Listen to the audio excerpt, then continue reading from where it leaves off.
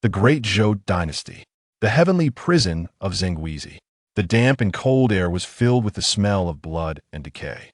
The shrill screams broke through the silent night sky, accompanied by the clang sound of the iron chain hitting the wall, which was particularly clear and audible in this gloomy place. The man in prison uniform and disheveled hair was chained to the rack, with his hands in an irregular, twisted state. He was as pale as paper, with veins bulging on his forehead, and blood dripped down his handsome face to the cold floor under him. The man's eyes were full of double images, sometimes high-rise buildings in modern society, and sometimes dark and damp prison. Li Yi, do you confess or not? The candle next to him illuminated the cold torture instruments in the executioner's hands, which were bloody and dazzling. Pain. It hurt so much. The severe pain brought by the torture made the man wake up instantly. Also, there were scattered memories that did not belong to him. Li Yi's pupils trembled. Have I traveled through time? He gradually understood this world. This world is full of demons and gods, and mortals struggle to survive. Fortunately, the martial ancestor emperor opened up the martial arts, allowing the human race to practice martial arts and kill demons with swords, so that they can suppress the demons and establish a country and control the universe. Violence is always the cornerstone of order, and the suppression of demons is the cornerstone of the Great Zhou Dynasty.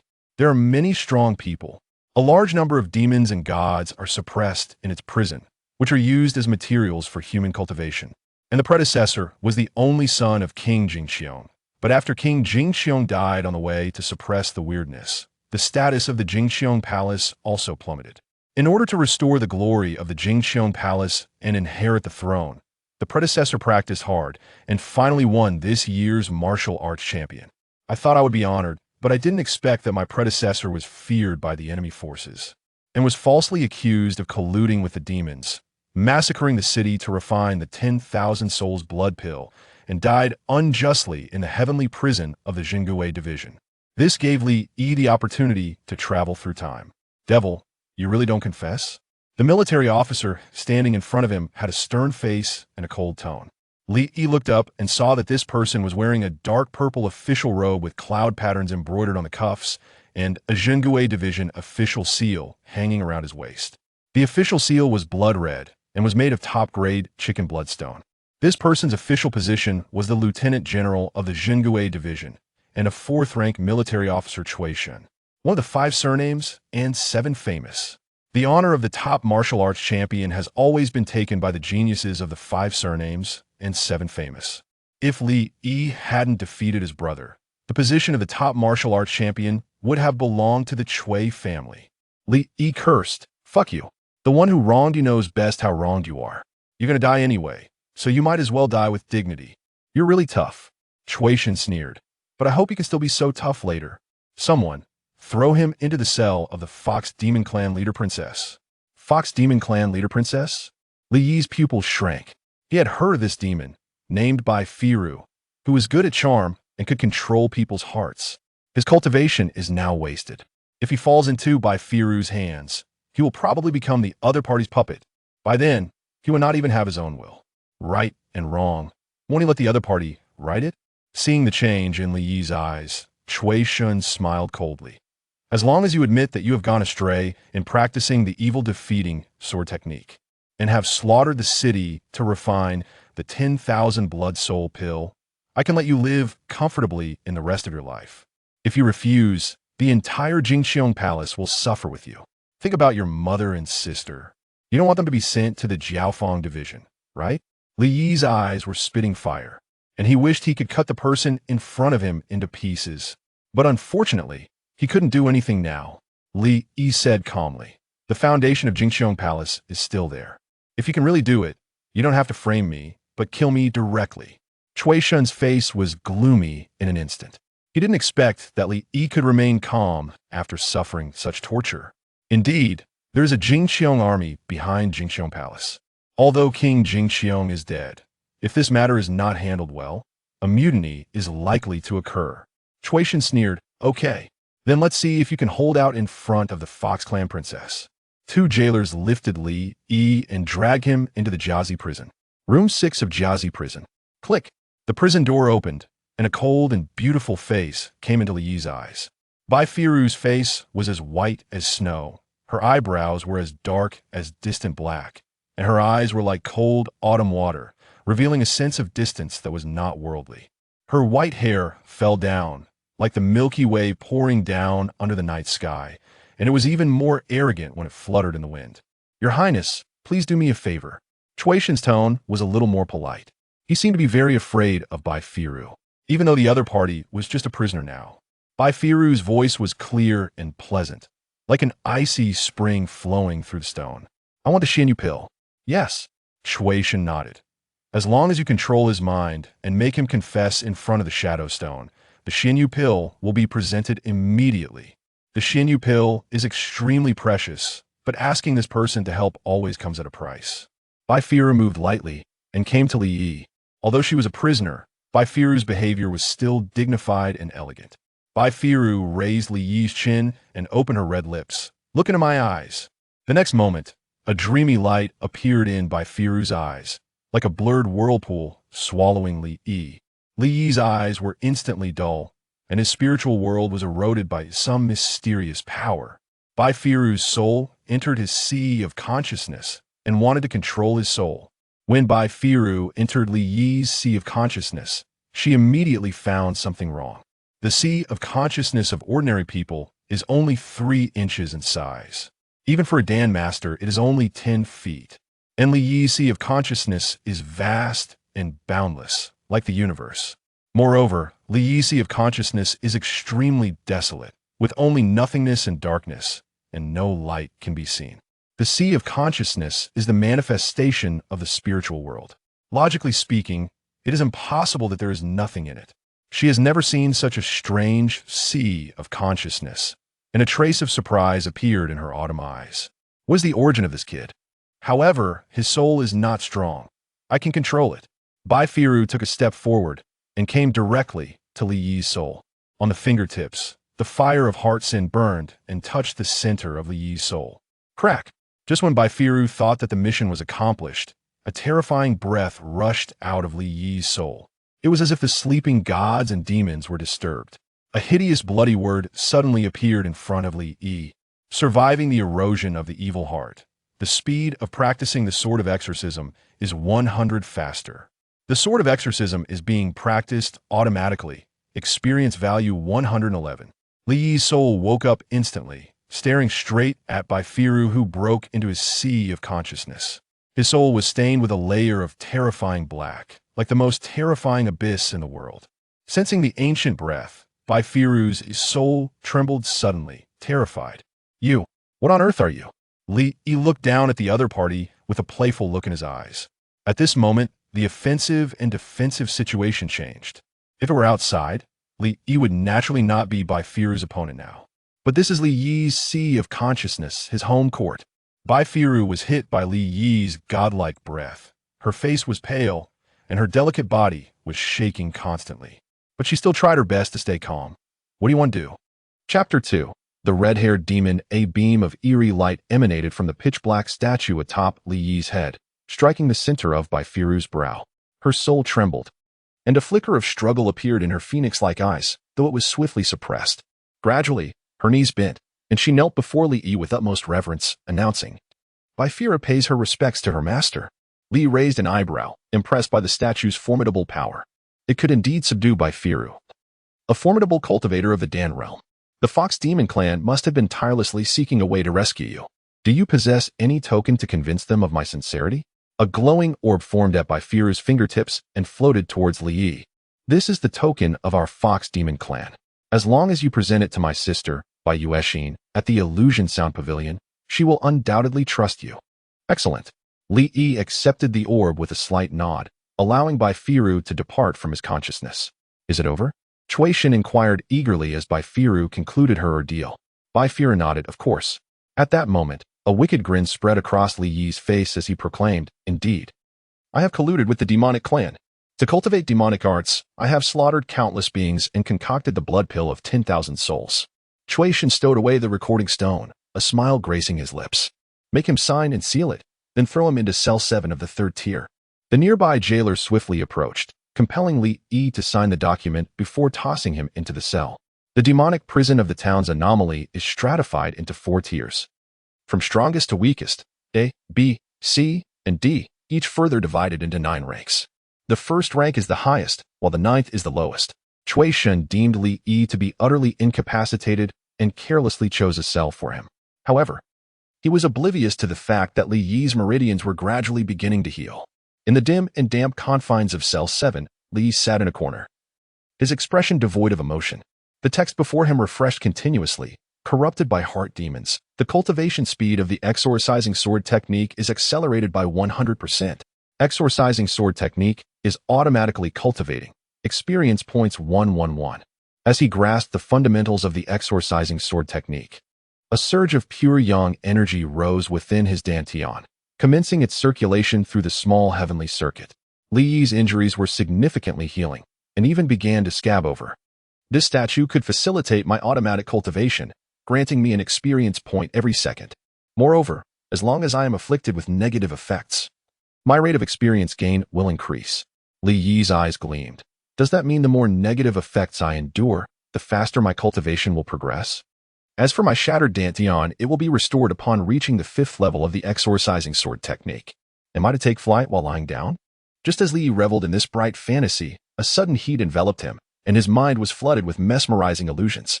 Among these visions, enchanting demonesses danced seductively, nearly overwhelming Li Yi's resolve. He quickly realized that this was the result of the exorcising sword technique. The reason this technique demanded self-castration from its practitioners was due to its excessively aggressive nature.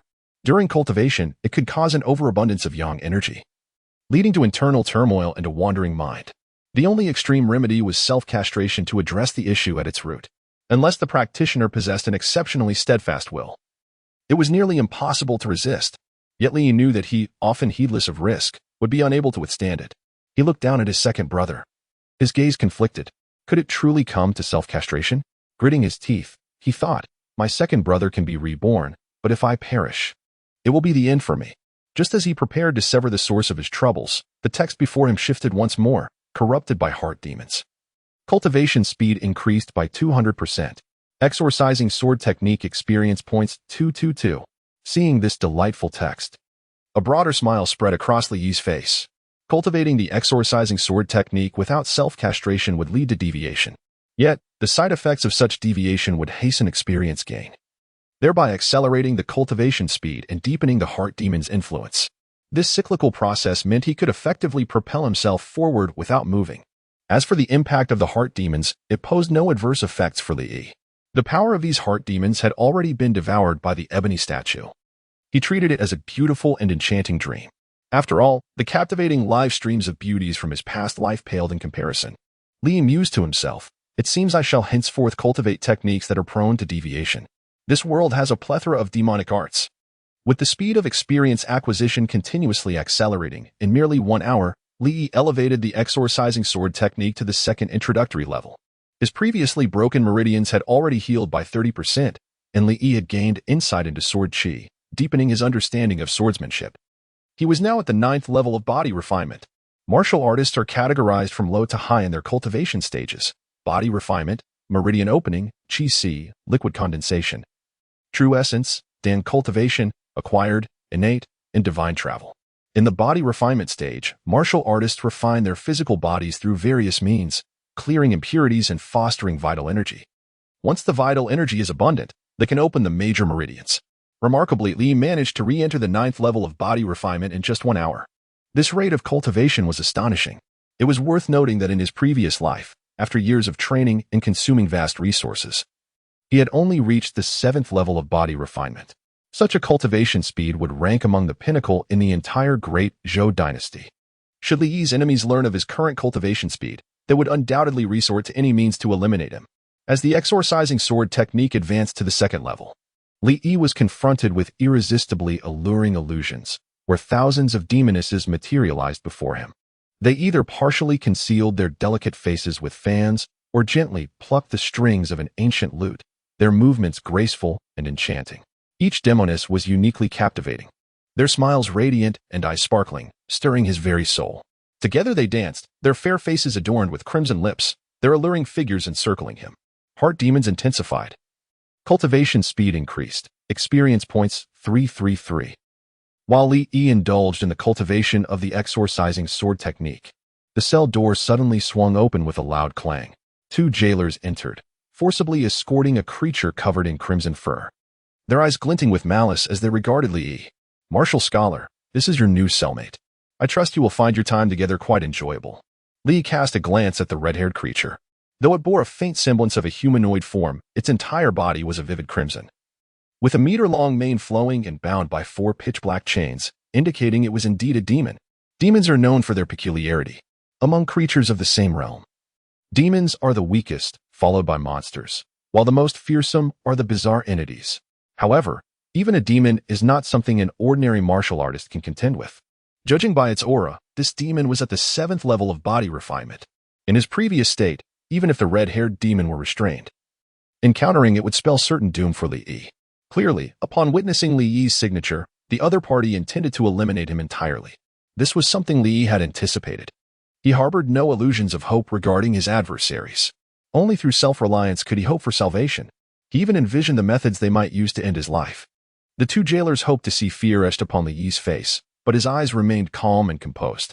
Chapter 3. Slaying demons. The situation greatly displeased them. What they relished most was witnessing these lofty figures display fear, kneeling and begging for mercy before them. After all, outside, they were merely powerless jailers. Observing that Li Yi remained unfazed, the two jailers scoffed and departed. Bang! The heavy door of the cell closed once more, leaving Li Yi alone with the red-haired monster. Clearly, this beast had been starving for quite some time, drooling with anticipation as it lunged at Li Yi. Its jagged fangs glistened menacingly, and its crimson eyes gleamed with a bloodthirsty light. It seemed to have singled Li Yi out as its prey.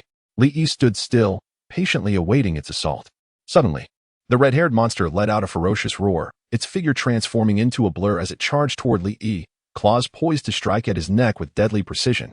Li slightly shifted his body to evade the attack while simultaneously sweeping his leg. Whoosh! The air was violently displaced, emitting a piercing sound akin to exploding firecrackers. Bang! His kick connected with the monster's waist, sending it staggering back several meters. Feeling the extraordinary power surging within him, a wave of exhilaration washed over Li Yi. This was the thrill of a modern individual first encountering extraordinary strength. After all, on Blue Star, humans possessed no such formidable physical prowess. The red-haired demon, thoroughly enraged by Li Yi's display, unleashed its innate racial ability, its fiery fur seeming to ignite in flames. Boom! The entire cell felt as if it were ablaze. The temperature soaring and the air distorting. The long fur on the beast appeared to possess a life of its own, coiling around Li Yi's arms. A strange power began to seep into him, gradually eroding his flesh. Li Yi's bone-like sculpture within his soul relentlessly devoured this force. Under the Scarlet Curse, cultivation speed increased by 10%, experience points 3. 1 3. 1 3. 1. Li Yi's eyes lit up.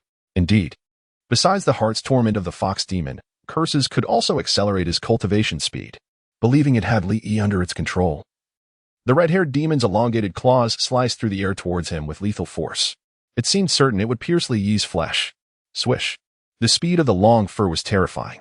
Yet, at the very moment of contact, a wave of sword energy erupted from Li Yi's body, cleaving through the fur and scattering it into dust. The second layer of the exorcising sword technique, the mark of sword energy. The red-haired demon's pupils constricted, and it recoiled in alarm. It realized that this human was not as weak as he appeared. However, no matter how swift it was, it could not outpace Li Yi. A slender, pale arm pressed against its forehead. Thud. The sword energy surged forth, piercing through its skull. The red-haired demon collapsed heavily to the ground, life extinguished. Yet, Li Yi did not relent. He crushed the corpse entirely before finally releasing it. Demons possessed strong vitality and various innate abilities, and he could only feel at ease once the body was thoroughly obliterated. The following morning, two jailers, having finished their breakfast, leisurely made their way toward Li Yi's cell. In their minds, how could a person with a destroyed dantian and meridians possibly contend with the red-haired demon? As expected, when they pushed the door open, they found Li Yi's body lying still on the ground, drenched in blood. One of them stood at the entrance, commanding, Zhang Chun, go in and drag the corpse out. I'll keep watch. Zhang Chun frowned, cursing under his breath but maintaining a cheerful facade. All right, Brother Shao, you rest. I'll handle it. Authority reigned supreme. The other was a second-tier jailer, while he was merely third-tier.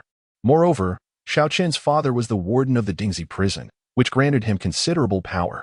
As someone without a background, Zhang Chun had no choice but to obey, even having to pay to support him monthly. Cautiously, Zhang Chun entered the cell, wary of a potential ambush from the red-haired demon.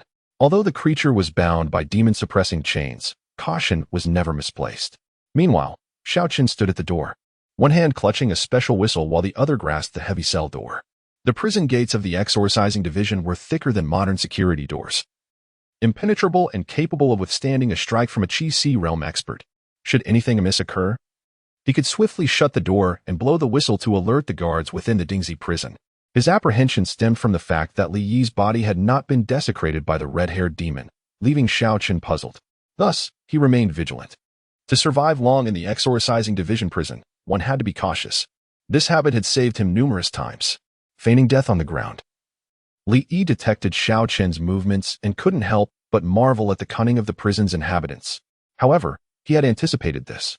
Thus, he held the pulverized bones of the red-haired demon in his hand. Channeling the exorcising sword Qi into the shattered bones, he suddenly unleashed it. Whoosh! A barrage of bone fragments erupted forth like a hail of bullets, enveloping Xiao Qin and transforming him into a sieve. Thud! Xiao Qin's lifeless body crumpled to the ground. The sudden turn of events caused Zhang Chun's pupils to constrict. Without hesitation, he fled toward the door. But in the next moment, Li seized him by the nape, forcefully shoving a foreign object into his stomach. What did you make me eat? Zhang Chun stammered in terror. Li replied coolly, just a little poison. If you wish to live, cooperate with me. Zhang Chun's face turned pale, his lips trembling. You were supposed to be incapacitated. How do you possess such strength? Xiao Qin was at the 8th level of body refinement, while he himself was at the 7th. Yet before Li Yi, he was as fragile as a child, easily dispatched. Li Yi offered no explanation. Will you follow me? Zhang Chun's gaze wavered. Li Yi was condemned to death by the authorities. If he dared assist him, his entire family would be obliterated. As for the supposed poison, he held little faith, considering Li Yi had arrived empty-handed. Gritting his teeth, Zhang Chun seemed to make a resolute decision. Just kill me. Li Yi, taken aback, asked, how much is your monthly salary? 3 taels of silver, Zhang Chun replied. Li tempted him. For 3 taels of silver, why risk your life? I am the direct descendant of the pure Sky King. Even the remnants of my lineage are worth more than you can imagine. A mere fraction of my wealth could sustain you for a lifetime. If you expose me, what reward will you receive besides a commendation and a lavish burial? Zhang Chun wavered, but his resolve quickly returned. If I help you, my mother and my 7-year-old son will be left to die. Li Yi thought to himself, this man values his family. However, he needed Zhang Chun's assistance to escape, and he could not let him go easily. Li coaxed, though my royal house has fallen, we still wield some influence in court. I can help you ascend. Do you wish to live your life as the lowest of jailers? Moreover, if you die, your son will be orphaned. Will he truly receive the compensation due to him? Chapter 4. The opening pulse pill in Zhang Chun's eyes, a flame known as ambition flickered, but he quickly regained his composure. A person whose meridians and dantian had been crippled still possessed such formidable strength, indicating that Li Yi harbored immense potential. Indeed, he might even be the bearer of a great, unfathomable opportunity. Furthermore, Li Yi was backed by the Jingxiong royal mansion. Although the mansion had fallen into disarray, its foundational strength remained significant. Should Li Yi ascend to the rank of a master and restore the glory of the Jingxiong royal mansion, he too would bask in the resulting elevation.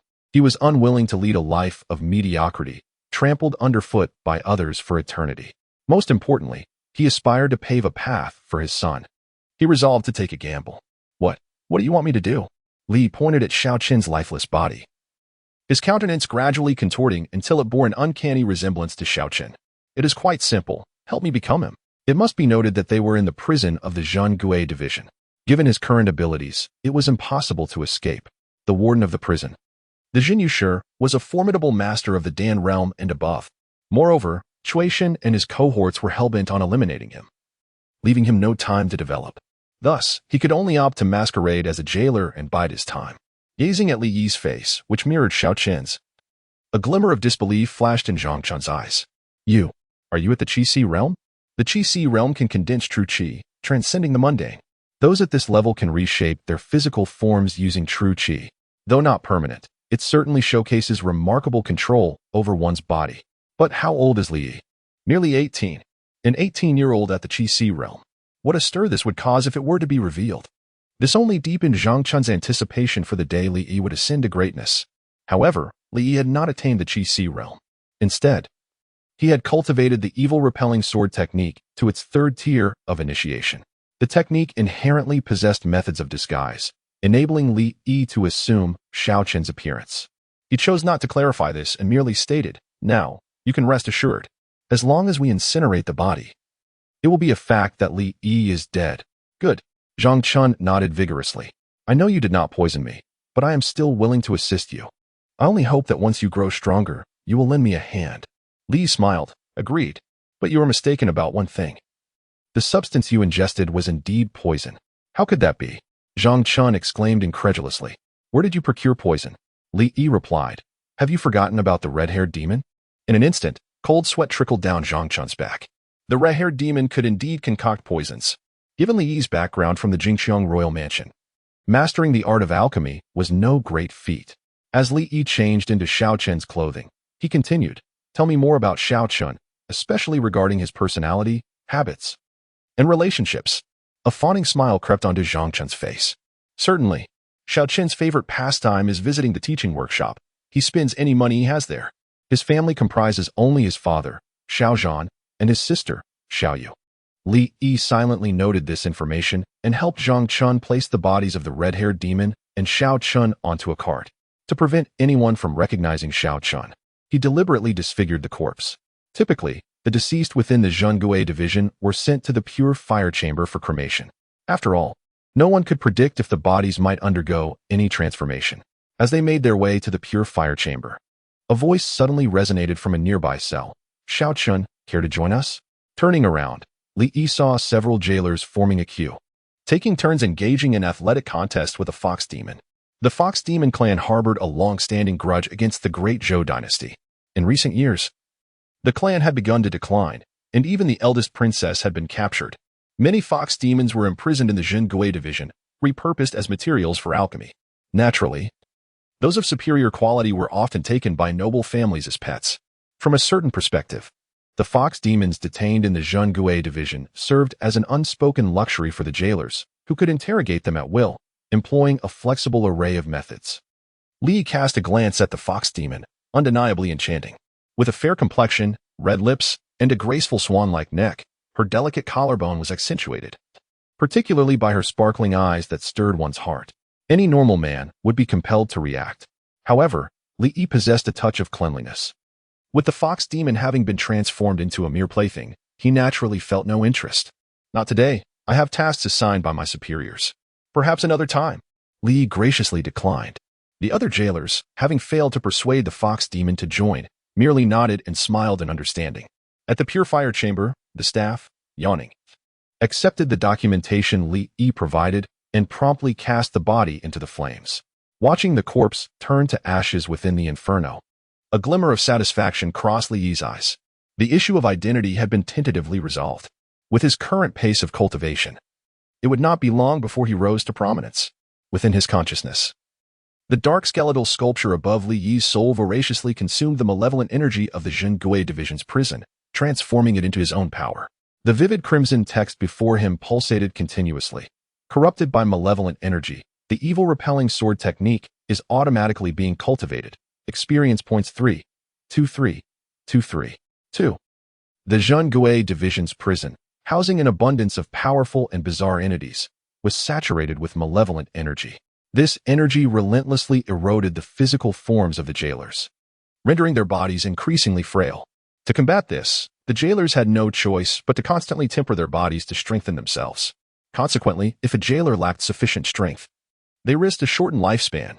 However, for Li Yi, this was a serendipitous circumstance. "Li, Brother Xiao, it is time for us to claim our reward," Zhang Chun exclaimed, relieved that the matter had reached a satisfactory conclusion. It was crucial to note that if this situation were to be exposed, he would face dire consequences from the three clans. "Very well." Li nodded in agreement. The two proceeded to the warden's office. Li's adoptive father, Xiao Zhan, was currently practicing his stances. He appeared formidable, brimming with a fierce aura. Li Yi discerned that the man's martial prowess was considerable, at least at the 7th level of the opening pulse realm. Anyone capable of surviving 20 years in the Zhenguisi division's prison was certainly no ordinary individual. Upon seeing his son complete the task, Xiaozhan smiled. You did well in this matter. We can now say we have caught the attention of the Cui family. To ensure his son secured this lucrative position, he had gone to great lengths, exhausting himself with numerous gifts. Li mimicked Xiaoqin's tone, asking, Father, what benefits have we received from above? Xiaozhan's smile widened, resembling a twisted and chaotic chrysanthemum. You will now have access to the 2nd level of the scripture repository. At this, Zhang Chun gazed at Li Yi with envy. It was common knowledge that the 2nd level of the scripture repository contained profound-level techniques. Martial arts techniques were classified into 4 tiers: heaven, earth, profound, and yellow, with each tier further divided into supreme, superior, middle, and inferior grades. Ordinary jailers typically utilized middle-grade yellow techniques, resulting in slow cultivation progress. Zhang Chun knew it was impossible for him to enter the 2nd level of the scripture repository. Li Yi's acquisition of this privilege stemmed from his association with Xiaozhan. Li Yi felt little excitement. After all, the evil repelling sword technique was a low-grade heaven-tier technique. Holding a profound-level technique would not compel him to waste experience points on improvement. On the surface, Li Yi appeared exceedingly exhilarated. How wonderful! With the profound-level martial arts, I am certain I can swiftly enter the Meridian opening realm and become a first-rate prison guard. However, Xiaozhan chuckled and, with earnestness, replied, Your aspirations are too modest. Soon, the Cui family will promote several prison guards to the sea-level prison. This is your opportunity. Seize it, and you shall soar to great heights, fail to grasp it, and you will lament for a lifetime. Chapter 5. The Calamity of Joyful Year. Li Yi was intrigued. His presence in the town's ghostly prison was not merely due to the darkness beneath the lamp, but rather to exploit the demonic essence for his own cultivation. The interference of the heart demon could accelerate the acquisition of experience points for the evil repelling sword technique. But what if he were subjected to the negative effects of other demons? The Ding prison housed no demons, only monsters and humans who had succumbed to madness. To experience the corruption of a demon, he would need to venture into the Bing prison. This was his opportunity. What are the requirements to enter the Bing prison? Li Yi inquired. Xiaozhan produced a vial of elixir. The opening of the meridians is merely the threshold. You must also secure a place in the top 10 during the competition. This is the opening meridian pill. Train diligently, for many are vying for this opportunity. And the competition is fierce. Those who enter the ghostly prison either have connections or exceptional talent. Even the Ding prison is teeming with hidden talents. Thus, I worry whether my son can secure a position in the top 10. Li Yi, however, felt little concern. After accepting the opening meridian pill and exchanging a few pleasantries with Xiaozhan, he departed in haste. After all, too many words could lead to misfortune. A few days later, once Xiaozhan reported the matter, a token granting access to the scripture repository was handed to Li Yi. The 2nd floor of the repository did not contain any remarkable techniques. He casually chose a golden bell shield and left, to avoid revealing any weaknesses. Li immediately requested leave from Xiaozhan to focus on his training. Seeing his son so dedicated, Xiaozhan readily agreed. 7 days later, Li lay in his room, having nearly completed the 4th level of the evil repelling sword technique. A crimson text appeared before him. You have been corrupted by the heart demon. Experience acquisition speed increased by 100. Experience 444. Through relentless effort, Li had restored his meridians and successfully entered the 1st level of the opening meridian realm. The Yangwei meridian had been opened by Li Yi, its vital essence surging like a mighty river. Such a robust life force was unparalleled, even compared to the 9th level of the opening meridian realm. All of this was due to the celestial grade technique he cultivated. The evil repelling sword technique generated a life force that was pure and vigorous, far beyond ordinary methods. Furthermore, since his Dantian had been rendered useless, his life essence could not enter it and instead circulated within his meridians, continuously expanding them. This made Li Yi's meridians far more resilient and powerful than those of ordinary individuals. Thus, misfortune had turned into fortune. However, his Dantian remained shattered, for its restoration posed a much greater challenge. According to Li Yi's expectations, he might have to wait until the evil repelling sword technique reached the 5th level to begin its repair. Yet, as he advanced further in the evil repelling sword technique, the experience required for each promotion would increase exponentially. He needed to devise a strategy to accelerate his cultivation speed. If negative effects could enhance my experience acquisition rate, could I not allow a fox demon to bewitch me? Li resolved to act without delay, rising to prepare for a visit to the ghostly prison. Xiaochen's residence was located in the bustling western part of Yudu. As night descended, the streets were aglow with lights, bustling with throngs of people. Shops lined the streets like twinkling stars, each vying for attention. Lanterns hung high, casting a warm glow on the joyous characters plastered about, transforming the streets into a flowing river of celebration. Gazing at the lively thoroughfare, Li felt a peculiar sense of dislocation, as if he were in an entirely different world. It seemed as though everything around him was a reminder that he could never return to modern society. The spring festival was approaching. Li murmured to himself while observing the red lanterns surrounding him. As he strolled along the street, taking in the local customs and culture, he noticed a crowd gathered around a notice. Passers-by were animatedly discussing its contents. Alas, the son of the pure sky king, Li, has colluded with the demon clan to slaughter an entire city. What a disgrace. Indeed, I heard he is this year's martial champion, yet at only 18. He has already reached the 7th level of the body refinement realm.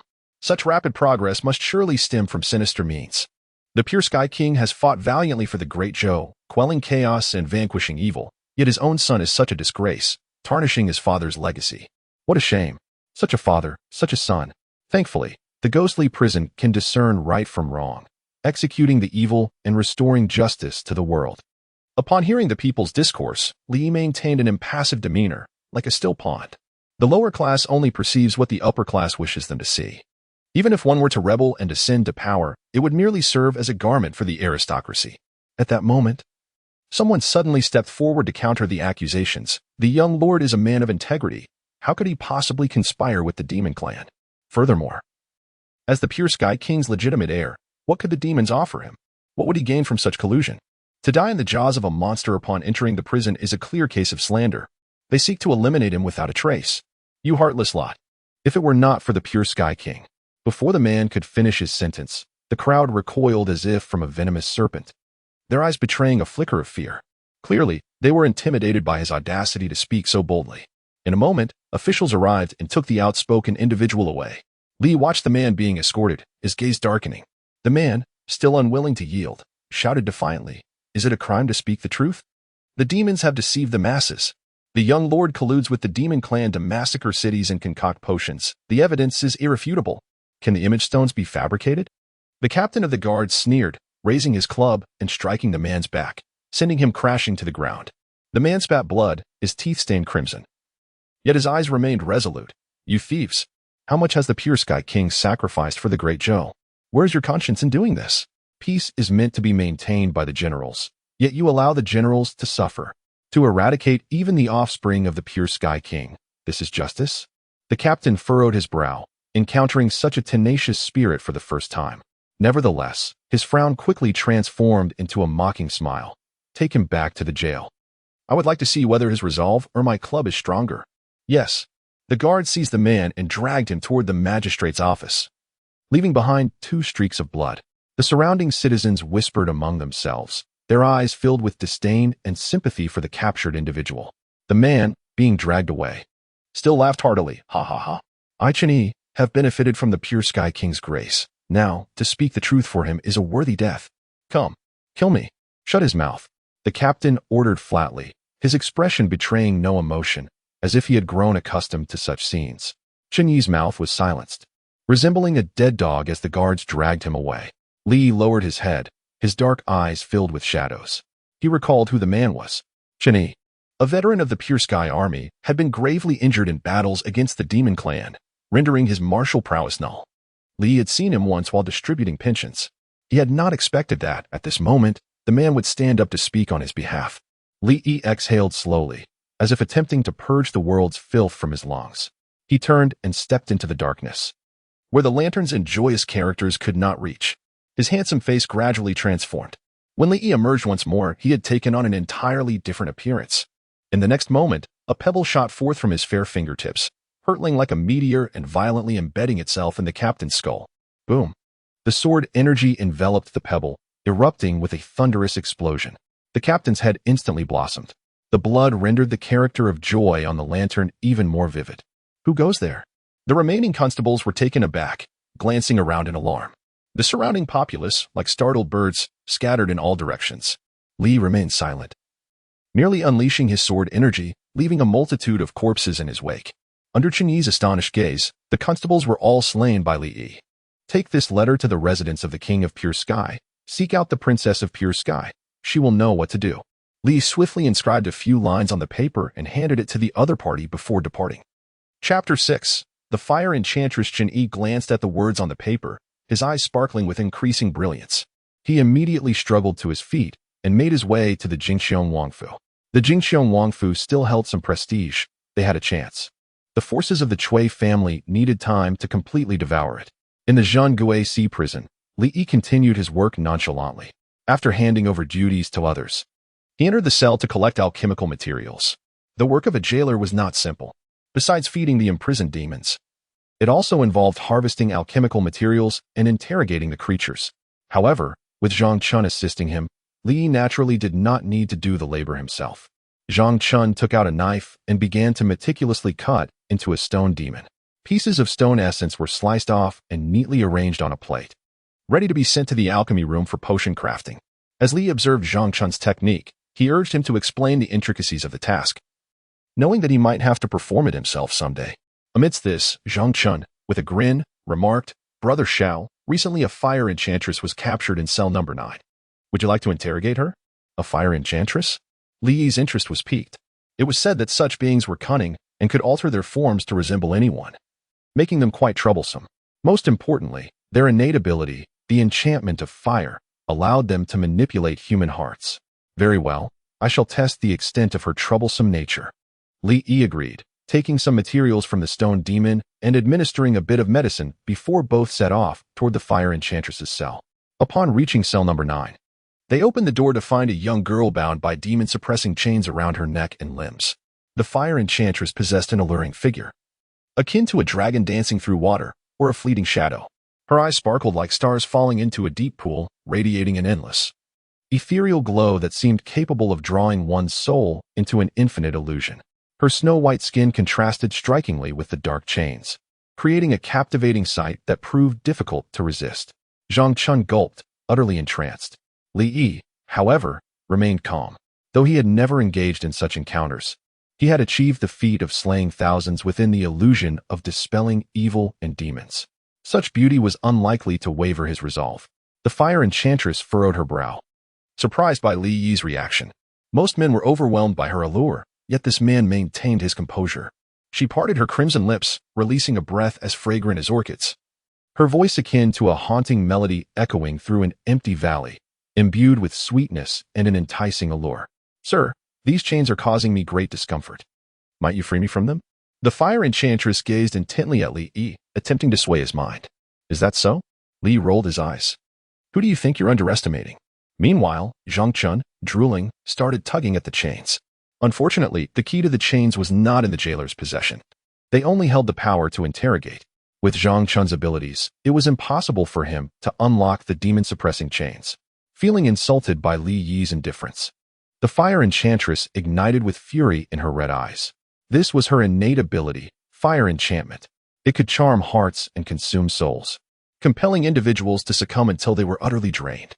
Yet, as the enchantment washed over Li Yi, it was devoured by the dark statue behind him. Experience gain speed increased by 1% due to enchantment. Dispelling evil sword technique experience 4. 014. 014. 01. Li Yi's eyes brightened. Although the enchantment's effect was minimal, it indeed accelerated his experience gain. As the saying goes, many a little makes a mickle. An increase of 1% per second would accumulate significantly over a day. To motivate the fire enchantress, Li Yi deliberately displayed a devilish smile. The fire enchantress, seeing this, was overjoyed. Surely, a mere jailer could not resist her fire enchantment. Meanwhile, Zhang Chun, lost in a daze, appeared utterly captivated. If the fire enchantress sought his heart, he would likely surrender it without hesitation. Regrettably, the fire enchantress's endurance was lacking. The enchantment lasted less than the time it takes for an incense stick to burn. Before it faded, Li Yi, feeling somewhat unsatisfied, noted that his dispelling evil sword technique had just reached a minor achievement, only for the enchantment to extinguish.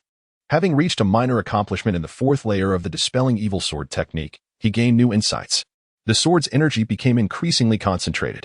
Moreover, in preparation for the upcoming martial arts competition, Li Yi invested some experience points to upgrade his golden bell shield to a minor success. Being merely a profound level technique, it required relatively little experience for advancement. As the golden bell shield reached minor success, a faint golden glow emanated from his skin. Li turned to the fire enchantress, eagerly inquiring, "Can you continue?" At that moment, the fire enchantress realized that this human before her was completely unaffected by her enchantment. Shock and fear coursed through her. "You. How is it that you remain unscathed?" Her fire enchantment was capable of influencing those at the Chi Si realm. Could it be that this human was at that level? "Continue," Li Yi urged with a smile. "We have plenty of time to enjoy ourselves." "How can this be?" The fire enchantress finally panicked. A chill surged from her tailbone, enveloping her entire being in a bone-chilling cold. Yet, she quickly regained her composure. "So what if you remain unaffected? If you have the ability, kill me." Li Yi shook his head. "Kill you? That would be quite a waste. I, for one, am all about frugality. Even a grain of rice should be consumed thoroughly." "What exactly do you want?" The fire enchantress felt an ominous sense of dread. Li slapped Zhang Chun awake. The dazed look in Zhang Chun's eyes cleared instantly as he hastily wiped the drool from the corner of his mouth, sheepishly scratching his head. "Brother Xiao, I apologize. I couldn't help myself just now. You are too weak to handle this fire enchantress. Take this chi opening pill and guard the door." Li tossed Zhang Chun a chi opening pill. "Once you've improved, I'll take you to traverse the demon realm." Zhang Chun accepted the chi opening pill, feeling both honored and incredulous. He knew that this was a chi opening pill worth its weight in gold. Ordinary people, no matter how wealthy, could not acquire one due to market monopolization. To his astonishment, Li Yi had so readily given it to him. Zhang Chun silently thought, Xiao Fan was fortunate to die. Had he not perished, I would never have this opportunity. Grateful, Zhang Chun exclaimed, "Thank you, Brother Xiao. I will strive to cultivate diligently to repay your kindness." "Indeed." Li Yi nodded. "Now, go keep watch. I cannot afford to be disturbed by anyone else." "Understood." Zhang Chun nodded earnestly. Once Zhang Chun had left, Li picked up a slender willow leaf knife, gazing intently. "I have always been curious about the differences between the anatomy of demons and humans. I wonder if you could help me gain a deeper understanding of this knowledge." Chapter 7. The Debt Demon as a Modern Individual. One possesses a profound curiosity towards the legendary creatures of folklore. The fire spirit, scorched by Li Yi's fervent gaze, immediately lowered its head. Its tone laced with a hint of pleading, its glistening eyes filled with a sense of pity. I will do anything you ask. Just please do not torment me." "Has it truly submitted?" Li Yi furrowed his brow, a flicker of dissatisfaction crossing his features. Yet, a smile soon graced his lips. The pitch-black statue within his sea of consciousness devoured the crimson, dripping allure of the charm fire. As the vivid scarlet characters before him twisted incessantly, cursed by the fire spirit, cultivation speed increased by 10%. Evil repelling sword technique is automatically cultivating. Experience points 4. 1 4. 1 4. 1. It is often said that the words of demons can deceive the masses. How could this inherently wicked fire spirit possibly yield so easily? It merely seeks to lower Li Yi's guard. Li Yi, with a half-smile, beckoned. "What other tricks do you have? Unleash them all." The fire spirit fell silent, a flicker of existential doubt crossing its mind. It had invoked its innate demon blood to cast the curse, yet Li Yi remained unfazed. The fire spirit furrowed its delicate brows. How did you manage that?" Li Yi did not respond directly, instead smiling broadly. "I have heard that you can change your form at will. I am quite curious, how realistic is it?" The fire spirit replied with a melodious tone, reading countless books pales in comparison to traversing vast distances. "If you wish to know how real it is, why not venture forth and discover?" Just as Li Yi and the fire spirit were deliberating the distinctions between humans and demons, a clattering sound echoed from outside the cell.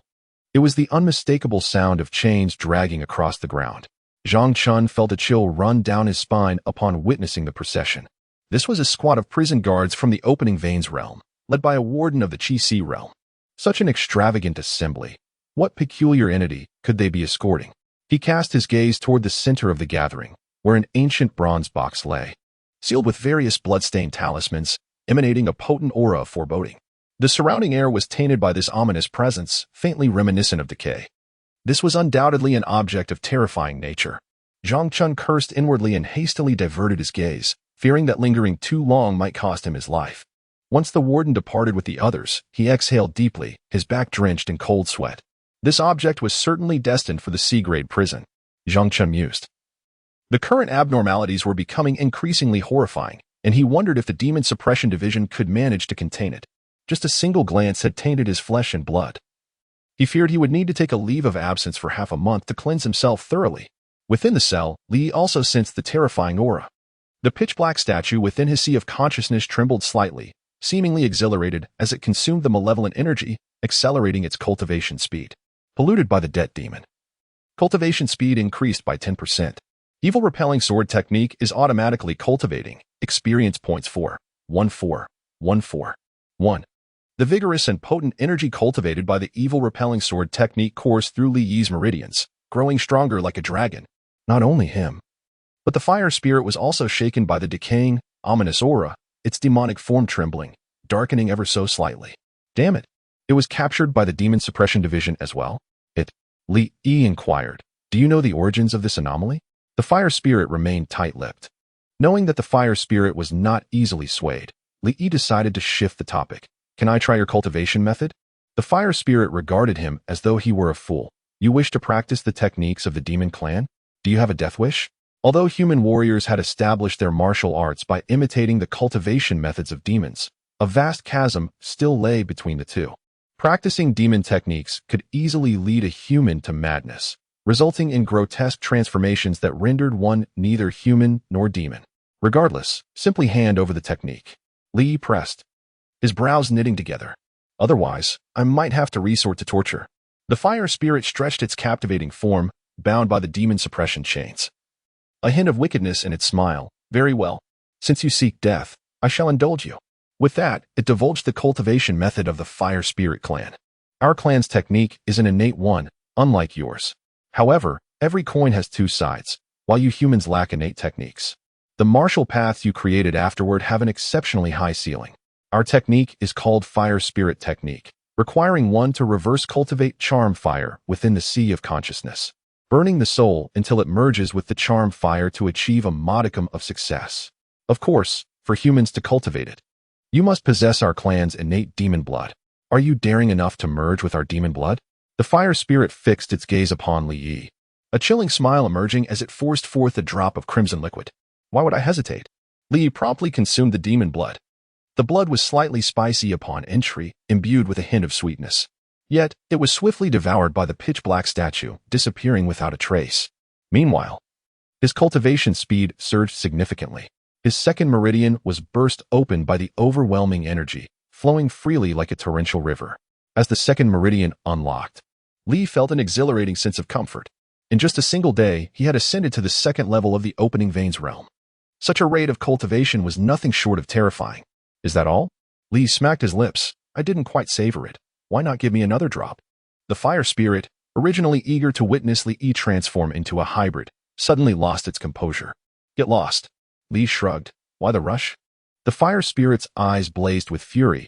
It had initially intended to erode Li Yi's mind with charm fire, but had failed. Then it sought to use its innate demon blood to make Li Yi its servant, only to fail again. It was truly a case of losing both the lady and the troops, leaving it filled with ire and resentment.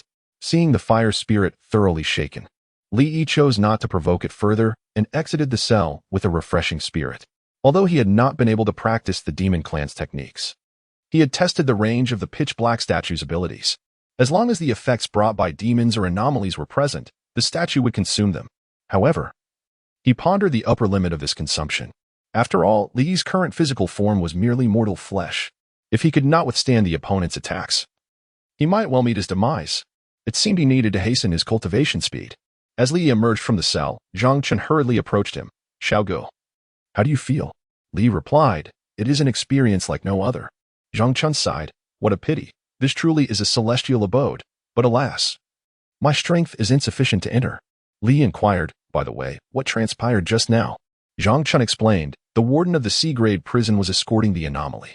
I heard that a new spiritual realm has descended upon the great Zhou dynasty, and many powerful experts have perished outside. No wonder the Cui family suddenly sought individuals for the C-grade prison. Li understood and encouraged, take the opening vein pill and cultivate quickly. Then you can enter the C-grade prison too. Zhang Chen chuckled wryly, is entering the opening veins realm really that easy?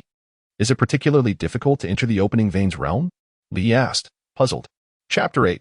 The blood clan Zhang Chun's lips twitched slightly. Of course, I am already over 30 this year, yet I remain at the 7th level of the body refinement realm. Even with the aid of the meridian opening pill, it would likely take me a year of diligent effort. Li did not anticipate how difficult it would be to enter the meridian opening realm.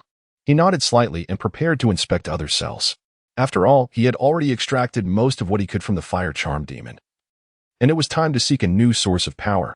Furthermore, since the heart's sinful flame had been nearly consumed by the pitch-black statue, his rate of experience acquisition had begun to slow. Without accumulating more curses, he felt quite unwell. Li inquired, Zhang Chun, which formidable demons are still imprisoned in the cells? A flicker of fear appeared in Zhang Chun's eyes. There are. Just as he was about to speak, a mocking voice interrupted from behind. Xiao Chun, the warden has ordered you to room 2 for a blood extraction. Li Yi cast a glance at the newcomer, then turned back to Zhang Chun. He had limited understanding of the connections within the ZH Ingu Division S prison. Although Zhang Chun appeared simple-minded, resembling a big fool, he was, in fact, quite shrewd. While feigning loyalty, he deliberately withheld much information, remaining guarded around Li Yi. However, due to the meridian opening pill, Zhang Chun certainly did not wish for Li Yi's exposure. He still sought to gain further benefits from him. Moreover, they were currently in the same boat. If news of Li Yi's survival leaked, Zhang Chun would also face dire consequences.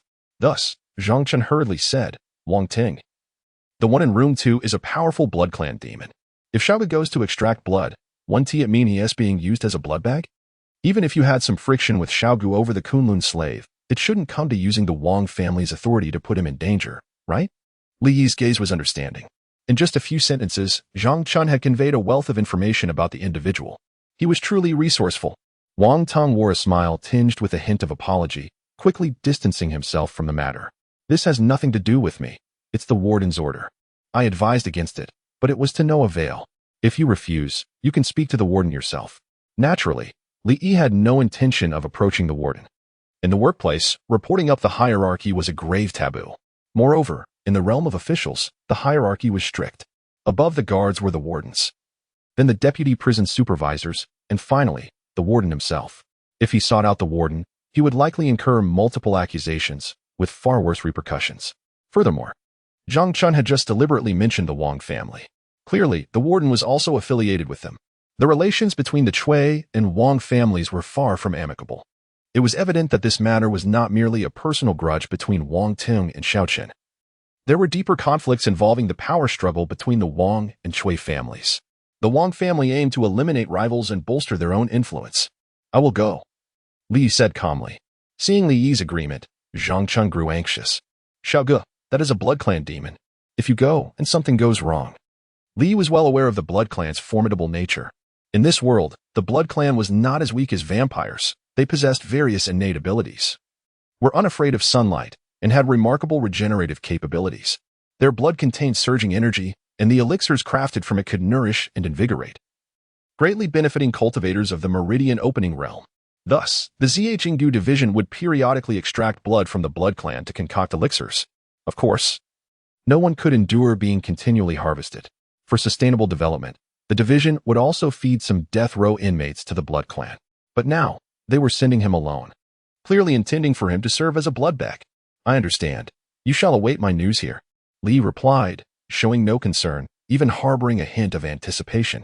With the pitch-black statue present, this blood clan demon would serve as his power source. Zhang Chun, unaware of these thoughts, sighed deeply, his face filled with worry. Just as he had finally secured a powerful ally, it seemed he was about to lose him. Wang Tong smiled cheerfully. Rest assured, Xiao Chun is quite capable. He will be fine. In Wang Ting's eyes, Xiao Chun was as good as dead. A body refinement realm cultivator daring to extract blood from a powerful blood clan demon was akin to lighting a lantern in a toilet. Even if he miraculously survived, it would only serve to trigger the real danger. As he thought of the contingency prepared by his uncle, a wicked smile curled at the corners of Wang Tong's mouth. In room 2 of the B prison, as Li Yi arrived, he immediately sensed something amiss. Other areas were steeped in a dense, ominous aura, yet here, there was none at all. Li took out the key and unlocked the cell. Upon seeing the interior, he was taken aback. Unlike the cold and dilapidated cell of the fire charm demon, this space resembled a luxurious boudoir. A sandalwood table housed an ancient bronze mirror and a celadon incense burner. with wisps of dragon saliva incense wafting through the air. The windows were adorned with floral latticework and embedded with glass, casting a dappled, ethereal beauty in the light. Everywhere, there were embellishments of jade and agate, pearls and precious stones, showcasing a lavish splendor akin to a celestial palace fallen to earth. Was this truly a prison? Surely. It could not be mistaken for a vacation spot. Li Yi's pupils constricted slightly, sensing the complexity of the situation. Even the Fox clan's princess would not enjoy such treatment. From behind a brocade screen, a graceful silhouette emerged. Why are you hesitating? Come in. Her cool voice carried a thread of allure, entering Li Yi's ears and sending a shiver down his spine. Li narrowed his eyes, gathering his protective sword energy at his fingertips. Should this Blood Clan demon attack? He would be prepared. As he stepped behind the screen, a captivating profile came into view. The girl appeared youthful, clad in a long dress woven of deep crimson and black, her fair skin illuminated by the candlelight, resembling a piece of exquisite mutton-fat jade. Silver hair danced in the breeze, with playful strands brushing against her delicate face. Her blood-red and blue irises were enchanting, exuding an eerie allure. Around her slender neck, a pitch-black demon-suppressing ring glimmered, emanating a chilling charm. From the very first glance, Li realized her identity was extraordinary. She was certainly no ordinary member of the Blood Clan. The blood-red and blue irises were a characteristic exclusive to the royal family of the Blood Clan. To confine such a being in the deep prison was indeed a highly unusual circumstance. The girl lifted her gaze to meet Li Yi's, then lowered it to the sandalwood incense burner before her, murmuring, "A glance lasts a millennium, 1,000 trees and snow. Aside from longing, you are not my lord. He shall never return." Li Yi, is this what happens when butterflies replace thought and love fills the mind? The Blood Clan girl focused on Li Yi's empty hands. "You came empty-handed? Where's my blood?" Li Yi replied, "I am here to extract blood, not to donate blood." "You have offended someone," the Blood Clan girl said, her sorrowful gaze retracting, her tone flat. Li Yi shrugged. "This is evidently clear. If I were here to extract blood for the Blood Clan, I would have brought a blood bag. After all, one cannot merely harvest without providing nourishment." Seeing her silent, he asked, "Aren't you going to drink my blood?" The girl smiled, a hint of pride in her voice. "You humans see us Blood Clan as mere materials for alchemy. Our royal blood is far more precious. And the blood I consume is that of a rare golden constitution. Do you believe you are worthy of my blood?" Li twitched his lips. Was he being looked down upon? Chapter 9. The Golden Blood. He possessed a certain understanding of the golden blood, a rare and exceptional physical trait characterized by blood that is often referred to as golden blood. The value of blood is said to be equivalent to 10,000 taels of gold. This golden blood has the capability to refine the body, augmenting a warrior's strength and resilience, and even enabling the expansion of their Dantian meridians. Historically, only nobles and royalty could harness this blood. Naturally, for the royal bloodline, it serves merely to enhance the potency of their golden blood. Li Yi cast a glance at the pale arm of the young girl, whose almost translucent skin concealed waning veins. "You must have gone a long time without feeding. Haven't you?" he remarked. "So what?" the bloodline girl scoffed, her words laced with royal arrogance. "Even if I starve, I shall never drink the vile blood of inferior beings." Li Yi chuckled, sprawling comfortably on her luxuriously soft bed. This bed, crafted from the down of the great swan demon and enriched with various precious herbs through over 100 meticulous processes, was extraordinarily soft and comfortable, exuding a fragrant aroma that calmed the mind and accelerated the pace of cultivation. In his previous life, he had never slept on such an opulent bed. Li mused. "You people truly know how to indulge. A bed like this is beyond the reach of ordinary folk, even after a lifetime of toil." The bloodline girl's eyes widened in disbelief. How dare this lowly jailer sleep on her bed? Her obsessive cleanliness flared up instantly. Seeking death, enraged, she unleashed a blossom of crimson mandala flower from her fingertips. A strange and terrifying scent of blood spread, seemingly capable of eroding the very soul. Li had anticipated this and swiftly activated the exorcism sword technique. The energy cultivated through this technique was the most potent against the bloodline clan. Boom. The bed shattered and collapsed in an explosion. Li stood unyielding, resembling a demonic deity, his fingertips gently pinching a vibrant blood-red mandala. The girl stared in shock, her eyes wide with disbelief. "You dare to barehandedly grasp the blood source curse?" Although she was suppressed by the demon suppression ring, she possessed the first stage of the meridian opening realm. The mandala blood technique was indeed a blood source curse, beneath the energy sea. A mere touch could lead to death. Logically, Li should not have been able to withstand it. However, What she failed to see was an invisible rift in the void above Li Yi, voraciously devouring the blood source curse. The characters before Li Yi twisted and danced with exuberance, as if celebrating, corrupted by the blood source curse. The cultivation speed of the exorcism sword technique increased by 200%. Experience points 888. The exorcism sword technique surged forward. Reaching the 4th level of mastery, Li Yi's blood felt like lead and mercury, radiating a searing energy. This was the harbinger of his blood transforming into a dragon. With unwavering determination, Li Yi infused the Yang Qiao meridian with his potent energy. The barrier at that level crumbled easily under the onslaught of such vigorous energy. Shattering with a mere poke, Li stepped directly into the 4th stage of the meridian opening realm. How is this possible? The bloodline girl sensed the immense energy within Li Yi, her cherry lips parting in disbelief. A mere meridian opening cultivator could achieve the level of blood transforming into a dragon? Typically, only prodigious geniuses of the true essence realm could compress their internal energy to such an extent, continuously refining their bodies to attain this feat. Most warriors would need to reach the master realm to accomplish blood transformation into a dragon. How did you achieve this? The bloodline girl felt her heart race as she perceived the masculine energy surging within Li Yi, a glimmer of intrigue flickering in her eyes. She swallowed hard, her fair neck rolling slightly. This was blood transforming into a dragon. The quality of such blood rivaled that of the golden blood produced by special physiques. If she could consume it, it might unlock new bloodline talents. Sensing the girl's peculiar interest, Li Yi merely smiled faintly. Were it not for his ruined Dantian, reaching the level of blood transforming into a dragon would indeed be challenging.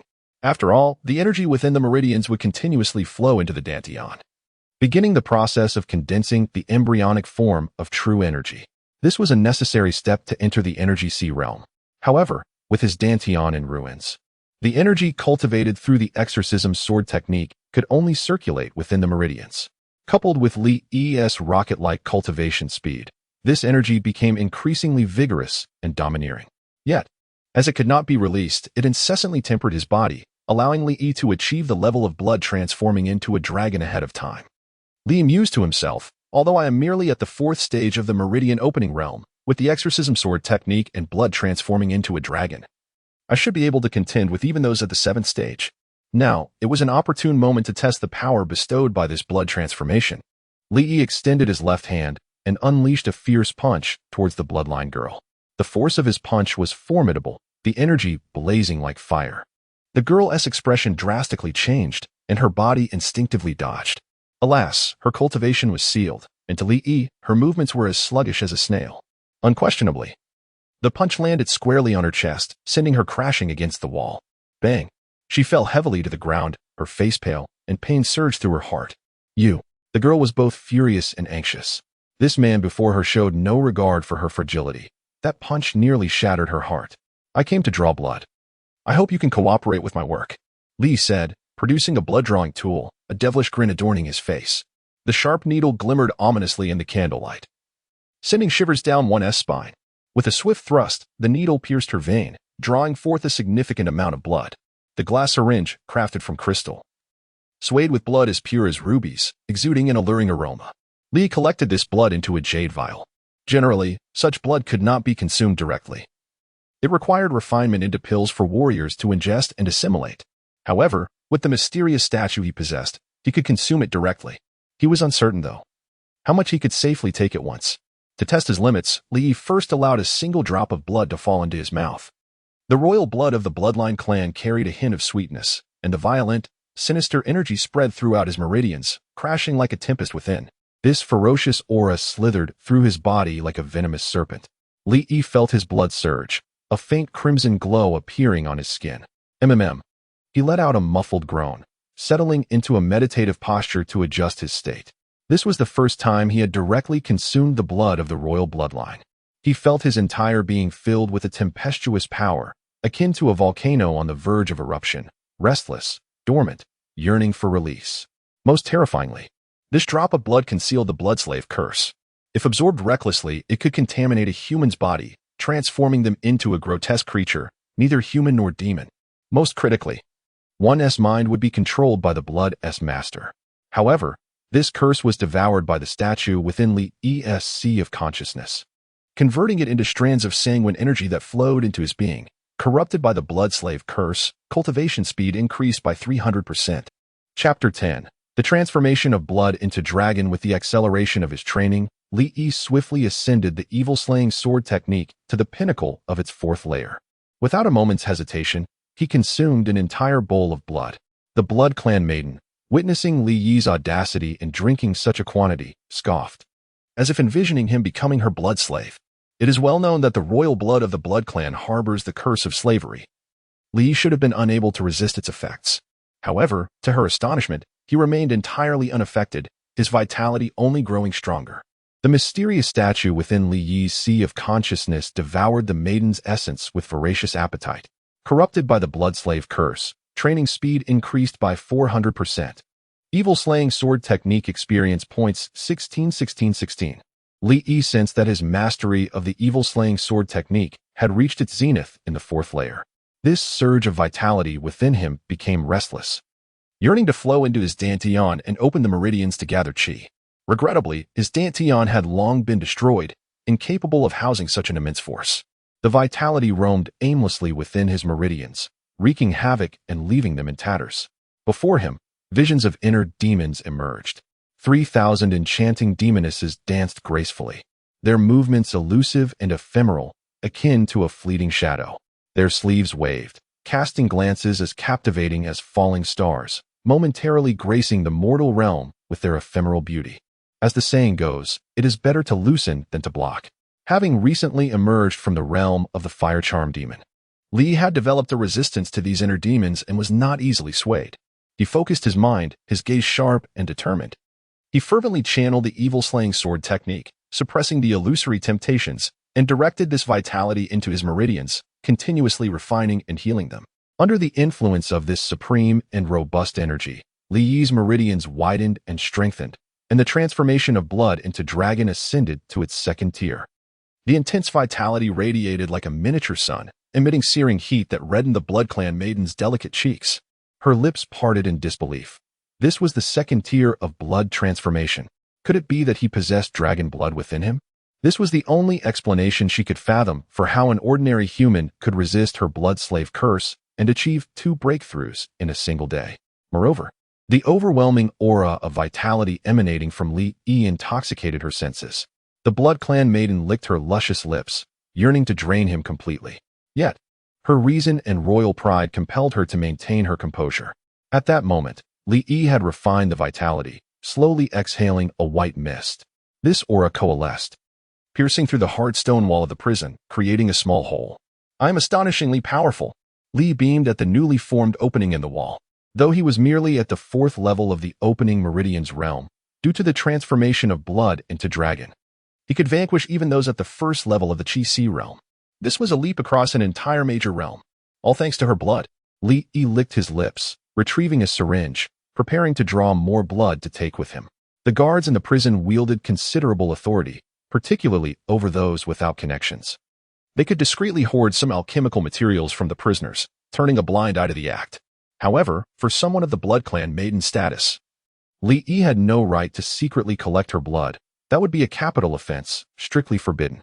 Yet, the bold thrive while the timid perish. Li cared not for such matters. He drank his fill, reasoning that if he didn't take it out, what harm could come? Even if searched, who could uncover his secret? After all, none would suspect he could directly drink the royal blood of the Blood Clan. "Stop. Don't come any closer. I can't take it anymore." The Blood Clan maiden gasped, terrified at the sight of the syringe.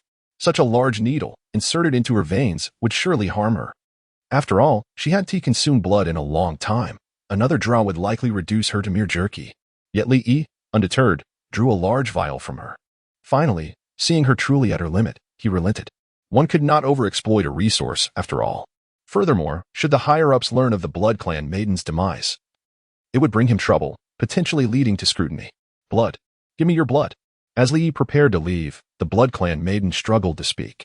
Without further blood, her cultivation would surely falter. "Didn't you disdain my blood as inferior?" Li Yi gazed down at her, a smirk playing on his lips. "Indeed. The law of true desirability spares none." The Blood Clan maiden swallowed hard. The masculine energy radiating from Li Yi was overwhelmingly alluring. The vitality from the blood transformation was no lesser than golden blood. In certain respects, it even surpassed it. Fixated on Li Yi's eyes, the Blood Clan maiden uttered 2 words, Give me. Is this how you plead? Li Yi raised an eyebrow, a cold snort escaping him. A flicker of humiliation crossed her gaze, yet for the sake of acquiring Li Yi's vitality, she gritted her teeth and bowed her head. I beg you. Give it to me. You plead, yet I shall not grant it. Li Yi was like a paishio, taking in but never giving out. He cast a glance at her before turning to leave. The Blood Clan maiden, watching Li Yi's ruthless retreat, nearly crushed her silver teeth in frustration. You wait. Once I am free, I will drain you of every drop of blood. Li emerged from the cell, feeling exhilarated. Shortly after stepping outside, he spotted Wang Ting lurking in the shadows. Upon seeing Li Yi, Wang Ting's heart raced. What was happening? Had Li Yi truly escaped from the Blood Clan? Wang Ting's expression shifted as he prepared to leave, only to find Li Yi rushing towards him, seizing him by the nape. Wang Ting, why do you flee? Wang Ting was taken aback. When had Li Yi become so swift, covering such a distance in an instant? Why would I run? I was merely going to patrol cell number 7. Wang Ting regained his composure and offered an explanation. Li Yi, draping an arm over Wang Ting's shoulder, smiled amiably. I find myself ensnared by your machinations. The days ahead will undoubtedly be challenging. Why not? Take you along to face our demise together. What do you think of this idea? Li Yi's tone was calm, akin to a jest among friends, yet Wang Ting felt a chill run down his spine. Goosebumps rising. Having lived many years, he understood a fundamental truth. Many sincere sentiments are expressed through jest. Li Yi was undoubtedly contemplating his demise. Xiaochen, please remain calm. Let us discuss this rationally.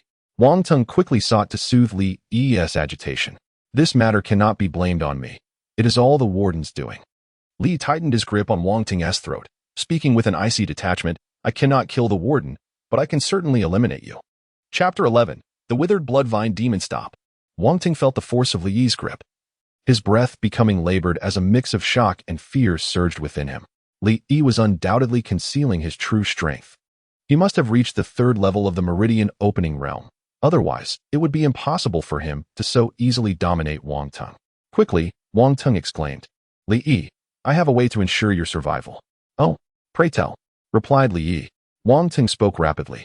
The Blood Clan's Princess Lin Shuiyo is regarded as a coveted treasure by Cui Yun, and the prison guards who deliver blood to her are all women. After you survive, even if he cannot overtly target you due to your allegiance to Cui Shen, he will still find ways to make your life difficult. Li Yi understood. One had to admit, Wang Ting's scheme was astutely cunning. It was indeed a blatant maneuver. Given Cui Yun's high position, and for the sake of the Cui family's reputation, he would not dare to act against Li Yi, lest he alienate others who have aligned with the Cui family. After all, Li Yi was ensnared by the Wang family, the very adversaries of the Cui clan. Cui family's indifference towards Li Yi would suffice. But any attempts to further undermine him would deter others from following the Cui family in the future. The court was not merely a battleground. It was also a realm of human relationships. Although the Cui family wielded considerable power, certain rules must be adhered to. Yet, even if Cui Yun refrained from direct confrontation with Li Yi, he would likely seek to suppress him, or later find a pretext to eliminate him. Therefore, regardless of whether Li Yi managed to escape from Lin Shuiyo's cell, his fate was bound to be grim. What do you propose I do to break this deadlock? Li Yi squinted, eager to learn Wang Ting's thoughts. In truth, Li Yi felt little sense of impending doom. While this scheme was indeed malicious, by the time Cui Yun set his sights on him, he would have already grown stronger. What was there to fear?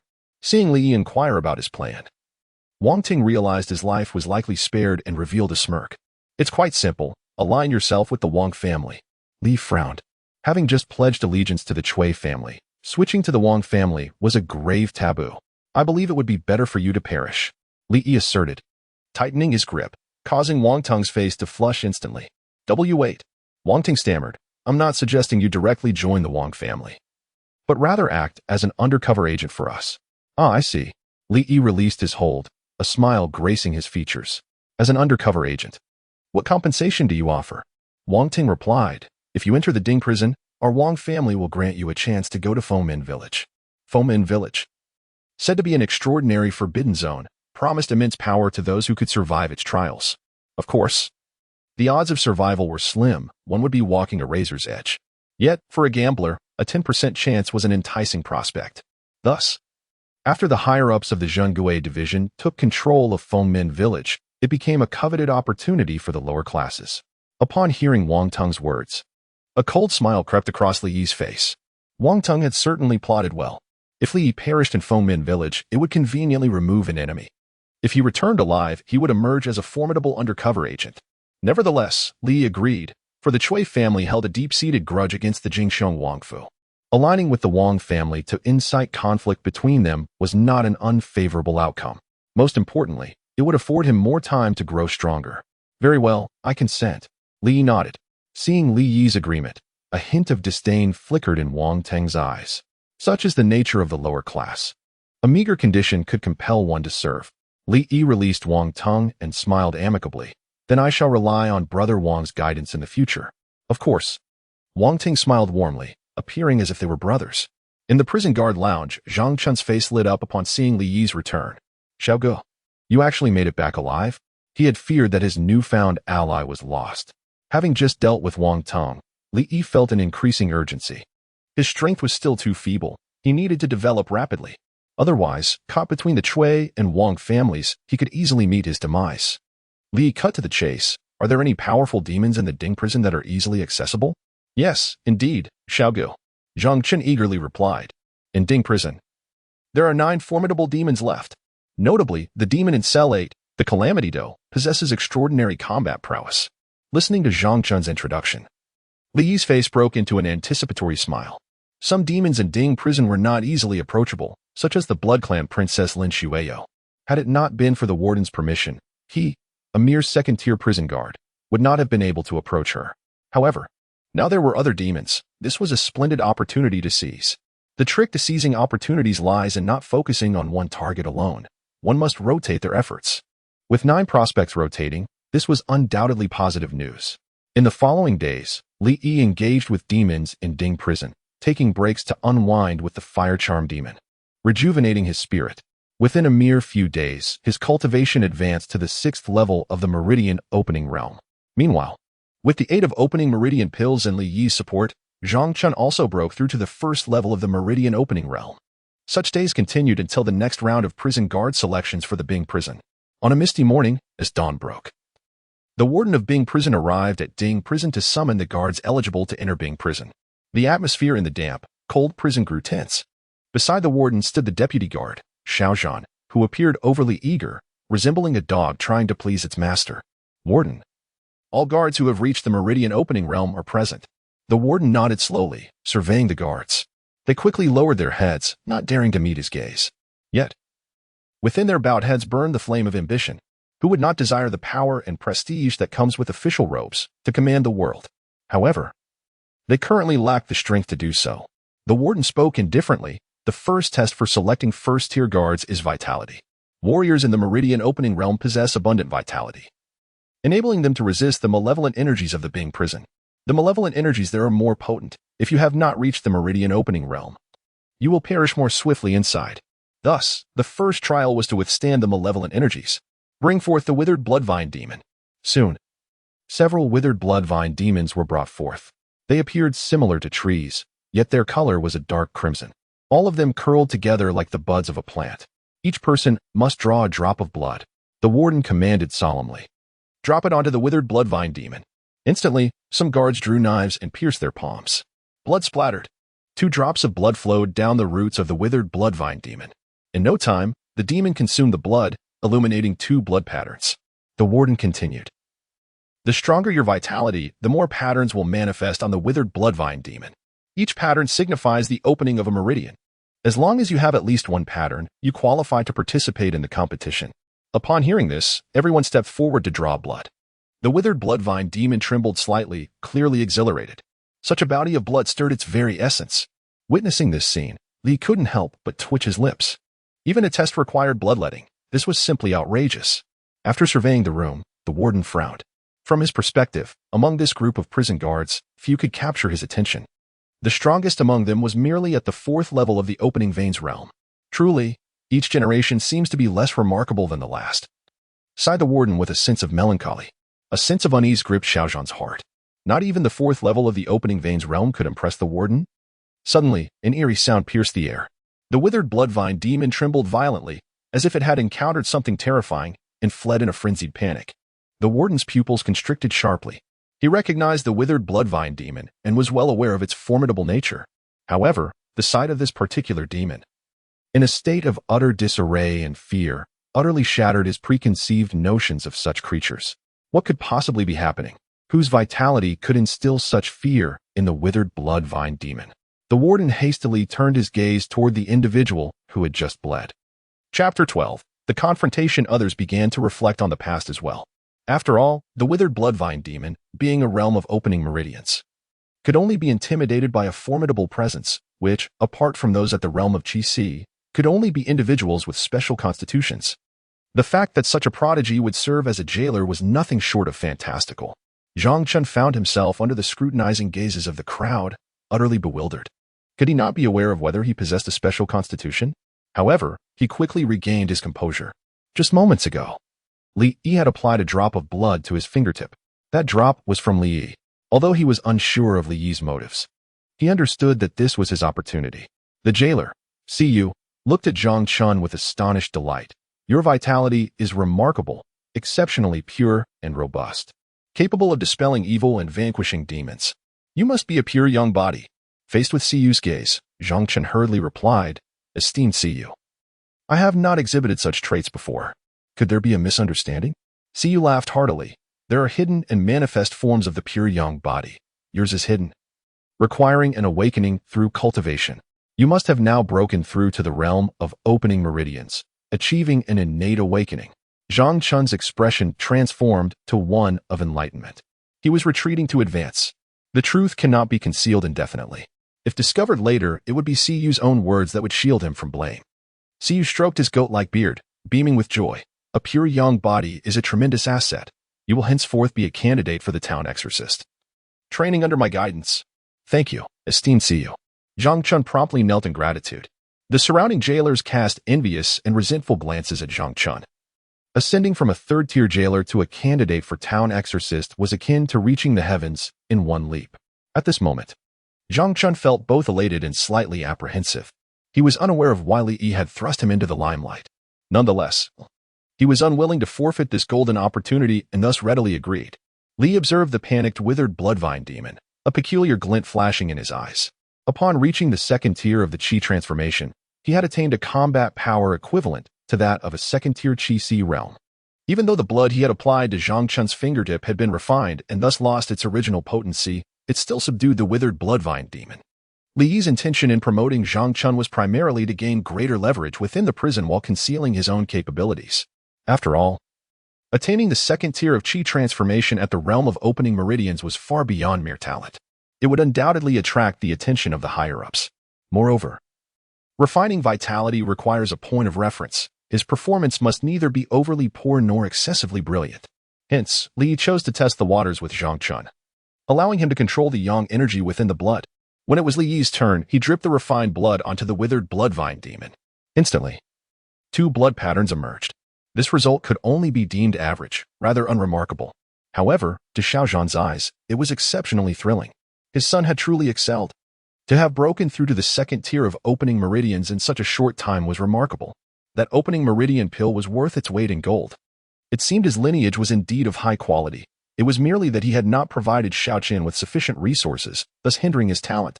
With Zhang Chun possessing this pure yang body, Siyu was in high spirits, declaring, Next, we shall proceed to actual combat. Each round will be drawn by lots. The top 10 will enter the B prison.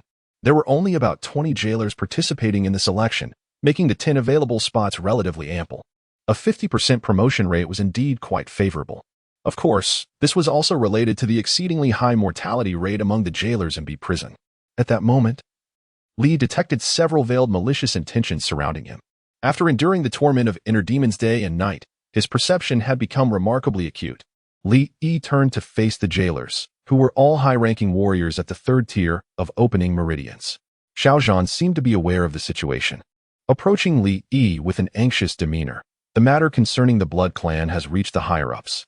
Although the Lieutenant General has protected you, those under that martial champion still wish to teach you a lesson. These 3 individuals are all at the third tier of opening meridians, stronger than you. If you encounter them, concede promptly. Cui Yun had once contended for the title of martial champion against Li Yi but was defeated. However, due to Li Yi's wrongful imprisonment, the title fell to Cui Yun. Now, at merely 18, Cui Yun had awakened his innate sword bone and, with the assistance of several masters, refined it, stepping into the realm of opening meridians. With the vast resources of the Chui family and his terrifying talent, he was expected to reach the Qi realm before the age of 25. Consequently, some sought to suppress Li Yi to curry favor with him. Li Yi immediately understood. The higher-ups had not spoken, but the sycophants below were eager to resolve their master's issues. Li nodded. I comprehend. The drawing of lots commenced. Li drew number 7, and coincidentally, one of the 3 individuals also drew number 7. It seemed fate had aligned. I am Chen Song. For the sake of our camaraderie, I shall go easy on you. Chen Song, with dark skin and calloused fists, was muscular, his eyes fierce and bloodthirsty like a beast. Li Yi's gaze remained indifferent as he stepped onto the platform. Chen Song immediately launched an attack, employing the barbaric bull fist. Boom! He charged like a rampaging bull, swiftly closing the distance to Li Yi, his fist striking with a ferocity that seemed intent on tearing Li Yi apart. Not so fast, Li Yi replied coolly, extending his palm to effortlessly seize Chen Song's incoming iron fist. Crack! A sharp sound of bone fracturing echoed. Chen Song's right arm snapped instantly, and Li Yi then bent his knee, driving it into Chen Song's chest. Bang! Chen Song let out a pained groan, hurtling off the platform, blood spraying forth. His sternum shattered, and his life force dwindling. Gasp! The surrounding jailers could not help but draw in a sharp breath. A swift execution. Chen Song, at the 3rd tier of opening meridians, had been dispatched in an instant. What astonishing speed! Many jailers wore expressions of shock. Li Yi's aura merely suggested he was at the 2nd tier of opening meridians. Yet his explosive power was even more terrifying than Chen Song's. Siyu's eyes lit up as he turned to Xiaozhan. Is this Xiaochen truly your son? Xiaozhan, equally astonished, marveled at his son's newfound prowess. He had concealed it so deeply. Xiaozhan quickly replied, Indeed, my son. Excellent. A hint of a smile appeared on Siyu's stern face. This boy's punches are vigorous and his foundation solid.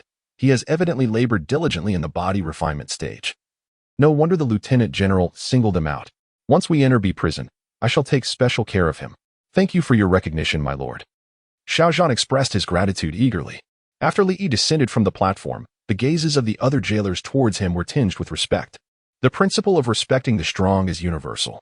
Remaining hidden could lead to being underestimated, bringing forth endless troubles. Appropriately displaying some strength commands respect. For Li Yi, the competition posed no challenge. With a slight exertion of control, he smoothly advanced, ultimately securing 7th place. Seeing his son successfully enter B prison, Xiaozhan was overwhelmed with joy, tears welling in his eyes. Watching Xiaozhan's demeanor, Li Yi couldn't help but muse about the day the truth would be revealed. How would Xiaozhan feel upon realizing that he was not his son Xiaochen, and that Xiaochen had perished at his hands? Chapter 13. The celestial elixir of repairing the heavens. After the competition concluded, Li Yi and his companions followed the warden to the Bingzi prison for their onboarding. Upon successful induction, they were issued the official uniforms of the Bingzi prison guards along with various weapons. Given the formidable nature of the malevolent beings within Bingzi prison, a lack of protection could easily lead to the demise of the guards. First, they received the heart-protecting mirror, which shields guards from the mental corruption of malevolent entities. However, it only serves to deter certain temptations. When confronted with powerful adversaries, it may falter. Next was the menacing staff, reminiscent of a wolf fang club, adorned with crimson runes that exude a fierce aura, instilling great intimidation towards the wicked. You will reside in Bingzi prison for the time being and are forbidden from leaving without special circumstances. Is that understood? The warden declared sternly. Yes, we understand. The group responded, recognizing the need for heightened vigilance in the reassignment of personnel, indicating an urgent situation ahead. Zhang Chun felt an unsettling anxiety. After all, such emergencies could be life-threatening. Nonetheless, survival promised substantial rewards. It is said that life and death are fated, while wealth is bestowed by the heavens. Many seize this opportunity to gamble their fortunes. You are to follow your respective head guards and must not act independently, the warden instructed, allowing the head guards to select their charges. The group understood that this was a pivotal moment. Being chosen by a miserly head guard who treated their subordinates as expendable would spell disaster. Li Yi was fortunate, perhaps due to the warden's prior admonitions. His chosen head guard appeared trustworthy. Tall and well-proportioned, he radiated an aura of righteousness. With a prominent black cross scar etched across his left cheek, an injury that seemed more akin to a curse than a mere wound, the head guard led them on patrol through their designated areas. As it was their first day in Bingzi prison, the tasks were not overly complex. However, the oppressive, malevolent energy in Bingzi prison was far heavier than in Dingzi prison, affecting even those in the opening veins realm. The guards accompanying Li Yi were visibly affected, their lips turning purple and their skin pale. Yet, for Li Yi, this place felt like paradise. What was poison to others was nectar to him. The sculpture within his consciousness continuously absorbed the malevolent energy. Characters began to dance before his eyes, received malevolent energy infusion, cultivation speed increased by 50%. Experience points 666. My name is Zhao Zishuan, the head guard announced with a booming voice. Since you will be working under me, we are brothers from now on. He then shifted his tone. I despise deceit and treachery. If anyone beneath me engages in such behavior or betrays a brother, do not blame me for my ruthlessness. The group nodded in agreement, expressing disdain for those lacking brotherly loyalty and swearing oaths. Zhao Zishuan, however, doubted their sincerity, continuing earnestly. The malevolent beings in Bingzi prison are particularly fearsome, so it is imperative to remain vigilant. In times of danger, we must support one another. You will soon learn that. In critical moments, it is indeed your brothers who can save your life. Now, without further ado, after your patrol, you will eat in shifts. Understood. They all affirmed. After completing their patrol, Li joined a group heading to the dining hall. The fare at Bingzi prison was exceedingly sumptuous. Freshly slaughtered demon beef, paired with steaming hot pot and accompanied by sharp liquor, was nothing short of exquisite. Due to the intense malevolent energy in the prison, the guards' meals were meticulously prepared. The demon beef contained pure spiritual essence, and the broth of the hot pot was rich and fragrant. After a few bites, Li felt invigorated, as if every pore in his body had opened up. The meals here were far superior to those outside. May I ask your name? A young man suddenly approached his table, wearing a friendly expression. Li glanced up, observing the opulence of the young man's attire, a dazzling white satin robe, adorned with a golden dragon jade pendant and cloud-patterned boots. He was handsome and charismatic, yet exuded the air of a spoiled aristocrat. Such individuals were not typically found among prison guards, who were required to wear uniforms. Li Yi, for instance, donned the all-black guard uniform, which conveyed a sense of solemnity. Compared to the young man's garb, it seemed rather unremarkable, hinting at the complexity of the young man's background. I am Xiaoqin, Li replied. Oh, I am Li Xian. Li Xian beamed, his smile radiant. Is there something you need from me? Li asked, furrowing his brow. Li Xian replied cheerfully, not much. Just curious, do you have a girlfriend? Li paused for a moment before responding, no. Li Xian promptly patted Li Yi on the shoulder, adopting a brotherly demeanor. Then we are kindred spirits. I am also single. Let us be brothers. Li Xian suddenly leaned closer to Li Yi, lowering his voice. I can sense your strength. Will you look out for me in the future? Li Yi was about to dismiss him when Li Xian continued. I can pay. It's not about the money. 100 taels a day. I am not interested in money. 1,000 taels a day. Plus 1 celestial elixir of repairing the heavens each month. Li grasped Li Xian's hand, declaring, from now on, we are sworn brothers. Excellent. Li Xian exclaimed with enthusiasm. He had sensed Li Yi's extraordinary prowess the moment he laid eyes on him. While most newcomers to Bingzi prison would pale under the oppressive malevolence, Li Yi appeared unfazed, even reveling in it. This indicated that his vitality was remarkably robust. Moreover, aware of Li Yi's relatively simple background from the records of the guards, Li Xian sought to align himself with Li Yi for his own safety. Although Li Yi outwardly agreed, a hint of caution stirred within him. 1,000 taels was not particularly remarkable. The true allure lay in the celestial elixir of repairing the heavens, a second-tier elixir that remedies inherent deficiencies and heightens a warrior's sensitivity to the essence of the world. It greatly benefits those in the opening veins realm transitioning to the Qi Si realm, even though Li Yi's cultivation speed was already accelerated due to the mysterious sculpture. Who could refuse a wealthy ally and the promise of swifter progress? Furthermore, as a newcomer, it was unnecessary to make enemies. The two quickly reached an agreement and toasted to their newfound brotherhood.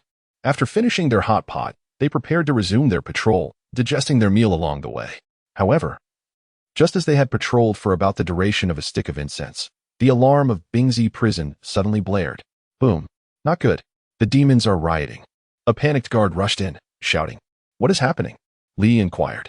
Chapter 14. The eerie uprising. Suddenly, the demons broke through the blockade of District 13. The prison guard wore an expression of sheer panic, beads of cold sweat dotting his forehead.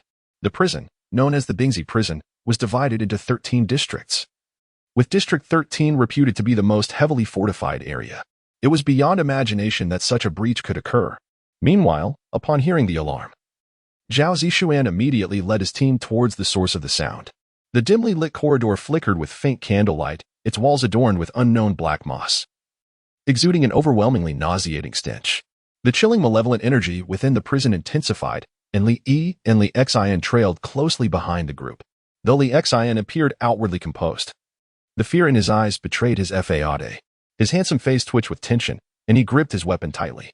In a hushed tone, Li Xian slipped a stack of silver notes into Li Yi's sleeve. "Brother Xiao, this is 3,000 silver notes. Remember to protect me." He understood a crucial principle. Money only reveals its value when spent. Li nodded, replying succinctly, "All right." Just one word from Li Yi provided Li Xian with immense reassurance. Despite his youth, Li Xian had gained profound insights into human nature through years of family business dealings, mastering the art of discernment. He knew that those who lacked something often emphasized it the most. Wealthy merchants displayed famous calligraphy in their studies, proclaiming virtues like diligence and generosity, while deceivers prided themselves on their integrity, claiming never to deceive others. Had Li Yi made grand promises, Li Xian might have doubted him. However, Li Yi's brief yet confident assurance indicated he possessed his own hidden strengths.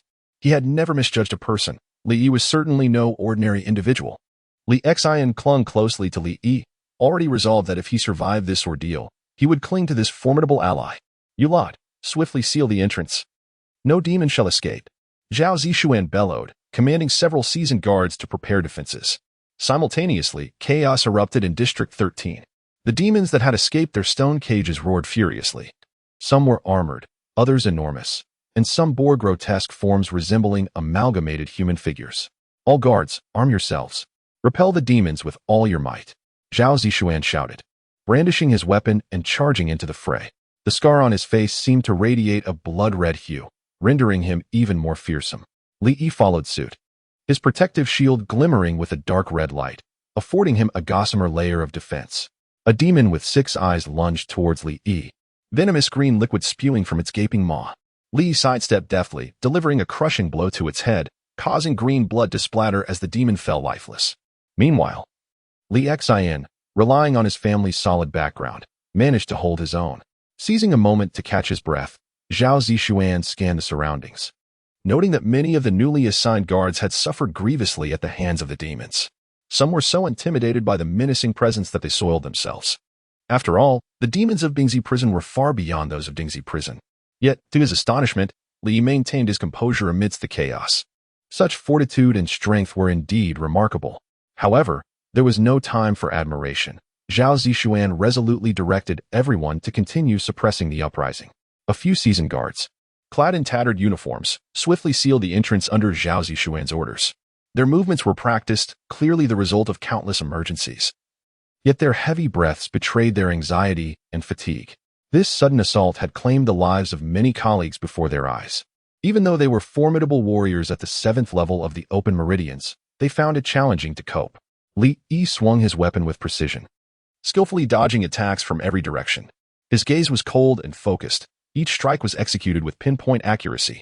A hulking demon charged, its face grotesquely contorted, its roar deafening.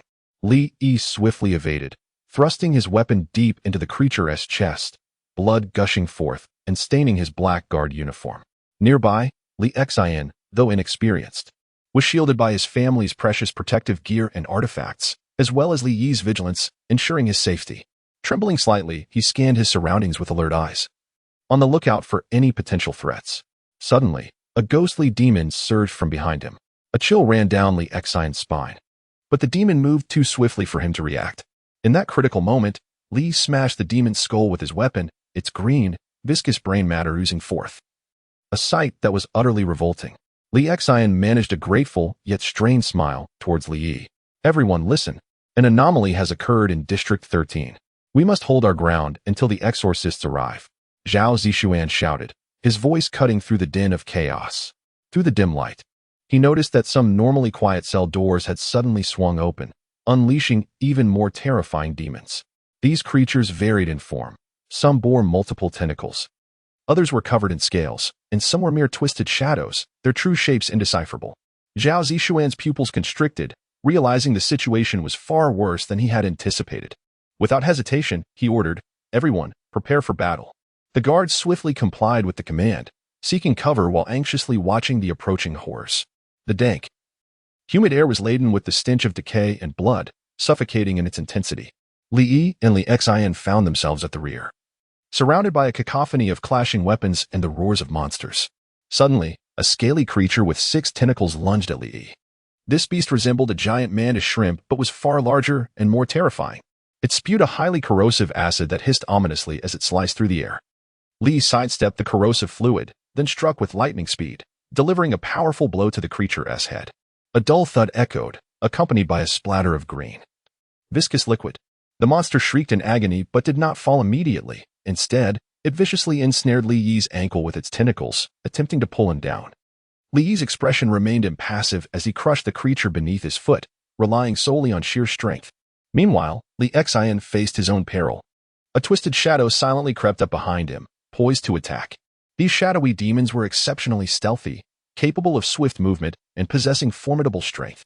Just as the shadow was about to strike, Li Xian sensed an icy chill at his back. Trusting his instincts, he spun around, unleashing a burst of golden light from his palm, a family heirloom known as the Diamond Talisman. The radiant glow tore through the shadow, which let out a piercing shriek as it was forced to retreat. However, this was not the end. More demons continued to surge forth, showing no signs of abating. The most terrifying of all was the distorted, vague shadow lurking in the depths. Chapter 15. The Debt of Causality. As the shadow emerged, a chilling aura seeped from the stone walls, suffusing the air with a stifling stench of decay. A dimly flickering oil lamp cast a wavering light, revealing the figure of the death specter in disjointed glimpses. Amidst the horrified gazes of the onlookers, its contorted form swayed slowly, as if woven from countless phantoms, its hollow eyes radiating a bone-chilling malice. The temperature plummeted, and the iron chains binding the malevolent spirits clashed violently, producing a crisp, cold sound that unsettled the heart. Most terrifying of all, the talisman on the wall flickered erratically, igniting bit by bit, seemingly unable to suppress the vengeful aura emanating from the death specter. The jailers were stricken with fear, cold sweat pouring down their brows. Even though they were practitioners at the Meridian opening stage, they dared not act rashly in the face of the death specter, let alone meet its gaze. It was said that to lock eyes with the specter was to be ensnared in an endless nightmare, entwined by past debts of causality until consumed by the flames of retribution. Thus, the jailers all tightly closed their eyes, seeking to evade that lethal gaze. Li Xian lowered his head, breathing rapidly. He could feel the malevolent stare of the death specter, as if time itself had thickened in its presence. An all-consuming dread washed over him in relentless waves, submerging him completely. This was the oppressive sensation of a third-tier anomaly. The third-tier anomaly corresponded to practitioners at the Qi stage, yet it was far more terrifying. Zhao Zishuan's voice trembled with terror. It's the death specter. It has actually escaped. Curse be it. We might not survive until the talismanist arrives for aid. Zhao Zishuan's eyes were filled with despair, his grip on the lethal staff tightening, the cold fear from deep within rendering his body as rigid as iron. The faces of the surrounding jailers had turned ashen, all trembling in fright. Li Yi, however, stared intently at the specter, feigning fear on his face, yet a serene abyss lay in the depths of his eyes. Gazing directly at the debt specter, the accumulation of causality debts formed a black mist invisible to the naked eye, surging into Li Yi's being like a primordial beast. The mysterious sculpture within his consciousness voraciously devoured the debts of causality, returning pure energy to him. Speed of cultivation accelerated by 600% due to the erosion of causality debts. Experience points for the evil repelling sword technique, 24-24-24. Li Yi's vitality surged, and he drew nearer to the 5th level of the evil repelling sword technique. Suddenly, the death specter emitted a piercing wail that seemed to penetrate the soul, chilling to the bone. It moved forward slowly, each step bringing a heart-stopping pressure. Li Yi's gaze remained locked on that twisted shadow. He refrained from immediate action, carefully observing every movement. With his current strength, he had a 99% certainty of vanquishing the death specter. However, in front of so many, for a practitioner at the Meridian opening stage to slay a death specter of the Qi stage, particularly one entwined with causality debts, was simply preposterous.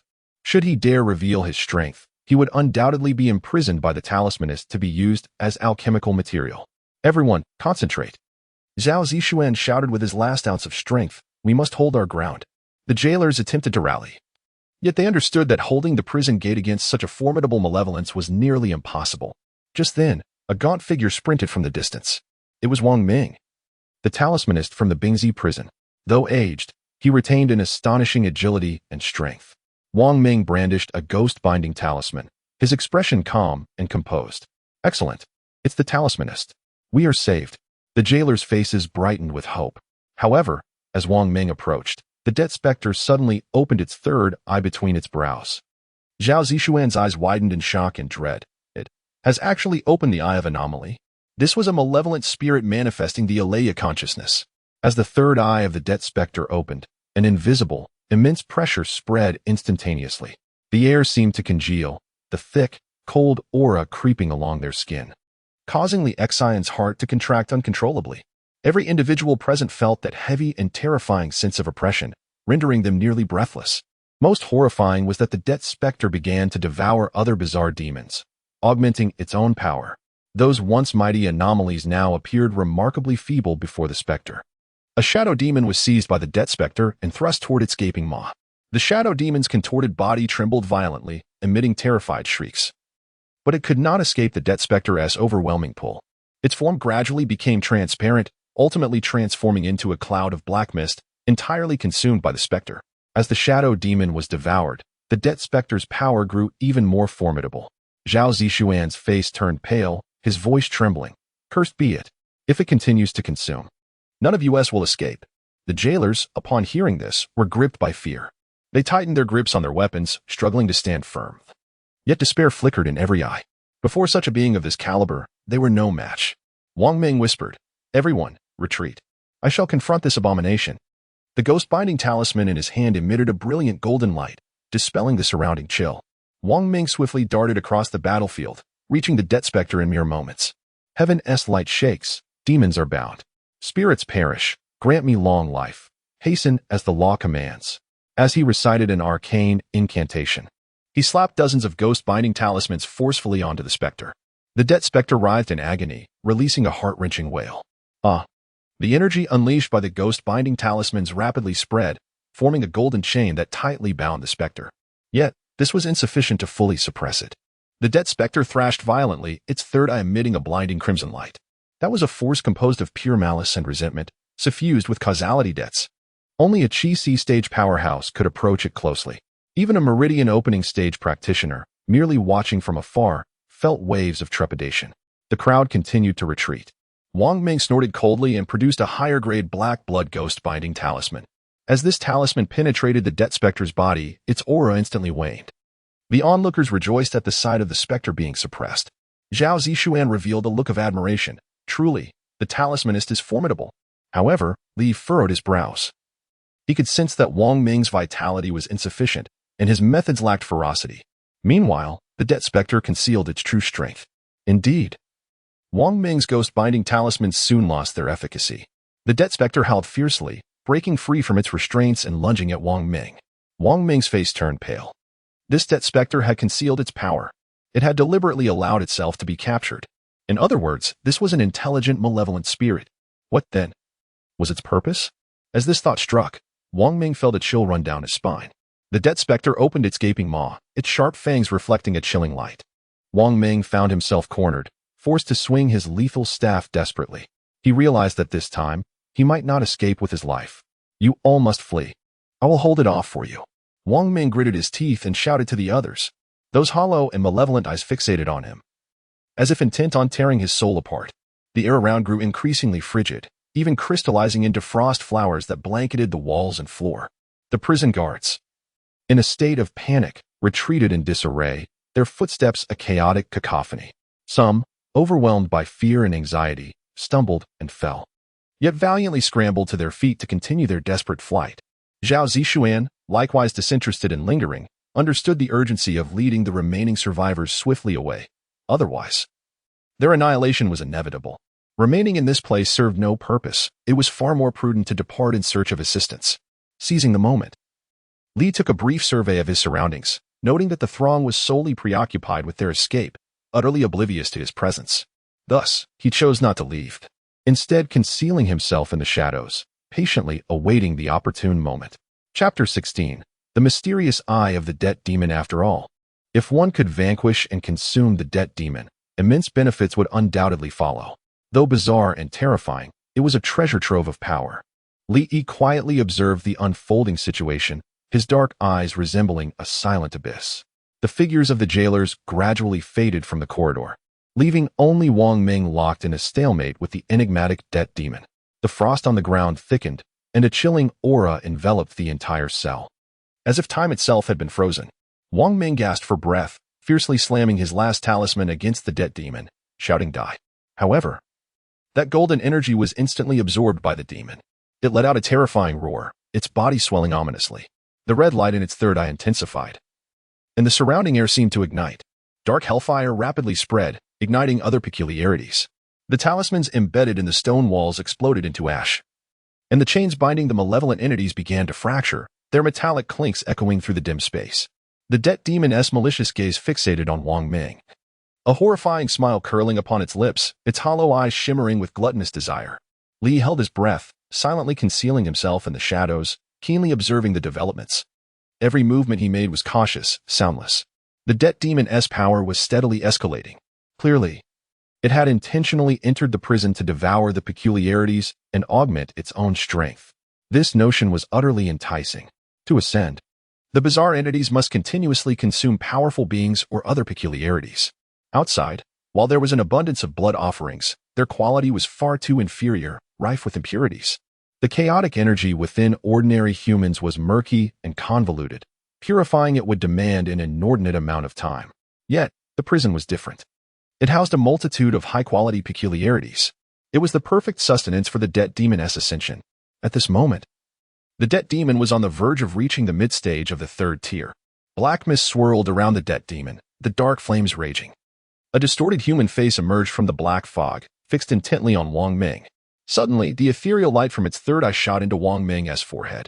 Instantly, Wang Ming's vitality was suppressed, draining him of all strength and means, leaving him weakly collapsed on the ground. Quick! Burn!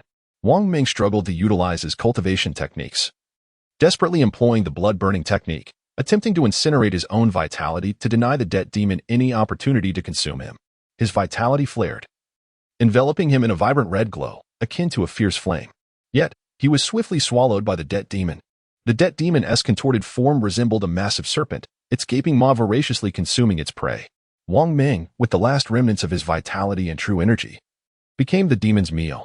Li Yi, concealed in the shadows, witnessed everything with an unflinching gaze, his calm, profound eyes betraying no emotion, yet exuding an unmistakable chill. In such a perilous moment, opportunities were fleeting. He had to ensure a decisive strike. As the debt demon was about to fully digest Wang Ming, Li made his move.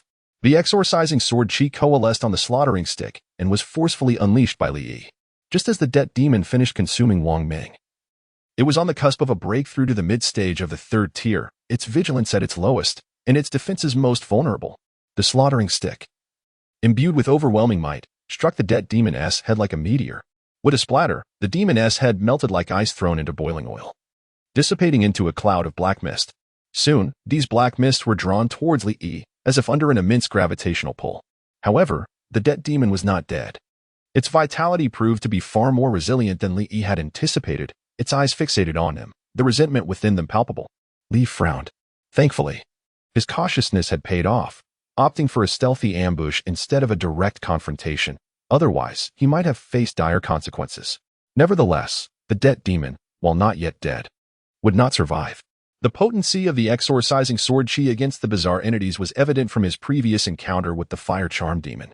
Yet, to be safe, Li Yi did not approach the demon, instead retrieving the slaughtering stick for a continued ranged attack.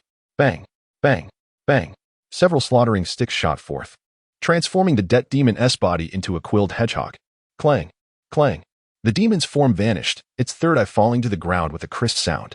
Li gazed at the flawless, blood-red eye, a glimmer of joy flickering in his eyes. He had acquired the debt demon's mysterious eye. This artifact could enhance a warrior's spiritual power and, with a certain probability, augment their alaya consciousness, unlocking the martial Tao's heavenly eye. Typically, only innate warriors could awaken this ability, though some exceptionally gifted martial artists might achieve it during the Dan stage, that is, at the master level. Li Yi fixated on the mysterious eye, refraining from picking it up immediately. He first needed to ascertain that the consciousness within posed no threat to him. Only after confirming this did he retrieve the eye, examining it closely. It felt icy to the touch, resembling a beautiful jade, translucent and smooth, emanating a strange crimson glow. Li Yi sensed the eye contained an incredibly concentrated essence of bizarre energy. Just as Li Yi prepared to depart with the mysterious eye, it suddenly animated. Its pupils spinning wildly, and blood-red tendrils emerged. The tendrils bore sharp fangs that pierced Li Yi's palm, burrowing into him and swiftly traversing up his arm. Yet, Li Yi revealed a peculiar smile. This dead demon was certainly no ordinary entity. It had likely entered an ancient secret realm and acquired tremendous fortune, endowing it with such abilities. However, to attempt to seize him was a gross underestimation of his prowess. Prior to this, he had anticipated that the mysterious eye might harbor some bizarre capabilities. After all, in this strange world, caution was never excessive. As the mysterious eye infiltrated Li Yi's meridians, a pulsating pain surged through him. Li Yi remained composed, channeling the exorcising sword technique, producing a resonant roar within his meridians. Crucially, the bizarre energy emitted by the mysterious eye was consumed by the sculpture within Li Yi's consciousness, continuously nourishing him.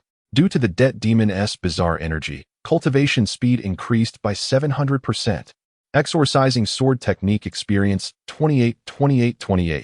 With the mysterious eye entering Li Yi's body, the exorcising sword technique finally shattered the barriers of the fourth layer, ascending into the fifth. A torrent of vitality surged into his dantian, which began to mend itself. The mysterious eye seemed to sense the danger within Li Yi, attempting to break through his skin to escape. Just then, a slender, fair hand blocked its escape route. Li seized the mysterious eye, promptly refining it. The mysterious eye gradually merged with Li Yi's vitality, becoming indistinguishable from him, ultimately settling within his dantian. Li Yi's dantian, now significantly repaired, radiated a dark, profound chill, reminiscent of an abyssal inferno. Chapter 17. The bone-illuminating mirror. The strange heavenly eye had extinguished most of its will and now quietly floated within Li Yi's dantian, transforming into his external elixir. The masters of the Baodan sect cultivate internal elixirs. However, if a warrior has not cultivated themselves yet finds a large elixir within, it is referred to as an external elixir. External elixirs are typically forged from the essence of other beings and, naturally, their effects are not as intuitive as those crafted by the warriors themselves.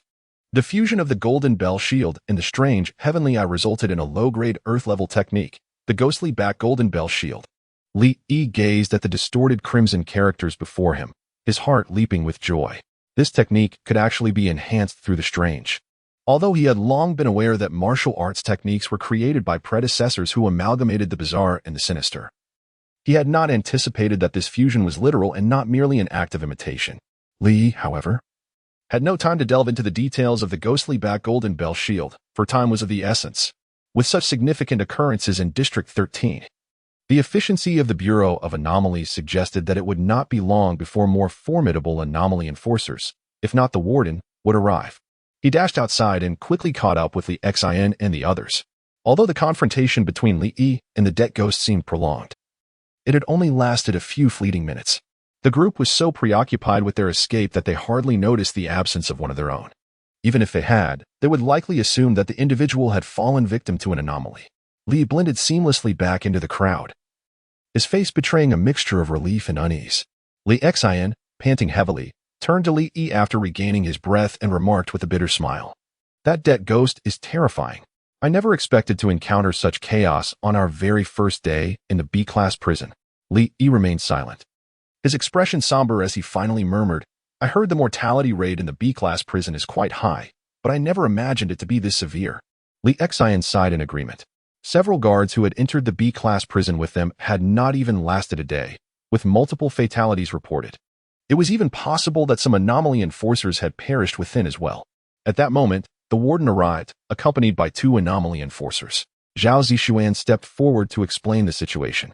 The warden's brow furrowed in deep concentration as he swiftly led the 2 enforcers inside, intent on rescuing Wang Meng. Yet, upon their entry, they found the interior astonishingly clean, too clean. In fact, not a single body of a demon or anomaly was present. It was worth noting that District 13 housed over 30 formidable demons. Moreover, even the corpses of the guards and Wang Ming had vanished. Had that debt ghost truly mastered its infernal powers to such an extent? The warden's frown deepened. Sir Warden, one of the anomaly enforcers spoke. The debt ghost is likely at the mid-stage of the third tier. Is it possible it has concealed itself and plans to ambush us? The enforcer scanned the surroundings, gripping a handful of demon-slaying talismans, ready for an unforeseen attack. The warden considered this possibility and also readied his talismans. The three men formed a protective circle, meticulously examining their surroundings. However, after half an hour of searching, they found not a single trace of the anomaly. This led them to question whether the debt ghost had fled. Yet, this was a one-way passage. If it had escaped, they would have certainly sensed it. The warden furrowed his brow, increasingly perplexed. Could it have hidden within one of the guards? That seemed implausible. With its aura, if it dared to enter a guard's body, it would undoubtedly corrupt and destroy them, rendering it impossible to elude their notice. After an exhaustive search yielded no results, they could only report back. The higher-ups regarded this matter with utmost seriousness, dispatching several anomaly enforcers of the True Essence realm to conduct a thorough investigation. Unfortunately, an imaginary debt ghost was destined to yield no results. Meanwhile, at the guards' dormitory, due to the recent attacks, many had perished. Consequently, replacements had been sent to patrol, allowing Li Yi and his companions to rest, along with substantial compensation. Among it was a spirit-nurturing pill. Though merely a first-tier elixir, it was a commendable gesture. Li found this quite humane, far superior to the exploitative practices of his previous life. Although the guards were still treated like dogs, at least they were given sustenance. In his past life, the company had preached a culture of ferocity, providing employees with subpar takeout while making lofty promises about treating the company as their family. Yet, if he truly treated the company as family, they would not have welcomed it. The Bureau of Anomalies prison was equipped with guards' dormitories, featuring standard four-person rooms. Besides Li Xian, two others had also entered the B-class prison alongside Li Yi. The four enjoyed a delectable hot pot, their faces devoid of despair.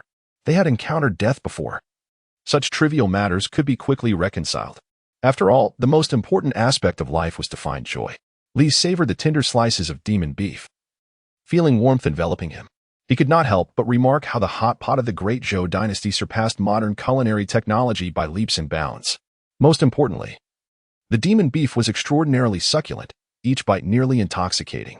As he dipped a generous slice into the sauce and relished the moment, the door suddenly swung open, and two figures rushed in. "Come with us quickly." The two were Zhang Wei and Lu Chang. Lu Chang's right arm was bandaged, displaying signs of injury, and he appeared anxious as he pulled Li Yi and Li Xian outside. "What is going on?" Li Yi inquired. Zhang Wei's expression was somber as he replied. "Higher-ups suspect that we may have been infested by the debt ghost and wish to take us for examination. After all, since the debt ghost had killed Wang Meng, the anomaly enforcer, it had vanished without a trace, which was decidedly unnatural. The only plausible explanation was that it had infested one of the guards. Particularly, he left his statement unfinished, but everyone understood he was referring to Zhao Zishuan. His strength was the greatest, making him the most likely candidate for infestation. After all, the guards were too weak. If the debt ghost infested them, any physical abnormalities would be easily detected. Nevertheless, adhering to the principle of better to mistakenly kill 1,000 than let one escape, they intended to examine everyone who had interacted with the debt ghost that day. Upon hearing this, Li Yi maintained his composure and asked, how did they plan to conduct the examination? "Of course, they will use the bone illuminating mirror," Zhang Wei replied. "With the bone illuminating mirror, any anomaly within us will be exposed without exception." The bone illuminating mirror was a special treasure capable of revealing the form of anomalies. It was exceedingly rare. It seemed the higher-ups were quite intrigued by the debt ghost. After all, it was a being with its own intelligence, and it had even awakened the strange heavenly eye. At that moment, the strange heavenly eye lay nestled within Li Yi's dantian.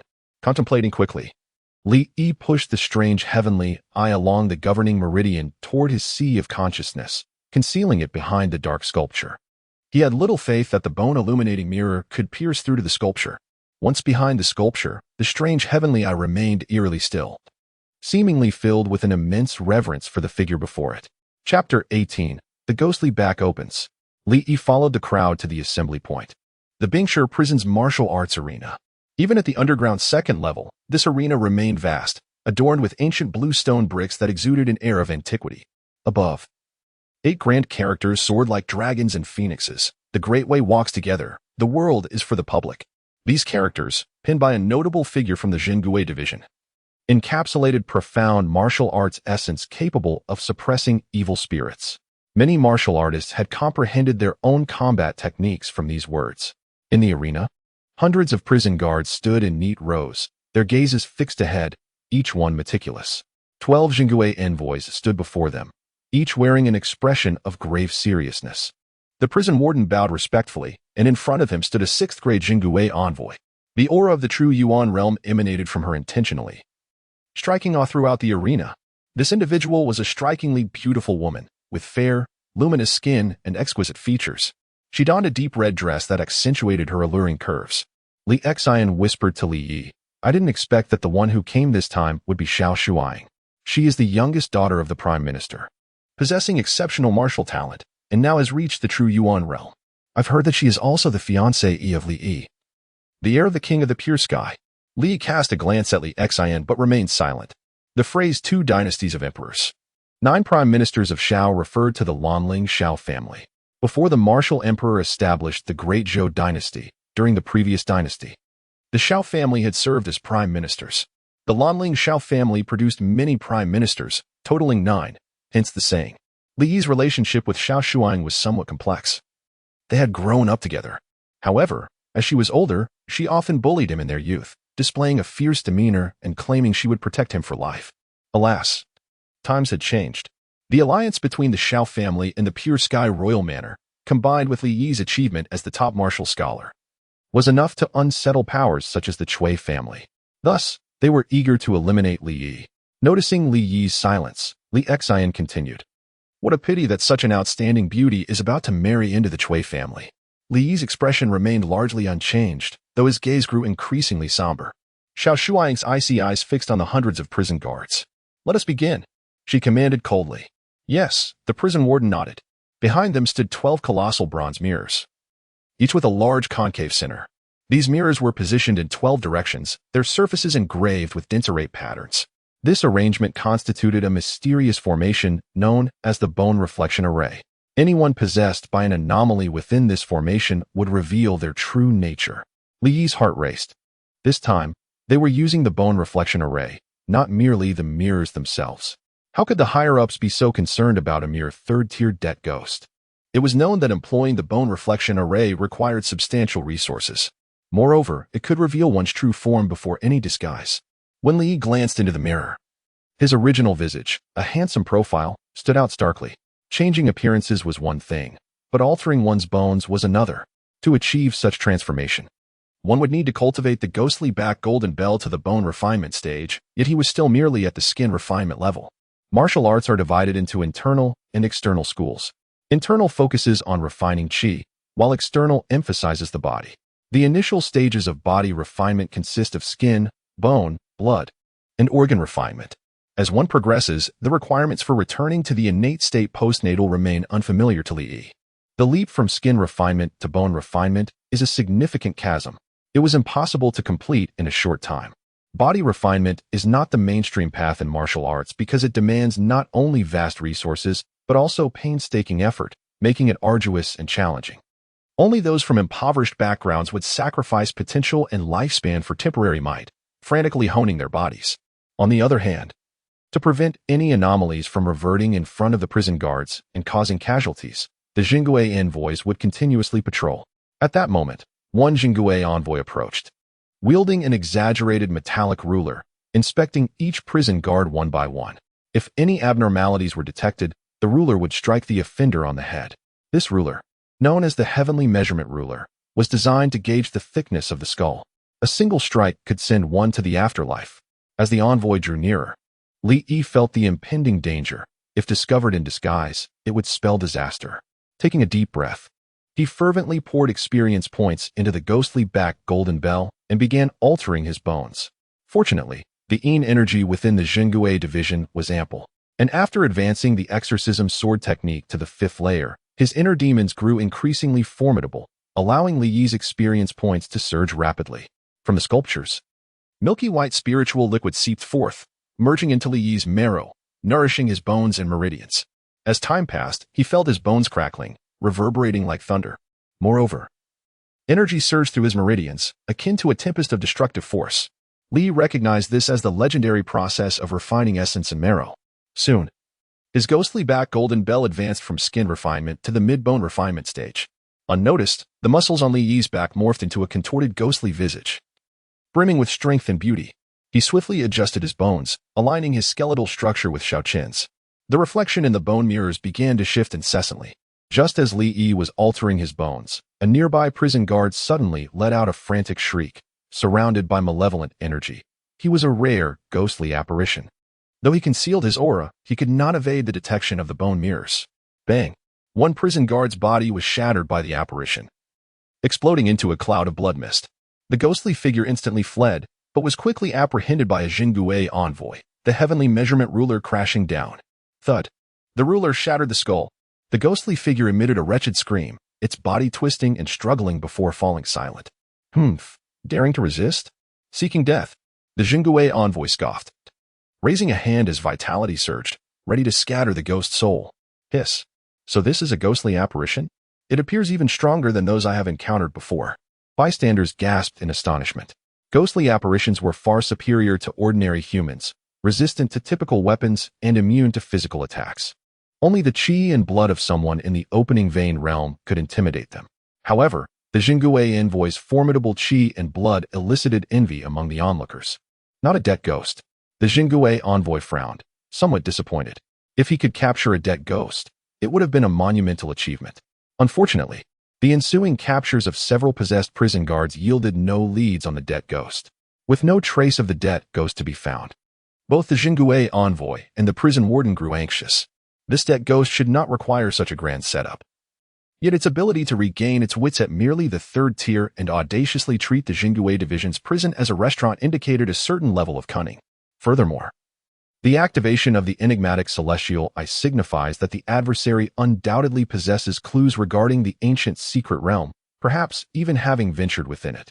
This is undeniably a monumental event, which is why those in authority regard it with such gravity. The prison warden and the masters of the supernatural gaze have turned their attention toward Xiao Shuang. Chapter 19. The enigmatic sound pavilion. This matter ultimately fell under her purview. Thus they refrained from voicing their concerns. Xiao Shuang's autumnal eyes shimmered with apprehension, realizing that the situation had escalated. Since the establishment of the Town of Anomalies prison, there had never been a case of demons or monsters escaping. Never. Yet now, this dead spirit had indeed managed to flee. It is crucial to understand that the most fortified defense of the Town of Anomalies prison lies not within, but at its entrance. That singular entity has been the steadfast guardian of the only exit of the prison. The fact that this dead spirit could conceal itself and slip away beneath that entity's very gaze indicates that the opportunities it acquired within the ancient secret realm are exceedingly terrifying. Should this dead spirit grow stronger, it could become another unsuppressible and fearsome taboo. This matter must not be disclosed to anyone. After issuing her instructions, Xiao Shuang hurriedly departed.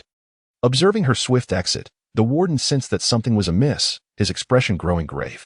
However, upon reflection, he deemed it futile to worry about the sky falling when there was someone tall enough to bear the burden, and thus he disbanded the others before retreating to his quarters.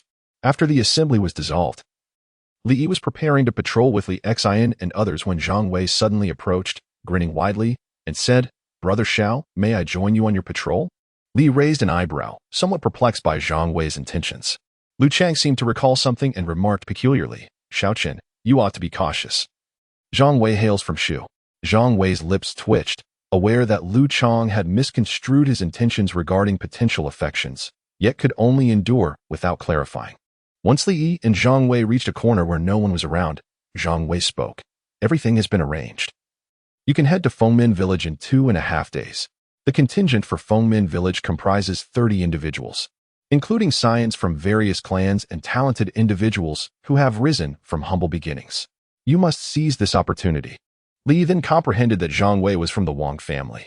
It appeared that through Wang Ting, the Wang family had resolved to draw him into their ranks. However, to maintain his cover as an undercover agent, the opportunity to enter Fengmin Village would likely be facilitated through the warden, given his commendable performance in the previous contest. Li nodded. Understood. With Zhang Wei by his side, Li dared not resort to underhanded tactics against the anomalies. He could only follow the standard procedures to procure alchemical materials, inadvertently allowing the demon to evade capture. In the afternoon, the B Division prison lifted its lockdown, allowing the guards some respite from the confines of the prison. This development surprised Li Yi. Previously, the lockdown had been imposed due to a significant incident, which certainly was not merely due to the dead spirit. Yet now, the restrictions had been lifted. Did this indicate that the matter had been resolved? Although he was unaware of the specifics, it was indeed favorable for Li Yi. That evening, within the dormitory for 4, Li Yi gazed at the ceiling and suddenly initiated a conversation on the topic of men's affairs. Have any of you visited the enigmatic sound pavilion? Upon hearing this, his 2 fellow guards erupted with excitement. The enigmatic sound pavilion is the most extravagant in Chang'an. Our meager salaries could barely cover the entrance fee. Who would dare go? Indeed, I've heard that the pavilion's courtesan, Bai Yuexin, is extraordinarily beautiful. Many young nobles lose their souls upon seeing her. Alas, if only I could visit once. It would be worth dying for. Can one die and not be remembered? The 2, having been tense due to the previous death spirit incident, loosened their tongues, becoming quite chatty. Li Yi then turned to Li Xian. Li Xian, have you ever been? Li Xian shook his head vehemently. I am indeed a proper person. I have never been. Never been. How fortuitous. I shall take you along. Li Yi exclaimed. Tomorrow, let us take a leave and indulge in poetry and elegance. Upon hearing Li Yi's words, his 2 guard companions were immensely thrilled. Is it true, father? Of course. It's on me. Li Yi waved his hand grandly, exuding an air of generosity. Thank you, father. The 2 filial sons replied in unison. Only Li Xian hesitated, torn between desire and an inner conflict. Li Yi, however, would not overlook the opportunity to bring along the one with wealth. This lad seemed quite affluent. Their desire to revel at the enigmatic sound pavilion was incomplete without Li Xian, and more importantly, Li Yi longed for a private audience with Bai Yuexin. Bai Yuexin was the sister of Bai Firu and the little princess of the entire Fox Demon clan. With her assistance, he would have a greater advantage against the Chui family. Of course, the forces behind the Chui family were equally formidable. Adding another Fox Demon to his ranks would merely tip the scales slightly. Previously, Li Yi had refrained from seeking her out, partly due to his financial limitations and partly due to his insufficient strength, rendering him incapable of negotiating terms. However, the situation had changed. He had now attained the 2nd level of blood transformation and the 5th level of the exorcising sword technique. Even against a 5th level Qi cultivator, he could hold his own. Li addressed Li Xian. The enigmatic sound pavilion is a refined place where scholars and poets gather. You can not only focus on martial prowess and neglect the arts. Brother Shao, are you implying that our visit serves an artistic purpose? Li Xian's eyes brightened. I see. I shall join. Having persuaded Li Xian, Li Yi finally felt a sense of satisfaction and drifted into a deep slumber. The next day, after obtaining leave from the warden, Li Yi and his companions took a carriage to the enigmatic sound pavilion. Situated to the east of the city, it was not far from the prison. Merely a 20-minute walk. Upon their arrival, the streets were teeming with throngs of people. The shops here were predominantly run by women, selling garments, jewelry, and cosmetics, primarily for young ladies. Among them were not a few elegantly adorned young ladies and exquisite maidens, drawing the attention of numerous young masters. Is this truly the enigmatic sound pavilion? His fellow guards gazed in awe at the towering ancient building, their mouths agape, their eyes wide with astonishment. The structure exuded a timeless elegance, with its flying eaves and intricately carved brackets showcasing the essence of Tang Dynasty architecture. Beneath the azure tiles, wooden pillars supported a tranquil atmosphere. Surrounded by gently flowing water and swaying bamboo shadows, it seemed to isolate itself from the clamor of the outside world, preserving a sense of serene solitude. The evening glow cast a warm hue upon the vermilion doors, which gently swung open, allowing soft strains of music to flow forth like a gentle stream. This was a gathering place for the scions of noble families, lavishly adorned within. The sandalwood tables and chairs were exquisitely crafted, silk drapes fluttered gracefully in the breeze, and golden vessels shimmered with a soft luminescence. Clad in splendid attire, they either sat or stood, exchanging laughter and conversation, embodying an air of leisure and refinement. Through the curtains, the enchanting dancers could be glimpsed, graceful and alluring. Their beauty was captivating, their skirts swirling like colorful butterflies, adding an ethereal charm to the scene.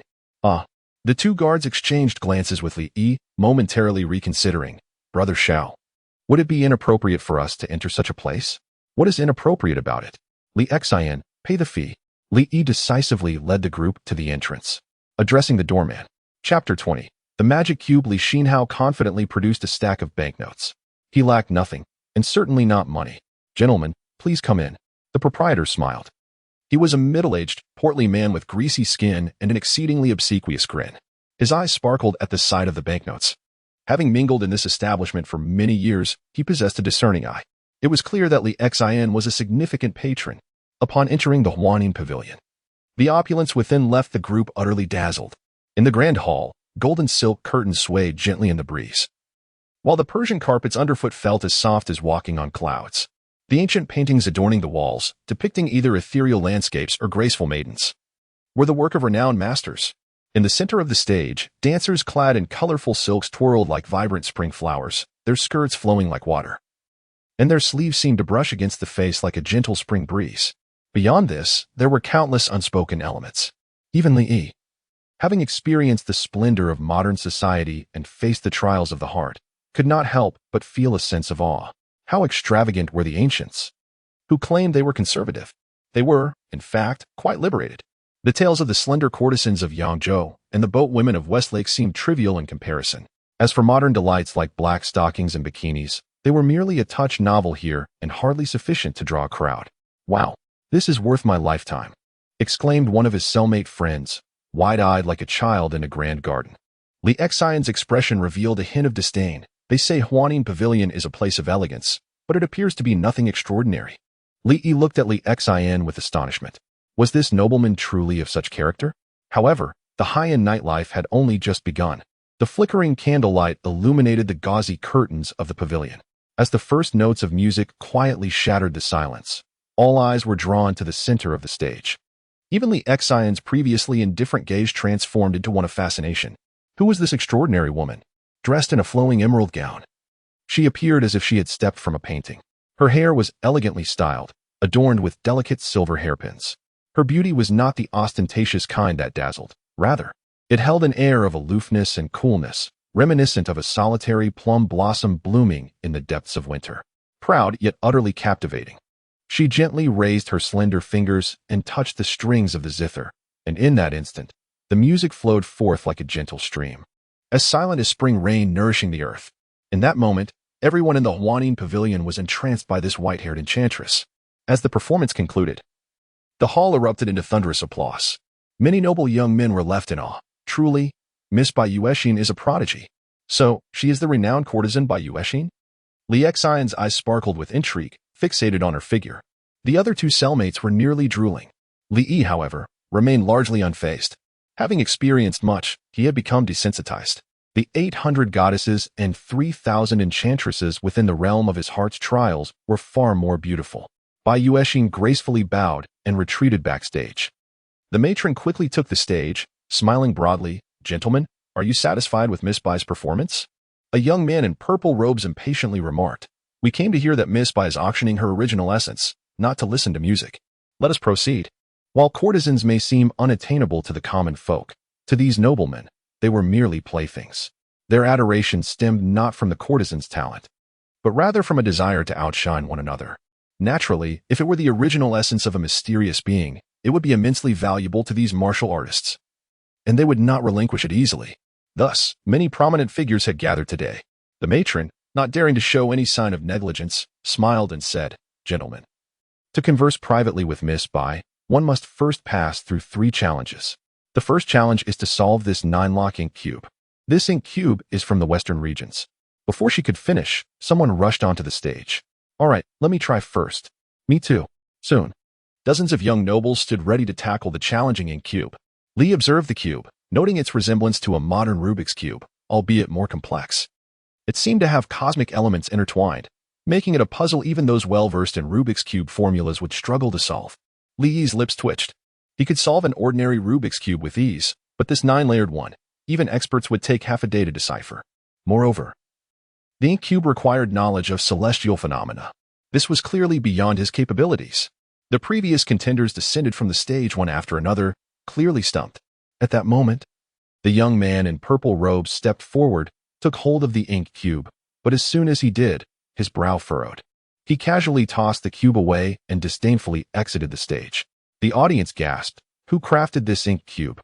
It is of such difficulty that even the prodigy from the Liu family cannot solve it? It was unclear, Such extraordinary talent was rare in the western regions. Rumor had it that Lu Guangjing, despite his youth, was already a master at the Qi level, wielding unparalleled spear techniques and possessing astrological knowledge. If he could not solve it, how could anyone else? With the first challenge proving so difficult, who could hope to win the beautiful maiden's heart? The ink cube was indeed impressive, and even these privileged youths felt a twinge of admiration. What is this? Our Tianqin Academy scholars can easily solve this cube. Li Xian scoffed. Li Yi glanced at him, surprised by his association with that institution.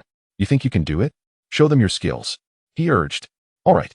Li Xian envisioned Bai Yuexin's silhouette and stepped forward. After all, who wouldn't want to impress the woman they adored? However, to his dismay, the more he attempted to solve the ink cube, the more convoluted it became, eventually causing a slight sting to his soul, leaving him utterly flustered. Ultimately, he had no choice but to concede defeat. With no one else stepping forward, the matron, wishing to maintain the atmosphere, asked, "Is there anyone willing to try?" Li Yi stepped forward, deciding to give it a shot. He reasoned that since he was already here, attempting it wouldn't cost him anything. Yet, as soon as he grasped the ink cube, the crimson characters before him shifted instantly. Cursed erosion detected, cultivation speed increased by 10%. Experience points 5. 1 5. 1 5. 1. The dark sculpture gradually extracted the curse from within the six-sided ink cube, consuming it. Li Yi's brow furrowed. Was there something sinister hidden within this ink cube? He quickly understood. No wonder the previous contender, Lu Guangjing, had discarded it upon touching it. It contained a curse. However, this turned out to be advantageous for Li Yi. He discovered that as he rotated the ink cube, if he moved it correctly, the curse intensified. If he made a mistake, the curse weakened. This meant that as long as the curse strengthened, he was on the right path to unlocking it. Indeed, this unlocking mechanism of the ink square is akin to a seal. With this notion in mind, Li Yi commenced his trial and error. Observing Li Yi's intense focus on the unlocking process, Lu Guangjing's eyes reflected a hint of disdain. While he held no certainty about whether the ink square could be deciphered, he was unequivocal in his belief that it was anything but benign. It possessed an air of the uncanny. Even his innate gun body felt a twinge of trepidation. Qinbo, prepare yourself. This Bai Yuexin is no ordinary individual. The mere act of presenting such a peculiar object indicates a far more profound scheme lurking behind her. Chapter 21. The auction beside Lu Guangjing, the stooped old man nodded slowly. Brother, should I give it a try? The young boy next to him blinked innocently, exuding a naive charm. Be quiet. Lu Guangjing frowned and whispered, this ink box harbors mysteries. If you wish to avoid peril, it is best not to unlock it. Moreover, your attempts might alert the serpent. Just wait for my instructions. Understood. The boy nodded. On the stage, the crowd fixated on Li Yi's increasingly rapid fingertips. The patterns on the ink box became clearer, seemingly on the verge of being unraveled. With a crisp crack, the ink box split open. Li Xian gaped, unable to believe his eyes. He knew just how challenging it was to unlock the ink box. Yet now, Li Yi had done it. What sorcery was this? After all, Li Yi was merely an ordinary prison guard, unremarkable background, average talent. If he couldn't achieve it, how could Li Yi? Initially, Li Xian believed Li Yi possessed some martial talent, which was why he had befriended him. But now, he felt it was time to alter his approach.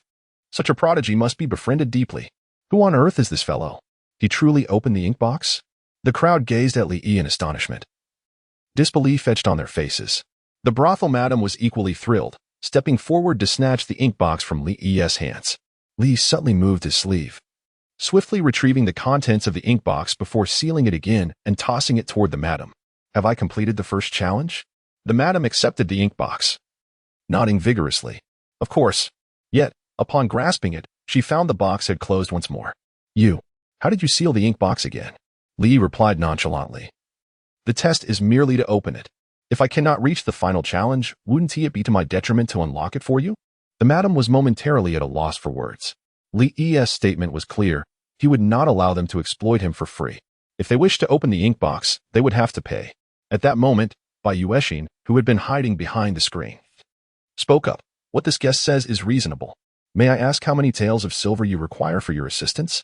Let us discuss that after I pass the remaining 2 challenges, Li Yi replied coolly. He had no intention of unlocking the ink box. He had already taken its contents. Exposing himself would be unwise. Hearing this, Bai Yuexin turned to the crowd, hoping others would speak on her behalf. However, the others were not naive. They had come here for pleasure, not to expect genuine emotions. Even if someone wished to speak up, Bai Yuexin had no ground to stand on. Most individuals present were not simpletons, and uttering such words could easily offend. Seeing no one step forward, Bai Yuexin's brows furrowed slightly, an unexpected turn of events. Normally, under her charm, such a situation would not arise unless. Her mood grew heavy, yet she was not ready to leave just yet. Very well, as you say. At that moment, Li Yi sensed a hidden gaze upon him. He turned to look, but saw no one. Lu Guangjing, however, regarded him thoughtfully. He knew the ink box harbored a curse, but he could not fathom how Li Yi had evaded it and managed to unlock it. Could he possess some extraordinary treasure? On the high platform, the madam announced, "The second challenge is to break this meteorite from the heavens." The previous challenge tested intellect. This one tests strength. Lu Guangjing frowned. "Are you treating us as fools? You're attempting to make us do your bidding. If we complete one challenge but fail the next two, wouldn't that be futile?" How many fools were present? Each person cast dissatisfied glances at Bai Yuexin. They sought her essence, yet they were not mere pawns to be manipulated. Splitting the meteorite would consume considerable energy, and if any treasure lay within, Bai Yuexin would likely not share. Noticing the discontent among the crowd, Bai Yuexin quickly reassured them. "As long as you pass one challenge, you may participate in the auction. This is merely a threshold for entry." Only then did the crowd suppress their rising anger. Li turned to Li Xian. "What is the significance of Bai Yuexin's essence? Why the fierce competition?" Li Xian replied, "It can enhance one's cultivation potential, achieve a balance of yin and yang, and unlock one's meridians. For those in the meridian opening stage, it provides a chance to condense the true yin qi when striving for the qi si stage. Though the qi si stage may not yield such immense benefits, it can cure various hidden ailments." Li Yi's eyes sparkled. "True yin qi, is it truly that remarkable? How fortuitous." He too was in the meridian opening stage, perfectly positioned to benefit. "How much silver do you possess?" Li Yi decided to seize the opportunity without expenditure. Li Xian sighed. "Many here are participating in the auction. It will be challenging to secure this woman with my funds." Li Yi glanced at the others and realized the odds of acquiring her were indeed slim. Furthermore, the true yin qi would not greatly benefit him. The true qi cultivated through the exorcism sword technique was far superior. Rather, the contents of the ink box.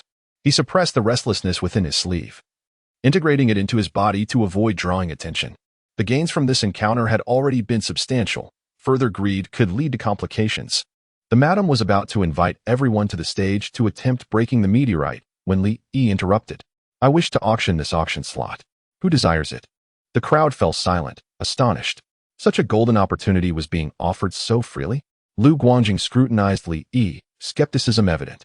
"You don't want her essence?" His words were blunt. They had come here to seize Bai Yuexin's essence to aid their cultivation. "Indeed, as long as you can meet my price, I will relinquish this auction slot." Li Yi declared. "There are only 3 auction slots. You must seize this opportunity." Lu Guangjing guffawed. "Excellent. I bid 5,000 taels. 6,000 taels. Another nobleman chimed in, as if money were of no consequence. The atmosphere grew increasingly heated, bids escalating. As Li Yi auctioned his slot, Bai Yuexin felt a mix of embarrassment and anger. How dare this man humiliate her so? Yet, she quickly regained her composure. These individuals were mere pawns in her game, not worth her ire. When the auction concluded, Li Yi secured 8,000 taels. This was merely for an auction qualification. The scene left his fellow prison guards in awe. Such wealth was beyond their lifetime's earnings.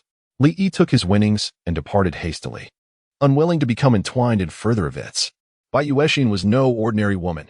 On the surface, she appeared a frivolous courtesan, lacking ambition.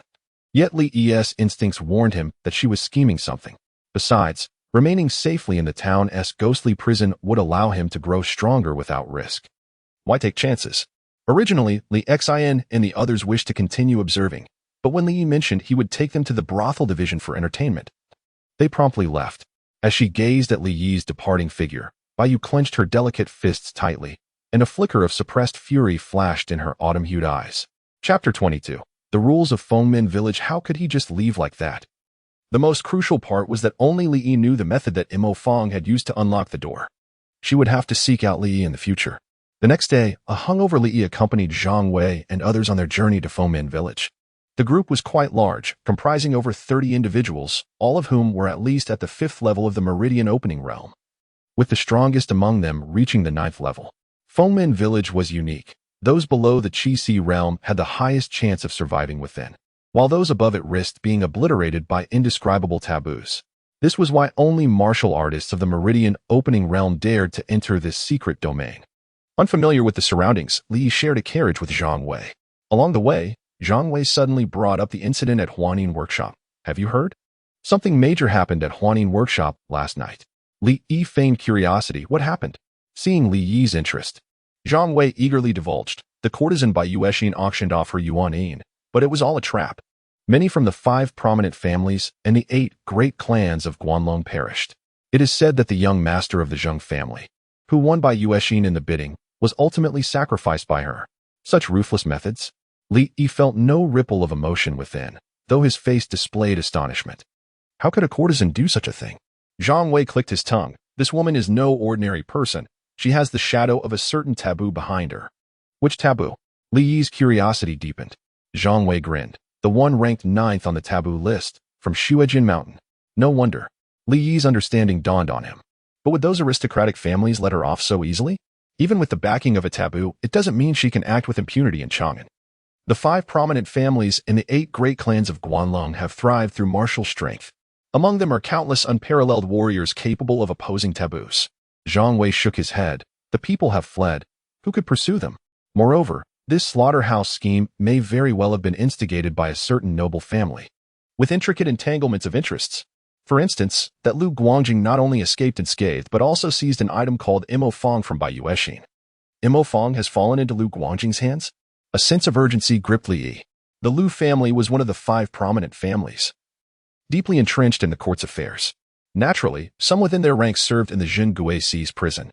If he were to become entangled because of this, it could spell trouble. Ultimately, it all boiled down to his current lack of strength. It seemed imperative that he break through to the 3rd tier of Qi blood transformation during this trip to Fengmin village. This way, he would have the means to protect himself in front of those in the liquid condensation realm. Upon hearing that Imo Fong could not be unlocked even by Master Lu, who was proficient in formations and celestial phenomena, Zhang Wei spoke animatedly, revealing his loquacious nature. I wonder who managed to open it at Huanin Workshop.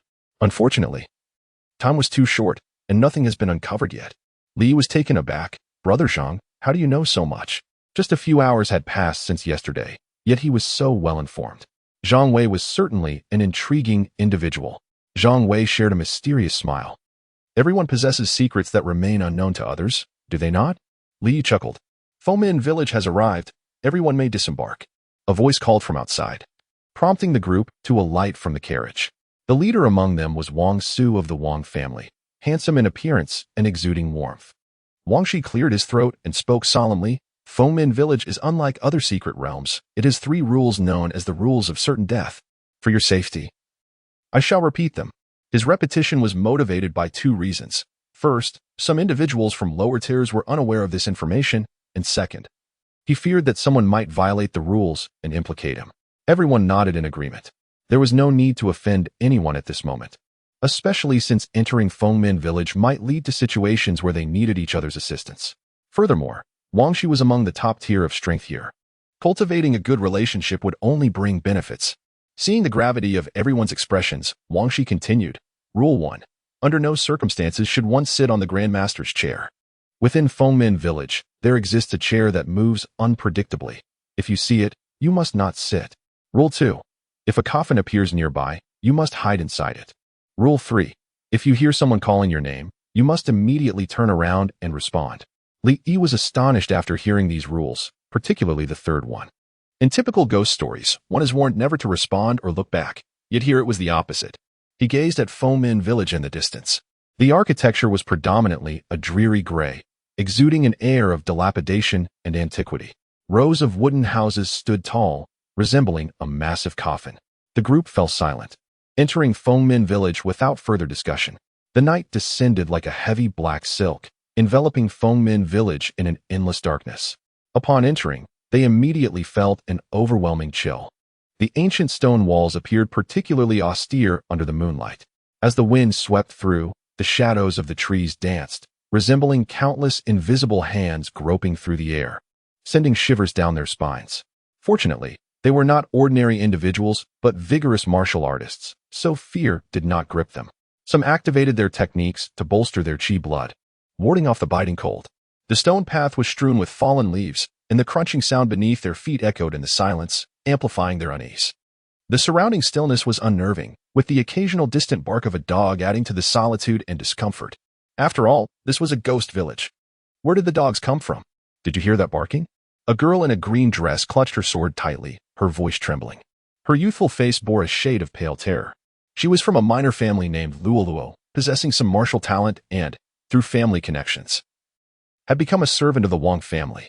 She came to Fengmin village seeking opportunities to ascend the social ladder, yet now, having just arrived, she felt a twinge of regret. An indescribable sense of unease washed over her like a tide. In the depths of the alley, a half-ajar wooden door creaked softly, as if the village itself were whispering or a beast was baring its teeth. The group did not respond to Luoluo's inquiry, but instead turned their gazes forward. Ahead lay an old residence. Its door was tightly shut, the iron lock hanging on the ring rusted from neglect, seemingly untouched for ages. The lanterns beneath eaves flickered erratically, casting a dim yellow light that revealed vague, shadowy figures on the walls, flickering in and out of sight. The window paper was tattered, revealing a glimpse of a simple yet ominously eerie interior through the shattered gaps. "Let's go in," Wang Shi said expressionlessly, his tone firm. "The barking is merely the echoes of the past. Do not pay it any mind." Luoluo nodded. She felt a sense of inferiority among the members of the great families, making it difficult for her to lift her head. Indeed, they shone far brighter than she did, exuding calm in the face of fear, blessed with formidable talents and strength. At such a young age, they had already reached the 9th level of the Meridian Opening Realm. At the same age, she had only reached the 5th level of the Pulse Opening Realm. This was a deliberate suppression of her cultivation, aimed at accumulating strength and refining the most formidable true energy. Wang Shi took the lead and strode directly toward the ancestral home. The others followed suit. With one notable exception. Chapter 23, Cold Star Mysterious Iron Li. In this moment, he finally comprehended why this place was referred to as the Ghost Village. For it was indeed a den of spirits. Every structure here was steeped in the essence of death, as if bodies were piled high. As Li entered the village, he felt the hairs on his body stand on end, and goosebumps prickled his skin. Particularly, an inexplicable stench wafted from the village entrance, growing increasingly nauseating with each breath. Strangely, the inhabitants seemed utterly oblivious. Furthermore, the characters before him flickered and danced incessantly. The closer he approached the old residence, the faster their shimmering became. Under the curse of heavenly calamity, cultivation speed increases by 1,000%. Exorcism, sword technique experience points 50-50-50. In a mere few minutes, Li's exorcism sword technique advanced from the 5th tier of entry level to a minor achievement. The swiftness was terrifying. The strands of dark malevolent energy differed entirely from the malice found in the Hell of the Ghosts in the Town of Evil. More horrifying still, it silently eroded the essence of everyone present. The black sculpture within Li Yi's sea of consciousness was consuming this heavenly calamity energy, nourishing him in return. Although safeguarded by the enigmatic sculpture, Li Yi still felt a sense of insecurity. While the mysterious sculpture could devour negative effects and convert them into his cultivation, it did not imply that he could entirely disregard the strange attacks. For instance, during his previous encounter with the Debt Ghost, Li Yi had sensed this. The Debt Ghost's curse needed to act upon Li Yi's physical form to be devoured by the mysterious sculpture. Should its curse exceed the limits of his corporeal body, the sculpture would be unable to consume it in time, leading to his demise. He had an instinctual dread that if his physical body perished, the mysterious sculpture and his very soul would lose their vessel, resulting in something profoundly terrifying. "Li, hurry up and catch up." Zhang Wei, noticing Li Yi's hesitation, urged him. Li Yi replied, "That old residence is perilous. I shall not enter." Zhang Wei frowned. Of course, the old residence is dangerous, but peril often accompanies opportunity. If you fear danger, what brings you to Fengmin village? Others also cast discontented glances at Li Yi. Wang Shi admonished, a martial artist must advance fearlessly.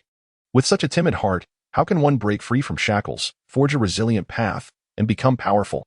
Li rolled his eyes. When did avoiding danger become tied to one's resolve? Besides, as long as he followed his true heart, what did it matter if he was cautious or reckless? "You need not concern yourselves with me. I shall explore at my leisure." Li Yi turned away, disregarding the ashen faces of the group. This fellow. Wang Shi had never anticipated someone would dare defy him. After all, he was a direct descendant of the Wang family, accustomed to others currying favor with him. Zhang Wei was equally surprised that Li Yi would act so independently, showing no regard for Wang Shi. What was more, this was Fomin village. Did he not fear being killed for his audacity? Not only Zhang Wei, but the others also wore expressions of disbelief. However, these individuals were scions of prominent families, used to their elevated status. Even if someone wished to assist, they could not lower themselves at this moment. Moreover, with Li Yi having offended Wang Shi, everyone kept their distance from him like he was a scorpion. Li Yi paid no heed to the gazes of others and walked away.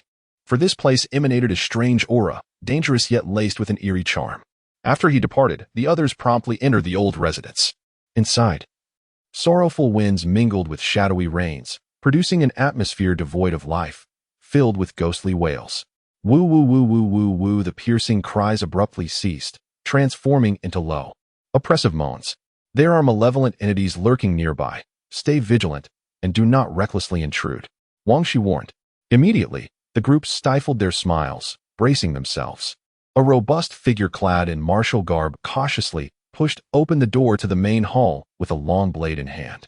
With a thunderous crash, a wave of chilling energy rushed towards them. A pungent scent of decay assaulted their senses.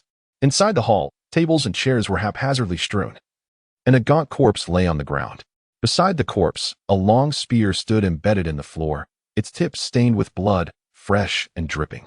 It was as if the scene had just unfolded. This, could it be? Zhang Wei's eyes widened in shock.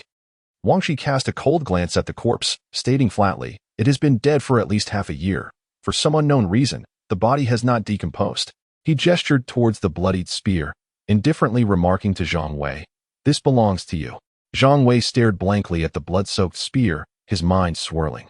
This spear had clearly been wielded by someone. It still bore the lingering aura of malevolence. Yet, who would give such an item to him?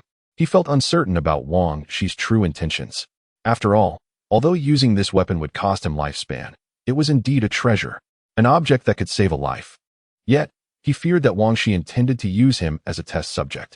But Wang Shi, with a swift kick to his rear, changed his previously amicable demeanor. Now exuding cold authority, "What are you still dawdling for? Pick it up." Only then did Zhang Wei snap back to reality, reluctantly bending down to retrieve the spear. Upon touching it, an icy chill coursed through him.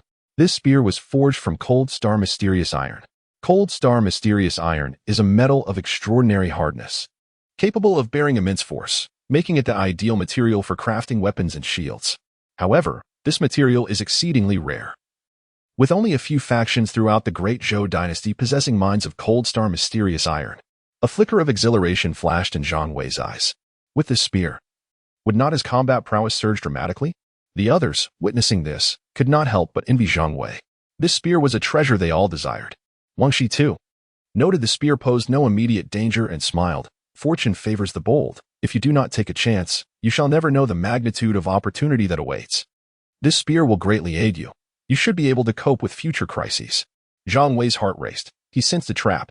Just as he prepared to stall, a series of terrifying tremors erupted from the inner chamber, followed by the sight of a pair of embroidered shoes slowly descending the stairs.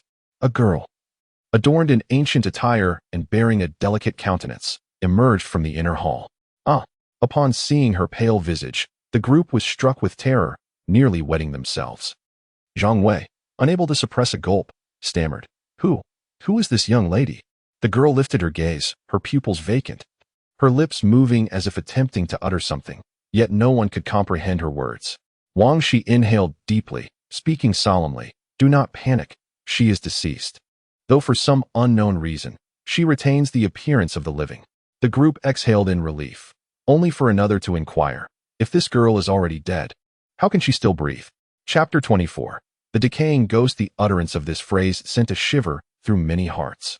The more astute among them took a step back, shielding the others behind them. After all, should the girl undergo any transformation, they would have a chance to escape unscathed. At that moment, Wang Shi shook his head and explained, "She is not a living being. Rather, she appears to be a manifestation of lingering resentment, a type of corpse evil." No sooner had Wang Shi spoken than the girl suddenly opened her eyes, revealing crimson orbs that gleamed with a bloodthirsty light. She extended her pallid hand toward him. "Humph!" Wang Shi snorted coldly, drawing his sword with precision. With a swift thrust, The girl's body became rigid, frozen in place. As two streams of blood flowed from her eyes, her head fell to the ground, and her delicate frame slowly collapsed. Truly impressive, young Master Wang. That strike is nothing short of formidable and exquisite. Someone praised. Indeed, Wang Shi's strike was devastating. With a single blow, he severed her throat. Even the corpse evil, under such force, could not sustain its malevolent essence and was obliterated entirely. However, at the very moment Wang Shi sheathed his sword, the zombie girl emitted a chilling hiss. Everyone collectively inhaled sharply. They had just witnessed her throat pierced by a sword and her head severed, yet she now stood there, seemingly unharmed. It was as if the previous scene had merely been an illusion. Look, that is the armchair. The crowd's hair stood on end as they stared fixedly at the armchair. Retreating further back, the chair had been mentioned by survivors as a random apparition in the cursed village. Anyone who sat upon it met their demise. Retreat, retreat, retreat. Panic gripped their hearts as they hurriedly withdrew from the grand hall into the courtyard. Just then, a crack resounded from the roof as a corpse plummeted from above. One of their own, who had appeared perfectly fine moments ago, lay lifeless in the blink of an eye. His chest was torn open. A sharp dagger embedded in his heart, with blood gushing forth. Dread washed over the crowd, and they scattered in all directions. Meanwhile, Wang Shi remained calm, a cold smile gracing his lips as he drew his long sword. With a swift flick, he locked onto the fallen body. With a decisive thrust, a grotesque head soared into the air, blood spraying from the severed neck. His expression remained unchanged as he plunged the sword into the ground. Waiting in silence for an extended period, yet no further disturbances occurred. Finally, the crowd exhaled in relief, realizing they had merely frightened themselves. But just as they sighed in relief, a haunting voice echoed from behind. Wang Shi. Wang Shi. On another front, after parting ways with the main group, Li Yi wandered alone through the cursed village. The surroundings were eerily silent, save for the howling wind. To ensure his safety, Li Yi navigated toward areas with the least trace of cursed energy. Generally, only masters of considerable strength could detect the potency of curses, as many were insidious and silent, ensnaring martial artists before they even realized it. However, Li Yi bore no such concerns. He relied on the magnitude of his experience points to gauge the strength of the curses. This village was exceedingly vast, with broad bluestone streets winding and intertwining. Occasionally, a few modest farmhouses appeared, from which wisps of smoke rose and the sounds of chickens and dogs could be heard. Suddenly, after walking a short distance, Li halted. Ahead, 3 men were crouched on the ground, digging fervently. Clad in tattered garments, their diminutive frames wielded tools as they labored, yet the black soil yielded nothing. "What are you doing?" Li inquired with curiosity. "Hee, brother, we are searching for something." The trio grinned at Li Yi, revealing a set of unsightly yellowed teeth. "Brother, would you care to join us in our digging?" Li Yi shook his head, preparing to leave. But one of the men suddenly exclaimed, "We found it. There is indeed an ancient tomb beneath." They lifted a narrow, decaying wooden coffin, their smiles wide. Yet, a wave of foreboding washed over Li Yi at the sight of the coffin, as his experience points surged alarmingly. "You have been afflicted by the curse of the decaying ghost. Experience point acquisition speed increased by 2,000%. Exorcism sword technique experience points 100,100,100. A decaying ghost? What manner of creature is that? Merely being in proximity caused Li Yi's vital energy to wither and decay. Although the mysterious sculpture within his consciousness incessantly devoured this corrupting force, Li Yi's physical form was too fragile. The rate of his recovery paled in comparison to the rate of erosion. Even though the exorcism sword technique surged to the late 5th stage in mere moments, it still left Li Yi trembling. Just as he prepared to quietly slip away, one of the diminutive figures suddenly said, "Li Yi, can you help me open this coffin?" A chilling wave surged through Li Yi's very core. How did he know his name? Moreover, according to the rules Wang Shi had provided, he was compelled to respond. Yet, at the moment that his name was uttered, an overwhelming coldness enveloped him. Absolutely, he must not respond. A singular thought surged in his mind. Li Yi remained silent, his weapon glowing with a glimmer of cold light as he swung it forcefully towards the figure's head. With a resounding thud, the figure's head exploded, dissipating into the air. The other 2 diminutive beings erupted in fury, their bodies contorting grotesquely as pale worms swarmed from their decaying forms, lunging toward Li Yi. Li Yi's eyelids twitched uncontrollably, and without hesitation, he hurled his weapon. Clang! The weapon struck one of the figures on the head, toppling it to the ground. Simultaneously, the other figure lunged at him, mouth agape, aiming for his throat. Crack! The weapon landed squarely on its head, shattering it like a watermelon, splattering Li Yi with filth. Not daring to glance back at the decaying wooden coffin, he turned and fled. He could not fathom how they knew his name. But he had no intention of encountering the creature within the coffin. Creak, creak. Li sprinted desperately, suddenly hearing a terrifying crunching sound behind him. This is bad. Panic seized him. He turned to see a massive corpse demon dragging the coffin in pursuit. Who, or what, was contained within that coffin? Why did a corpse demon protect it? And where had this demon even come from? Li Yi's expression shifted as he quickened his pace, attempting to widen the gap. But the corpse demon seemed faster. It dragged the coffin relentlessly, chasing after him. No. If this continues, I will inevitably be caught. Li Yi's brow furrowed as he scanned his surroundings. Must I hide within the coffin? No. Just being near it was unbearable. If I were to enter, I might very well become its next meal. I must hold my ground. If I can transform my vital energy into a dragon and reach the 3rd tier, my physical strength will increase, allowing me to withstand its attacks. Clenching his teeth, Li Yi ran with all his might. Chapter 25, seizing control this time. He sprinted towards the cursed land of the weak once more. He had come to understand that the cursed land of the weak was, in fact, extremely perilous. The buried horrors were simply too terrifying, which is why the surface seemed to possess such weak cursed power. Crack! A crisp sound echoed beneath Li Yi's feet, and the surroundings abruptly transformed. He found himself within a graveyard. Indeed, this was the cursed land, brimming with danger. Li Yi inhaled sharply. His body covered in a chill as he gazed upon the graveyard, every hair standing on end. The graveyard was shrouded in an eerie atmosphere, permeated with decay, death, and resentment. Especially deep within the graveyard, a faint red shadow flickered, elusive yet palpable. These sights were already unsettling. But what was more alarming was that before each mound of earth lay a small, exquisitely crafted wooden box. Inside the boxes lay pairs of vividly red embroidered shoes, glistening as if dripping with blood. The glaring red contrasted sharply with the dark grays, creating a striking tableau. A terrifying aura of cursed energy surged towards him, akin to a venomous serpent, forcefully penetrating Li Yi's body. The mysterious sculpture within his sea of consciousness trembled slightly, seemingly thrilled at the prospect of devouring this immense cursed energy. Poor Li Yi's physical form was battered by this malevolent force, his once robust vitality gradually waning. Meanwhile, the decaying wooden coffin dragged by the zombie drew ever closer behind him. Yet, the light in Li Yi's eyes grew increasingly intense. No pain, no gain. Sometimes one must face death to find life. He invoked the exorcism sword technique. Break for me. Boom. The exorcism sword technique shattered its restraints. Ascending to the 6th level, threads of exorcism true energy coalesced within his meridians, propelling Li Yi to the 3rd tier of blood, transforming into a dragon. Blood surged like lead mercury. The dragon roared and the tiger howled. Li Yi's eyes sparkled with divine lightning, enveloped in a mist of white. That was the intense vitality of his blood igniting. Now, he had reached the 7th level of the opening meridian's realm. Yet, he had already begun to condense true energy. His combat prowess was extraordinary. Li fixed his gaze on the zombie and unleashed a punch. Boom. The punch thundered like a storm, deafening to the ears. The zombie, unable to evade, had its chest punctured by the blow. A mournful howl erupted from the zombie as its decaying flesh began to retract violently, revealing sharp, bony claws. Ah! The zombie's anguished cries echoed, as if it could not withstand the agony. Li Yi sneered. I await my breakthrough. What are you waiting for? However, to Li Yi's surprise, the zombie did not flee. Instead, it lunged towards him. With a swish, the sharp, decayed claws grazed Li Yi's body, leaving faint white marks. The ghostly golden bell shield shimmered briefly, mending the damage. Such an attack could not breach even Li Yi's defenses. With renewed vigor, Li Yi pressed the attack. 1 punch, 2 punches, 3 punches. Li Yi unleashed a flurry of strikes. Each punch bore the force of 1,000 pounds. Bang, bang, bang.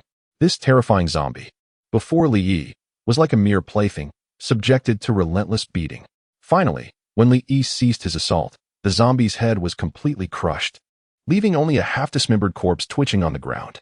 Li gasped for breath, feeling utterly drained. Yet, his expression bore no sign of relief. That creature. He cast his gaze towards the distant coffin, murmuring, what manner of horrifying entity lies within? However, as long as the coffin remained unopened, there should be no great terror unleashed. Li pondered. Within this sealed village, many powerful anomalies exist, yet most encountered are below the Sea of Qi realm. This implies that as long as one remains beneath this realm and avoids transgressing taboo rules, one would not attract the attention of those above the Sea of Qi realm. Were Wang Shi's prior assertions erroneous? But that cannot be. These rules were left by survivors, validated through many experiences. They cannot be wrong. Yet, I have indeed survived. It seems I must locate Wang Shi and the others, using them as a guide. Previously, Li refrained from doing so simply because he lacked the assurance to crush them should they band together. But the circumstances were now different. He felt no fear even in the face of Wang Shi's special treasures. The third tier of blood transforming into a dragon was sufficient to grant him confidence to contend with those at the first layer of liquid condensation. Moreover, after that peculiar force had entered his body, Li could distinctly sense that his physical form was undergoing a metamorphosis. Perhaps this was the transformation brought forth by the saturation of blood energy. Roar! Just as Li was preparing to seek out Wang Shi and the others, a chilling scream echoed from afar. This piercing cry did not resemble that of a human. Rather, it bore the quality of a beast roar. Li followed the sound, his pupils narrowing slightly. There, atop a distant hillside, stood a corpse soldier over 2 meters tall, clad in pitch-black scales. Its appearance grotesque and fearsome, bellowing mightily. It waved its arms, its mouth gaping wide to reveal a crimson tongue, howling towards the heavens. Behind it stood the silhouettes of Wang Shi and the others. Wang Shi's expression was grim, his aura significantly strengthened, suggesting they had encountered a great opportunity. Upon seeing Li, Wang Shi cast a cold glance at the decaying wooden coffin and remarked, "You have not adhered to the rules?" Li squinted. He noticed that Wang Shi and the others appeared distinctly unusual. They bore the semblance of humans, yet were undeniably not human. This state resembled that of a zombie. Li's wariness heightened as he slowly retreated. "Since you have violated the rules of the game, prepare to perish," Wang Shi bellowed, leaping towards Li with murderous intent. "Damn it!" Li cursed, launching a punch to collide with Wang Shi's strike. Boom! Wang Shi was sent flying, crashing through several trees before landing on the ground. He felt as though his arm had shattered, his entire body racked with pain. Yet, this agony paled in comparison to the terror swelling within him. How could he have been defeated? Li observed the battered Wang Shi and a hint of relief crossed his face. "It seems you are indeed vulnerable. What do you intend to do?" "I am of the Wang family's direct bloodline," Wang Shi stammered, panic evident in his voice. Li chuckled. "Stop the charade. You are not Wang Shi at all." Having previously impersonated Xiao Chun, he recognized the incongruity. The subtle movements and mannerisms of this impostor were entirely different from Wang Shi's. Although Li had not interacted deeply with Wang Shi, he was familiar with his speech patterns and gestures. This individual merely possessed Wang Shi's memories. So it was thus. A sinister grin spread across Li's face. "The rules Wang Shi mentioned were not genuine. You have usurped the so-called survivors and disseminated this information. As long as I do not transgress the rules, you cannot seize control of me, and those anomalies beyond the Sea of Qi realm shall not emerge. Now that you have usurped control, you should only retain the strength of the opening meridian's realm, correct? How do you plan to defeat me?" "Seeking death." Wang Shi roared in fury, unnoticed by anyone. A gash had opened in his abdomen, oozing eerie black blood, and a multitude of crimson eyeballs bulged forth, malevolent and sinister. He lunged again, his aura surging, landing a blow that injured Li. Li staggered back several steps but remained undaunted. The exorcism sword Qi intertwined with his searing blood energy, shimmering brilliantly beneath the pallid, overcast night. Wang Shi gazed upon the vigorous surge of vitality, filled with both astonishment and ire. Yet, he swiftly regained his composure and, in a chilling whisper to Li, remarked, "What does it matter if you know? Even if you were to escape from Fengmin village alive and ascend to a position of power, could you possibly withstand them?" Chapter 26. The head Chain Li furrowed his brow, an inexplicable sense of tension surfacing within him. Suddenly, he understood why so many people flocked to Fengmin village each year. It was because Fengmin village boasted the highest survival rate in the realm of ghostly mysteries, and the greatest likelihood of acquiring martial arts supernatural abilities. These eerie entities were infiltrating the great Zhou dynasty from within. A group of intelligent anomalies was far more terrifying than those who indiscriminately slaughtered. Just imagine, the high echelons of the entire great Zhou dynasty were being corroded by ghosts. What could they possibly refrain from doing? Anything could happen, including rebellion. These aberrations sought not merely to obliterate secular authority, but aimed to supplant humanity and become the true sovereigns. I must eliminate Wang Shi. Li's mind shifted. Here. In the end, only I can survive. Otherwise, should news of my being parasitized by these anomalies leak, it would surely bring calamity. Li Yi fixed his gaze on Wang Shi, his murderous intent surging. Wang Shi, taken aback, realized that not only was Li Yi unafraid, but his murderous aura grew increasingly ferocious. The blood energy surging around him ignited, emitting a sound akin to a tiger's roar and a dragon's chant. Li brandished the killing might staff and unleashed the evil repelling sword chi towards Wang Shi's head. Just as Wang Shi narrowly evaded the strike, he shouted, "I am the young master of the Duke of State's mansion. If you dare to kill me, my father will not forgive you. And you all. What are you waiting for? Act now." Wang Shi bellowed at the others. He understood that he could not defeat Li Yi alone. After his possession, his strength had diminished, reduced to merely the Qi Si realm. Hence, he needed to rely on the strength of others, although those around him seemed to be at the opening meridian realm. Due to the suppression of rules, their capabilities in Fengmin village were far from negligible. The others immediately fixed their cold stares upon Li Yi. Unbeknownst to them, Wang Shi had already been possessed. They merely sought to curry favor. They all struck together, intent on subduing Li Yi. However, after just one exchange, they sensed something was amiss. At this moment, Li Yi was no longer inclined to hold back. After all, this was Fengmin village, fraught with peril. They had to be completely eradicated. Otherwise, once they were possessed, the situation would become even more complicated. A brief, harrowing cry pierced the air as a man clad in armor exploded in a spray of blood, hurtling backwards, crashing through several trees, and collapsing to the ground. Never to rise again. Damn it. The others roared in fury, drawing their blades. Yet they could not even approach Li Yi. Bang, bang, bang. In a series of dull thuds, everyone, except for the initially attacking Wang Shi, was brutally slain. Puffed. Zhang Wei spat out a mouthful of blood, wobbling as he knelt on the ground. Although he was protected by blood energy and had not sustained severe injuries, much of his vitality had been drained, leaving him spiritless. This was due to the use of secret techniques. Zhang Wei's face was one of terror. Xiao Chen, you are not at the 7th level of the opening meridian realm. How can you be this strong? No. Have you been possessed by the anomaly? Li Yi's expression remained impassive as he raised the killing might staff and brought it down with force. Bang. Zhang Wei's head was crushed in an instant. Damn it. Wang Shi gritted his teeth, glaring at Li Yi with hatred.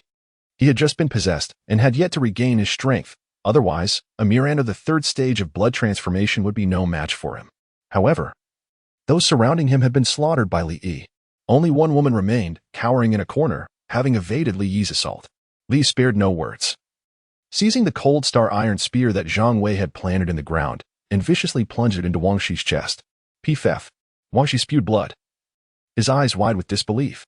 You dare to kill me? You dare to kill me? I am the future Duke of State. Boom. The killing might staff smashed Wang Shi's skull. A headless corpse collapsed to the ground. Just as Li turned to leave, a rumbling echoed around him. The graves shook violently. Crack, crack. Enormous chains made of human heads burst forth from the graves, fiercely wrapping around Wang Shi. In that moment, the chains began to absorb Wang Shi's essence. Seeing the chains emerging from the surrounding tombs, Li Yi's complexion turned pale. These chains were clearly composed of the bodies of the anomalies. Sweat beaded on his forehead, his face waning. This was beyond anything he had anticipated. What is happening? What on earth is this? He murmured, his eyes filled with confusion. The head chains instilled a bone-chilling dread within him. Suddenly, a shrill laughter pierced the air. Li looked up and saw a vague figure slowly drifting towards him. Its mouth opened slightly, revealing sharp fangs. Its eyes glimmering with a greenish hue, emanating a terrifying aura. Li Yi. It howled madly, calling out Li Yi's name. A chilling presence radiated from it. Li felt as though he had been plunged into a frozen wasteland, his body stiffening, instinctively curling up. His face was filled with an expression of horror. Yet, Li managed to maintain his composure and rationality, refusing to respond. According to the latest principles he had discerned, he must never answer, as long as he remained silent. These powerful anomalies above the Qi Si realm could not act against him. Indeed, the entity merely called out to Li Yi without making a move. Taking a deep breath, Li ignored it and approached Wang Shi's headless corpse. He wielded the cold star spear, swirling it in a dazzling display, and tore the headless body apart. The anomalies in the graves grew increasingly furious, and countless chains lashed out wildly. Damn it! Li cursed, his figure flickering rapidly. This time, he had learned wisely. He would not entangle himself with the anomalies. Break for me. With a sweep of his staff, he cleared away numerous chains. His momentum surged. and with a twist of his wrist, the killing might staff swept horizontally, smashing down upon the grotesque, twisted heads. Crack. Two heads rolled away. Seizing this opportunity, Li quickly fled. Li, you killed me. My father will surely avenge me. A piercing wail resounded behind him. Wang Shi's head, somehow restored, was tightly bound by an iron whip. Humph. Li scoffed, not pausing. It was merely lingering resentment, not to be feared. As Li fled for his life, Elle suddenly screamed in terror, "Save me. Please, take me with you." She was ensnared by several head chains. The ends of the head chains were composed of bloody spinal columns, a sight that sent chills down one's spine. Li Yi showed no signs of hesitation, leaving without a glance back. This place was too malevolent. Staying any longer could very well lead to his demise. Chapter 27. The ancestral hall. Greenvine gazed at Li Yi's retreating figure, her eyes brimming with animosity. Why? Why would he not save me? With her final murmurs.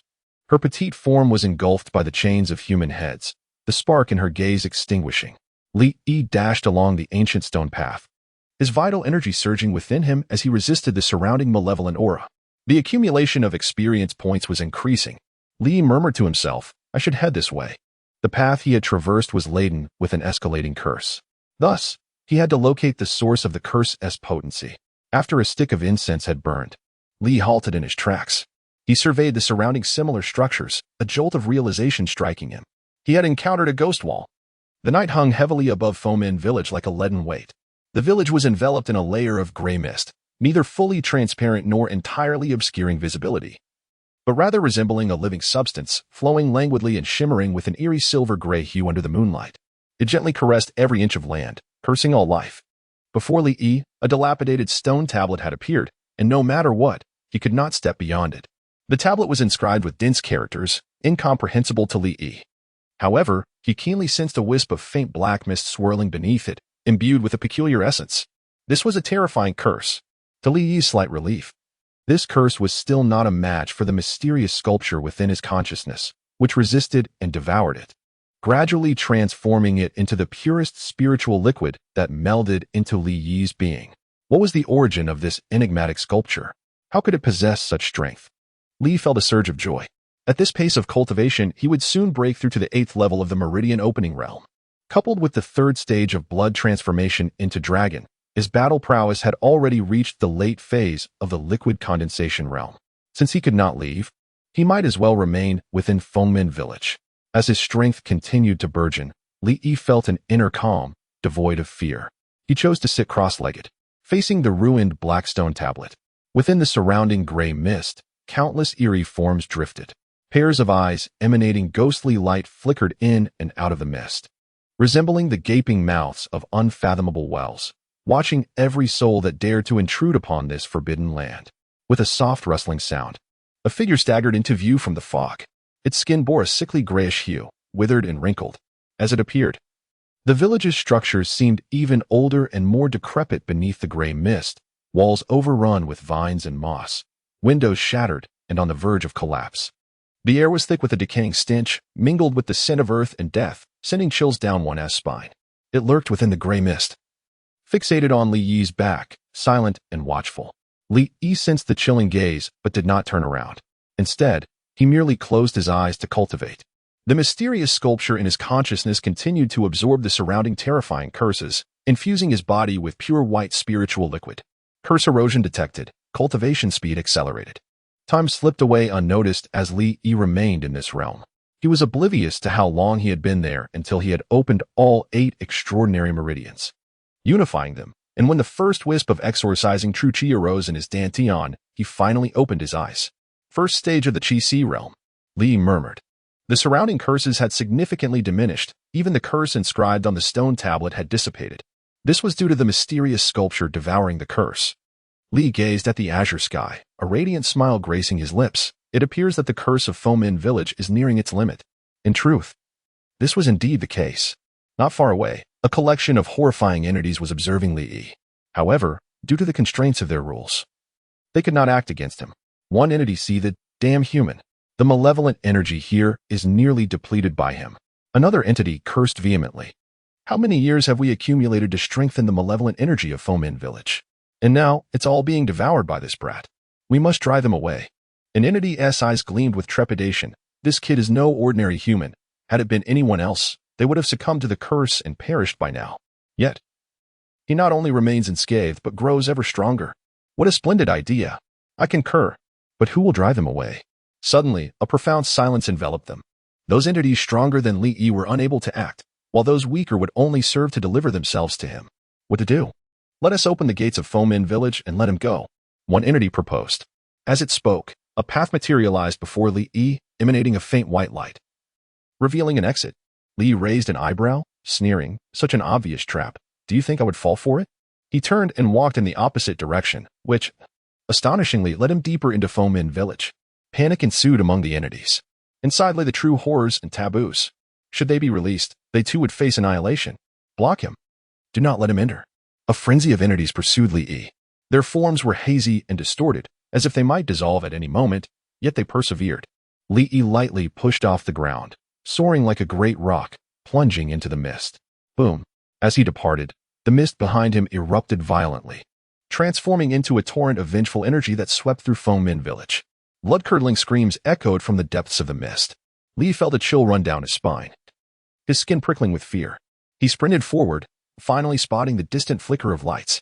It was the red lanterns, the red candles burning within the ancestral hall. Behind Li Yi, a ghastly figure silently followed. Sensing impending danger, he abruptly turned. The figure had already reached him, opening its gaping maw to bite down ferociously. Li Yi reacted with astonishing speed, dodging the brutal assault with a series of swift movements, then swiftly extending his right leg to deliver a forceful kick to the creature's cheek. With a sharp crack, the creature's massive body was sent hurtling away, crashing into a building. It was a zombie. Li drew his weapon and impaled it through the heart. He then advanced toward the ancestral hall. Li. The other entities, witnessing his approach toward the ancestral hall, grew frantic, desperately calling out to him, attempting to hinder his progress. Even a dozen coffins were positioned before him, awaiting his opening. Li disregarded them entirely, stepping inside. The ancestral hall was filled with the remains of the villagers of Fomin. Their faces bore expressions of relief, peacefully and contentedly at rest. Li stood still, gazing blankly at them. After a long while, he collected himself and retrieved a candle. This candle was shrouded in eerie black smoke, appearing ominous and unsettling. As the candle extinguished, Li looked up to behold tumultuous dark clouds swirling in the sky, streaks of lightning dancing wildly. Chapter 28. The offering table of ancient text. The rhythmic sound of footsteps echoed along the ancient bluestone path outside. Within the ancestral hall, the corpses began to awaken, their eyes snapping open as they stood erect, casting chilling gazes upon Li Yi. A total of 60 or 70 desiccated bodies rose, slowly advancing towards him, their faces devoid of expression. They moved with the clumsiness of puppets, their eyes dim and lifeless. Li clenched his fists, warily observing these cadavers while retrieving a long spear forged from cold star iron. Suddenly, a towering zombie leapt forward, lunging at Li Yi with its blood-soaked maw. Li raised his spear, driving it forcefully through the creature's skull, blood splattering across his face, intensifying his cold demeanor and killing intent. Though the zombies attacked swiftly, Li Yi's spear was impenetrable, its strikes dazzling like a torrential downpour, repeatedly piercing the zombies' chests and pinning them to the ground. As he thrust the spear at the advancing undead, he moved steadily forward, gradually drawing nearer to the center of the ancestral hall. Abruptly, his gaze trembled as he beheld a head resting upon the altar ahead. It belonged to a female corpse, remarkably preserved, her visage strikingly lifelike. Her features were exquisitely beautiful, reminiscent of a fairy from a painting. The only disheartening aspect was the severed neck, the jagged edge gruesome and horrifying. Kneeling beside an offering table, her expression was one of reverence. On the table lay offerings of 3 animals, incense wafting through the air, saturated with the aromatic essence of sandalwood.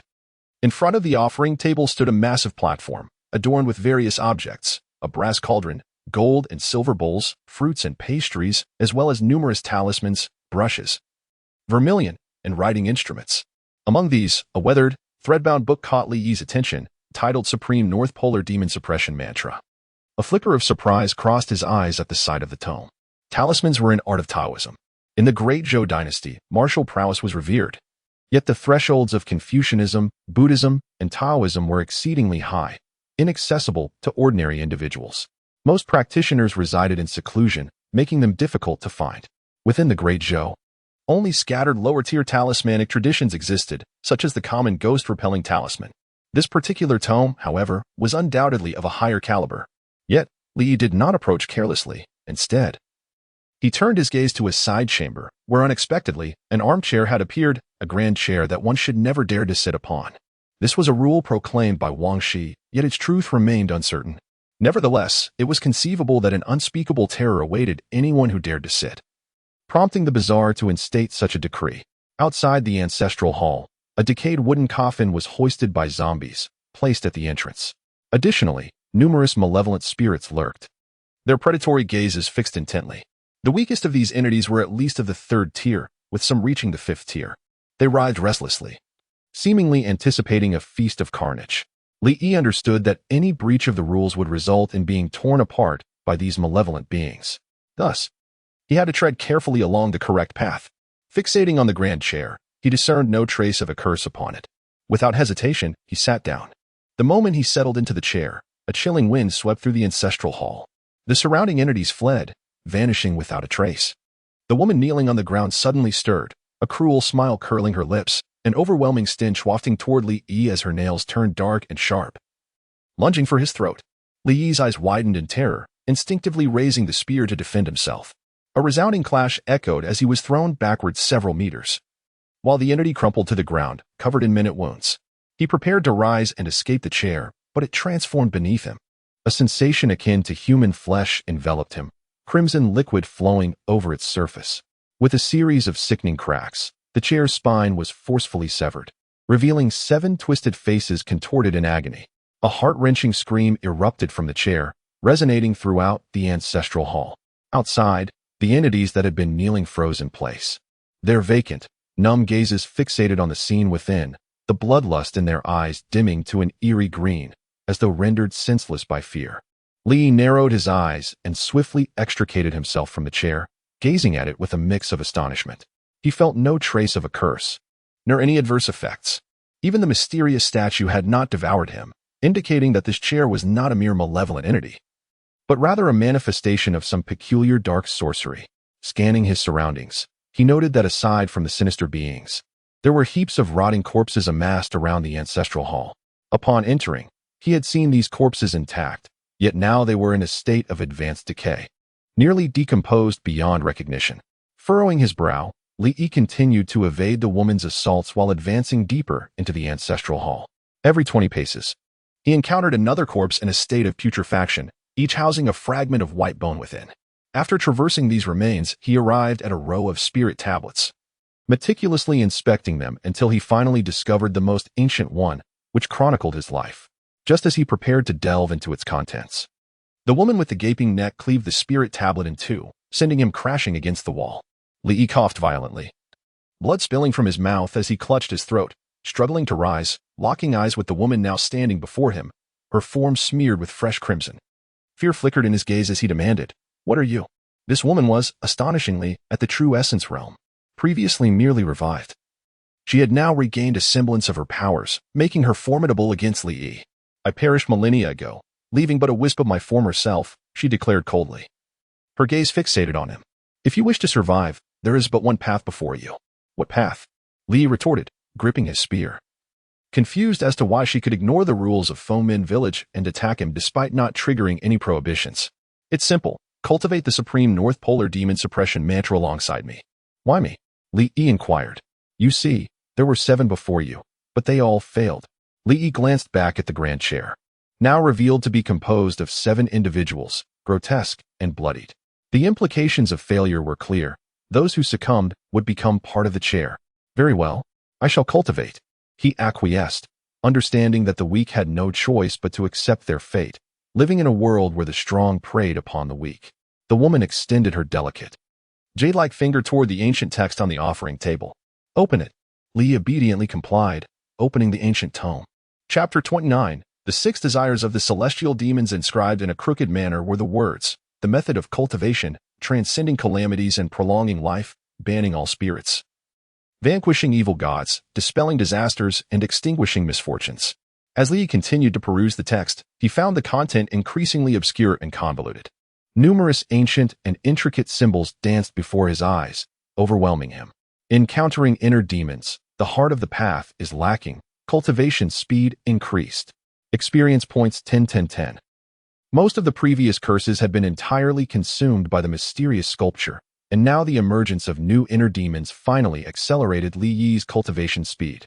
As for the lack in the heart of the path, Li Yi had yet to perceive it. The inner demons were devoured by the mysterious sculpture. With the absorption of the inner demons, the symbols in the ancient tome gradually became clearer to Li Yi. He began to comprehend everything. It was as if the curse of the inner demons inscribed in the tome had been consumed by the mysterious sculpture, erasing the superfluous parts and revealing the essence. The 6 desires of the celestial demons? Li Yi was taken aback. This was, in fact, a demonic technique. Was someone using the secret methods of the Tao to bait a trap? No wonder Fomin village had fallen into such a dire state. It was likely closely tied to the owner of this technique. Do you understand? The woman gazed intently at Li Yi, her pitch-black pupils devoid of impurities, exuding an eerie and uncanny aura. Li nodded. I understand. However, I require some time to cultivate. What he desired was indeed this demonic technique. For instance, the exorcism sword technique. As his realm continued to rise, the inner demons grew stronger. The more potent the inner demons, the greater the energy absorbed by the mysterious sculpture. And consequently, the more experience points he would gain. This 6 desires of the celestial demons was even more sinister than the exorcism sword technique. Ranked higher among the heavenly tiers. Should he succeed in his cultivation, his speed would soar. Excellent. I shall grant you 3 days. The woman sat nearby, seemingly unconcerned about Li Yi's potential deceit. Yet, Li Yi had no intention of trickery. Once he successfully cultivated the 6 desires of the celestial demons.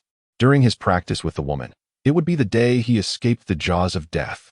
However, the cultivation of the 6 desires of the celestial demons was not a simple task. The realms spoken of in Buddhism are divided among the realms of desire, form, and formlessness.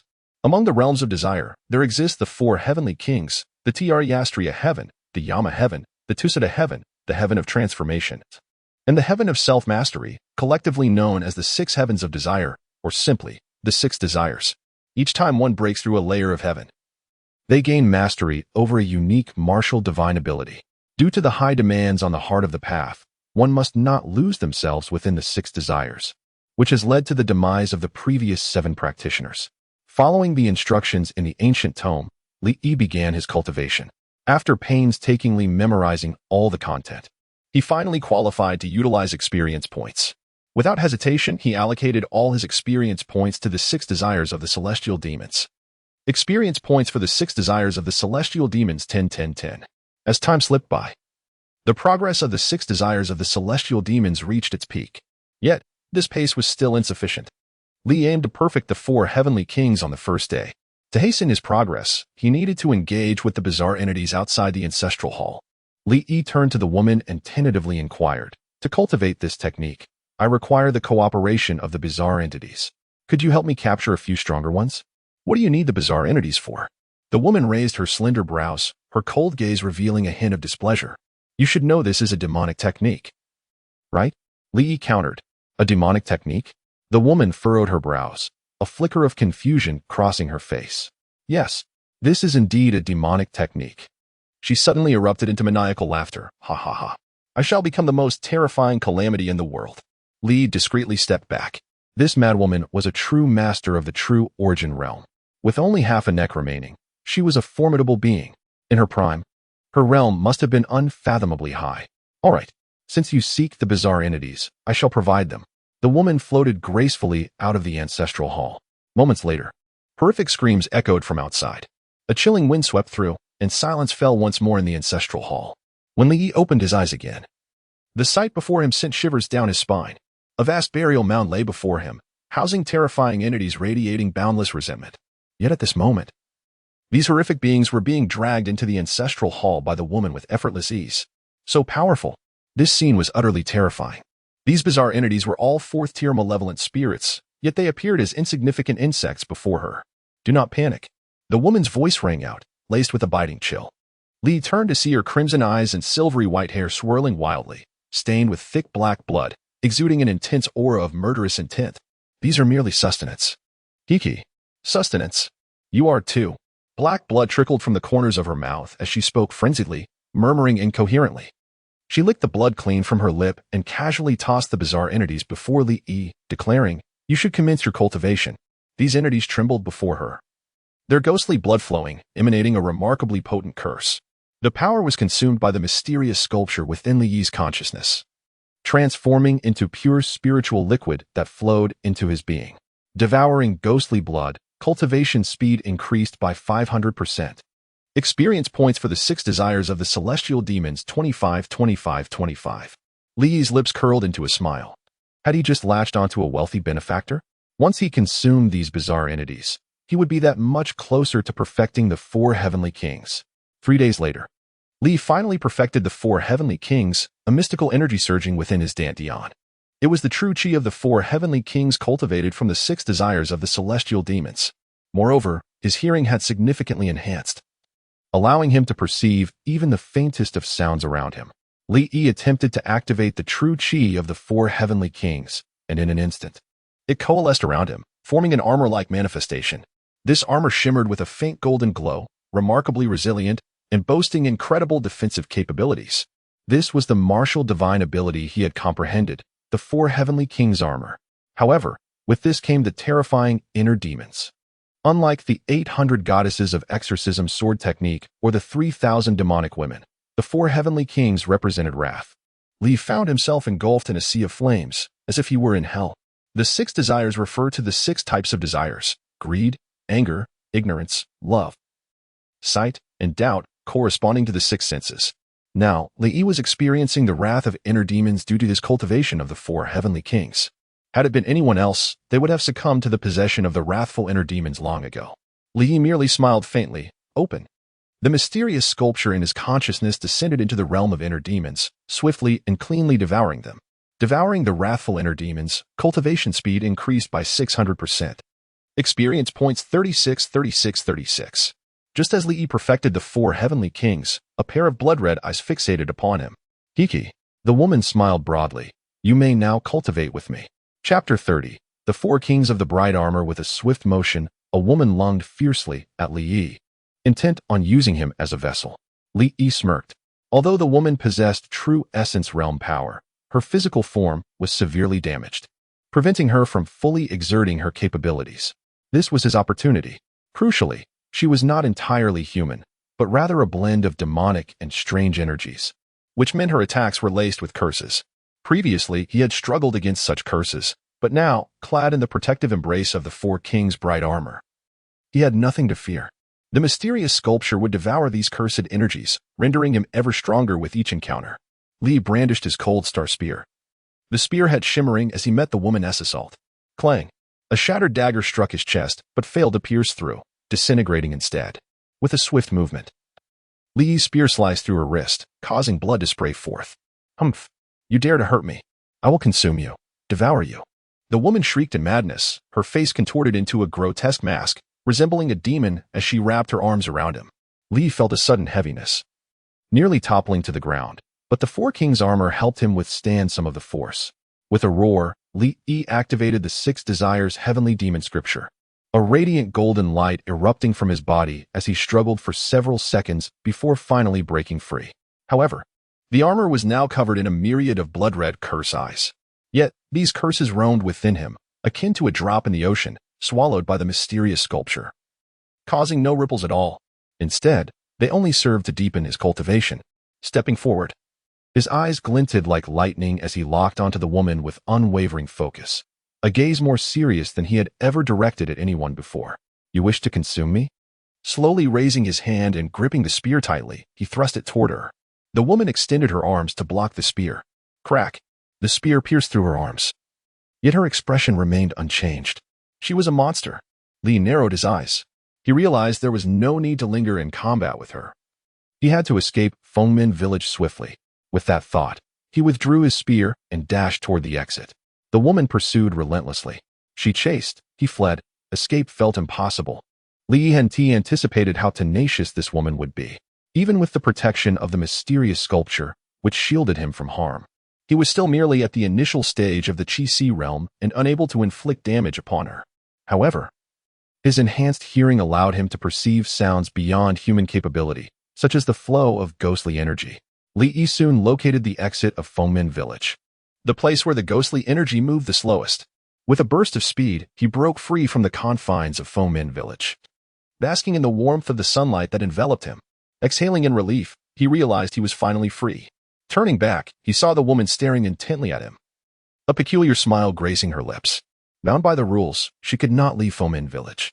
Li Yi paid her no mind and strode away confidently, thinking that the next time they met, he would ensure her hair was tied up. Moreover, the greatest threat was not this woman, but the peculiarities lurking outside. Those strange entities that had infiltrated the upper echelons of the great Zhou dynasty would undoubtedly act against him if they discovered he had not been possessed.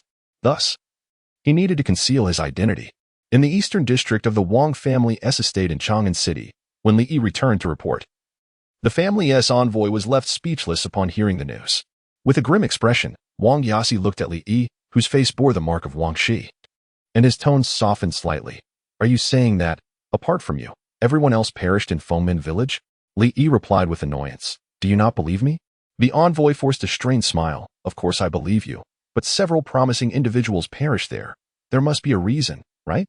Fengmin village is known for its high survival rate in ghostly realms. To have only one survivor out of over 30, who would believe that? Li spoke solemnly. Fengmin village is a trap. Everyone who emerged has been possessed by the strange entities. The 3 rules are mere fabrications, designed to entice humans to violate them, allowing the high-level entities to strike. What? The envoy was taken aback, cold sweat trickling down his back. Are you saying this is true? Those warriors who emerged from Fengmin village now hold high positions. If they are indeed strange, wouldn't the entire great Zhou dynasty be compromised? Li Yi sneered, exuding an air of superiority. Of course. This is what I deduced from the lives of those commoners. Do you think it is untrue? He suddenly glanced around, a hint of vigilance in his gaze. My return must remain secret. Otherwise, I will undoubtedly be hunted down. Furthermore, ensure this matter is reported to the family head, and remember to avoid those who previously entered Fengmin village. Understood. The envoy nodded. I will take care of it at once. Watching the envoy depart, Li revealed a cryptic smile. This was merely the first step in his scheme. Once the Wang family learned of Fengmin village, suspicion would inevitably arise. Once doubt took root, the lies could no longer endure. A significant upheaval was unavoidable. Furthermore, he could no longer use the identity of Shaochen. He needed to adopt another guise to continue his survival in the town of Strange Affairs prison. Zhang Chun seemed to be the most suitable choice. Next, he needed to enter the B cell of the town of Strange Affairs prison to enhance his experience. In the town of Strange Affairs prison, in the C cell, the preparatory dormitory for the town's enforcers was far more luxurious than that of the guards. Zhang Chun, now a preparatory enforcer, possessed access to a wealth of cultivation resources. However, he was acutely aware that he was merely an ordinary person, lacking the pure young body. Should this deception be uncovered, he would undoubtedly face dire consequences from the prison authority. Moreover, despite having resources, his talent was insufficient, and his cultivation progression was slow. He had only reached the 3rd stage of the Meridian opening realm. This had already raised suspicions among the prison authorities. It wouldn't be long before he was captured. Thus, he lived in a constant state of anxiety. At that moment, a voice called from outside, Preparatory Enforcer Zhang, may I enter? Li Yi? Zhang Chun was taken aback. What was he doing here? Nevertheless, he dared not ignore him and hurriedly welcomed Li Yi inside. Once the door was securely shut, Zhang Chun lowered his voice. Brother Xiao, the prison authority has begun to suspect me. What should I do now? Li Yi replied calmly. It's simple. I will become you. Panic flashed across Zhang Chun's face. You? What are you planning to do? Li Yi's voice turned ominous. You know too much. Just as Zhang Chun was about to cry out, Li Yi unleashed a strand of exorcism sword energy from his fingertip, piercing through his brow. Zhang Chun's body collapsed to the ground. Those accustomed to killing understand that while ending a life is easy, disposing of the body is the challenge. Yet, for Li Yi, this was no obstacle. He transformed into Zhang Chun's likeness, hoisting the corpse, evading the patrolling guards, and casually disposing of it in the blood demon's cell. Soon, the sounds of gnawing echoed from within. Just as Li Yi returned to Zhang Chun's room, a respectful voice called from behind, Lord Zhang, the prison authority requests your presence. Li Yi inquired, the prison authority has summoned me for a matter? Chapter 31. The turmoil in Yangzhou City. The messenger jailer shook his head, stating he was unaware. Li Yi surmised that Zhang Chun's recent behavior had likely raised suspicions. Although he lacked a pure yang body, his blood transformation had reached the 3rd tier, far surpassing that of a pure yang physique, rendering him unafraid. "Take me there," he commanded. Yes, Li moved with the grace of a dragon and the prowess of a tiger, following the jailer. Upon seeing Li, the head jailer immediately broke into a smile. "Zhang Chun has arrived. Come, sample this your finest tea." Li chuckled, raising the teacup to his lips, yet refrained from sipping. The head jailer continued. "Recently, Yangzhou City has been tumultuous. The town exorcist has captured a fox spirit. Your pure yang blood combined with the fox spirit's essence could be used to concoct the yang fox pill. Would you be willing to offer a few drops of blood?" Understanding the implication, Li realized this was both a test and an opportunity for alchemy. He readily acquiesced. "Your Excellency has shown great favor to me. I would be more than willing." The head jailer laughed heartily, instructing others to bring forth the fox spirit. Li cast a glance at the creature, his brow furrowing. The fox spirit appeared indistinguishable from a human, yet it bore several grotesque scars around its neck, resembling centipedes crawling upon its flesh. This eerie sight sent shivers down the spines of the jailers present. A fox spirit at the 9th level of the opening veins realm. However, Li had anticipated such a reaction, feigning nonchalance as he extracted a drop of blood from his fingertip. The refined blood fell onto the fox spirit, which immediately let out a piercing wail, its body twisting and writhing in desperate struggle. It was resisting Li's spiritual force. Li raised an eyebrow. Surprised by the fox spirit's sentience, no wonder it had caused so much havoc. Yet, this drop of essence was a product of his third-tier blood transformation. Although it had been purified of much essence, it was still beyond the fox spirit's capacity to resist. Soon, the fox spirit's struggle waned, and it ultimately surrendered, transforming into a blood pearl. Satisfied, Li withdrew his hand and tossed the crimson orb to the head jailer. "Excellent," the head jailer exclaimed, inspecting the orb and confirming its authenticity before stowing it away. He then looked at Li with a beaming smile, praising, "Zhang Chun, I truly did not misjudge you. You are indeed a rare talent of a century." Previously suspicious of Zhang Chun's pure yang body, the head jailer now had no doubts. The ability to dissolve the fox spirit so swiftly could only belong to one with a pure yang physique. He felt fortunate to have discovered such a treasure. Li responded with calm humility. "All credit goes to your guidance, Your Excellency." Flattered by this compliment, the head jailer's smile grew wider. Seizing the moment, Li added, "Your Excellency, I wish to enter the prison to pave the way for you." The head jailer frowned, pondering whether Li was becoming too ambitious. Yet, sensing sincerity in Li's demeanor, he doubted such a notion. Moreover, he had reached a dead end in his current path. To ascend, he needed assistance. Who would help him without reason? It was far more prudent to nurture a powerful warrior to soar alongside him, which was precisely what Li sought. The head jailer chuckled. "To enter the prison, one must be at the Qi realm. While you possess a pure yang body, you still lack the qualifications." Li smiled knowingly. "With Your Excellency's presence, what obstacle could possibly stand in my way? Furthermore, the situation is becoming increasingly dire. Are you familiar with Fengmen Village?" The head jailer paused. "Fengmen Village? What does that have to do with it?" Just then, a cacophony erupted from outside, followed by a sharp voice penetrating the air. "Chui jailer, a decree has arrived. Come forth to receive it." Startled, the head jailer exchanged a puzzled glance with Li, but refrained from questioning further. Instead, he knelt respectfully to receive the edict. The eunuch's high-pitched voice rang out. "By the mandate of heaven, the emperor decrees, an anomaly has escaped from Fengmen Village, requiring the Zhenguisi division's assistance in exterminating it. Thus decreed." Upon receiving the edict, the head jailer's expression grew increasingly bewildered. Who had issued this decree? Assist whom? The current empress was merely a puppet, controlled by the 5 prominent families and the 8 great clans of the Guanlong region. Logically, this edict should have originated from the Chui family, as it pertained to his command. Yet now, it had fallen into the hands of a eunuch, leaving him perplexed. Nonetheless, with the decree issued, it was unthinkable to decline. Furthermore, he glanced at Zhang Chun. Wasn't this lad eager to enter the prison? This could serve as an opportunity for him to earn merit. The head jailer mused, scanning the room before declaring, "In that case, Zhang Chun, I shall assign 2 deputies to accompany you alongside town exorcist Qin Feng." Li quickly stepped forward. "Your Excellency, please send more individuals. Fengmen Village is no ordinary place." The head jailer replied, "I am well aware.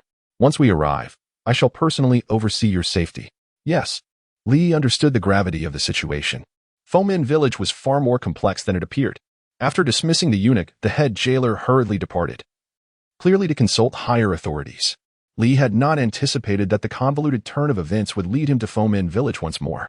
However, with powerful figures backing him, he merely needed to blend in. He could afford to observe from the sidelines. If danger arose, he could swiftly retreat. After all, once chaos erupted, who would concern themselves with a minor figure at the opening veins realm? 3 days later, the 4 major prisons of the Zhenguisi division dispatched formidable warriors. However, their destination was not Fomin village, but rather Yangzhou City. Yangzhou City. Dark clouds loomed ominously, casting a pall over the sky. Thunder rumbled, and a tempestuous energy pervaded the atmosphere. On a colossal sacrificial altar below, a group of impeccably dressed men congregated, each possessing cultivation at least at the peak of the Qi realm, their power formidable. They sat encircling a stone slab adorned with intricate and arcane patterns, emanating a faint golden glow. Suddenly, a resonant voice broke the silence. The seal has been broken. We can finally depart this accursed place. The other Qi realm warriors erupted in cheers. Only an elderly man remained silent, a furrow etched across his brow. At that moment, a surge of agony coursed through his mind. Veins bulged on his forehead as he sighed heavily. The secret of Fomin village, whoever leaked it has forced our hand. After years of planning, it has all come to naught. A woman in a green dress stepped forward, her beauty radiant, skin fair as snow, and eyes shimmering like water. She appeared gentle and serene, offering a light laugh. Master, there is no need for concern. Once we seize Fomin village, all will be ours in due time. The elderly man scoffed. What do you understand? Such a move would expose our identities. The woman replied playfully, Master, you worry too much. Those people do not know you. And besides, we have concealed ourselves for so long, how could they possibly guess our true intentions?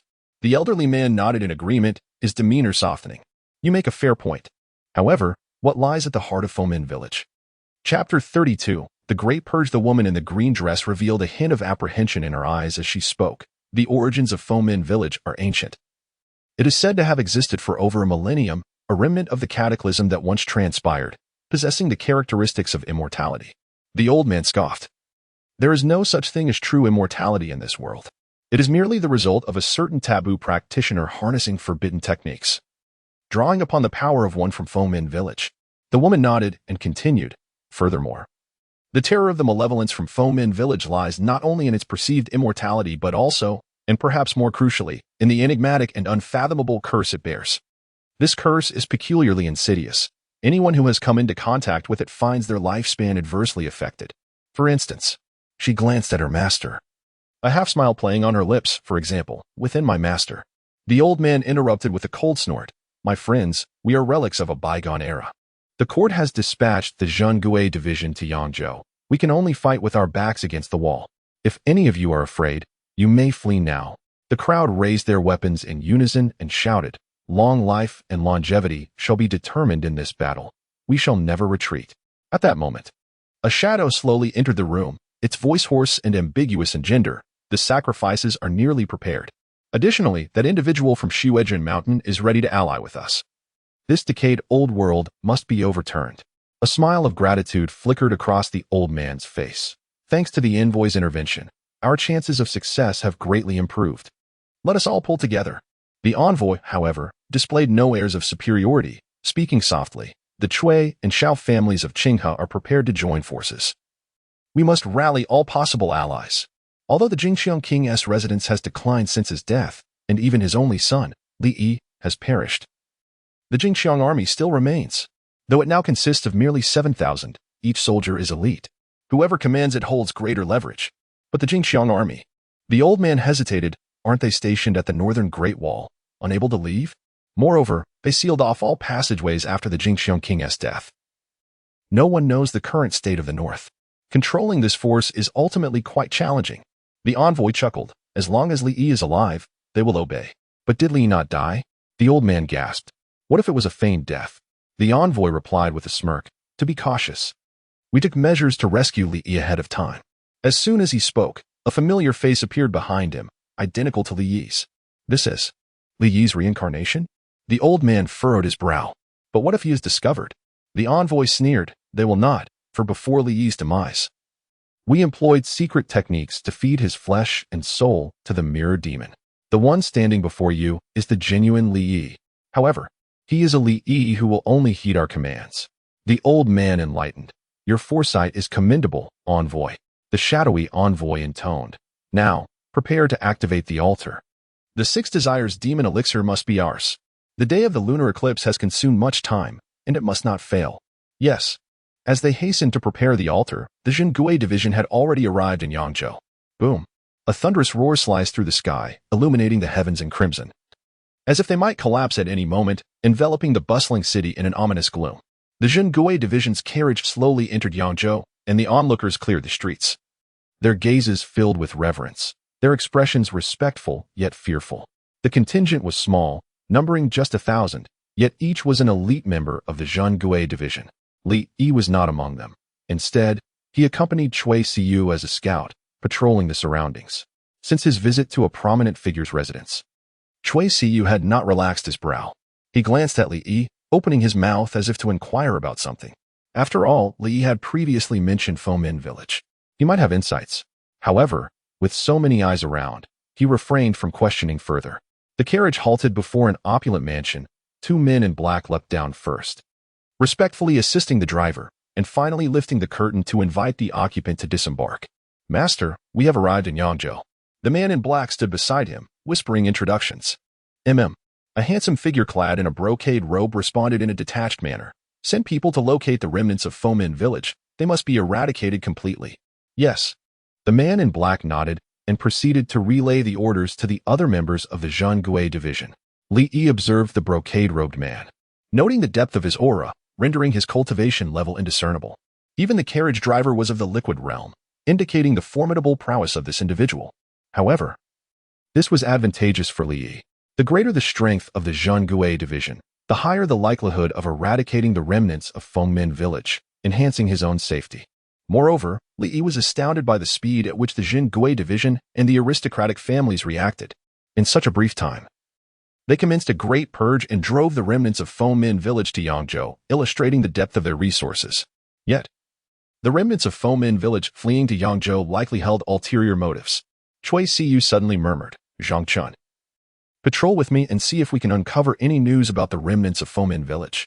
Li nodded, and seeing that no one was around, he cautiously asked, Master Siyu, the remnants of Fomin village have infiltrated the Dazhou dynasty for many years. How could they be so easily cornered?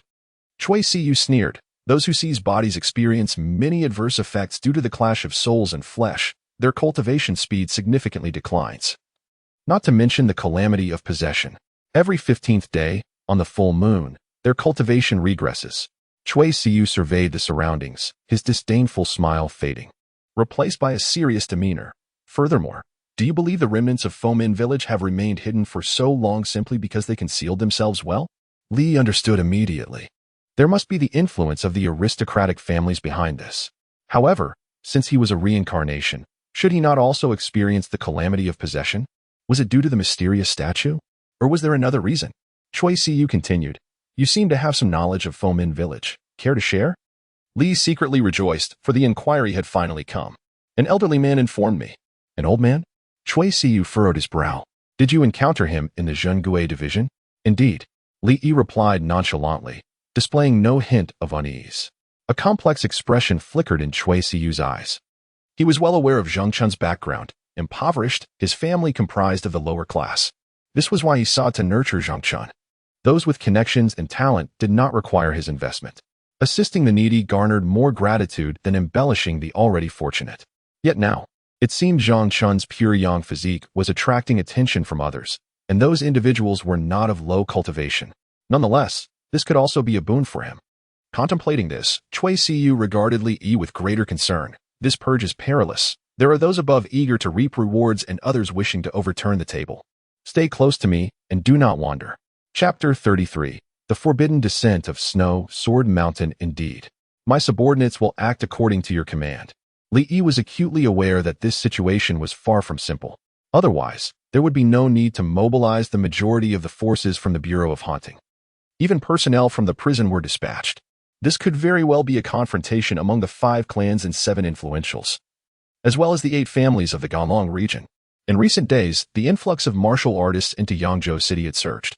Moreover, Li Yi noticed a drastic increase in the number of children who had gone missing in Yangzhou City several months prior.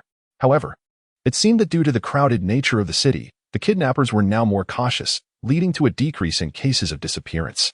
Yet, the remnants of Fomin village remained elusive, causing some agitation among the Bureau of Haunting. 3 days later, a high-ranking figure from the Bureau of Haunting appeared, bearing ominous news. The taboo from Snow Sword Mountain had descended, taking Bai Yuexin as a disciple and leading an army of 100,000 vengeful spirits to attack Yuzhou City. Consequently, most of the personnel from the Bureau of Haunting were redirected to Yuzhou. After all, the remnants of Fengmin village paled in comparison to the threat posed by the taboo. Cui Siyu paced anxiously in his room. Zhang Chun, should we follow the main forces or remain in Yangzhou City? Li Yi replied. The strength of Snow Sword Mountain is formidable. If we proceed, there may be unforeseen dangers. Here, we have that esteemed individual overseeing matters, thus chaos is unlikely to ensue.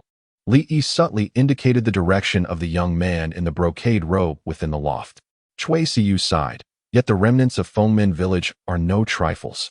The key issue is that their choice of Yangzhou City as their final stronghold is no mere coincidence. It suggests that there is something here worth fighting for. No one is a fool.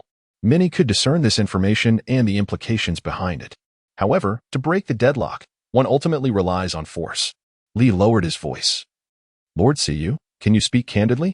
On which side does our Cui family stand? Choosing sides is paramount. A misstep could cost us our lives. Cui Siyu furtively glanced around before responding. The Cui family is currently divided into 2 factions.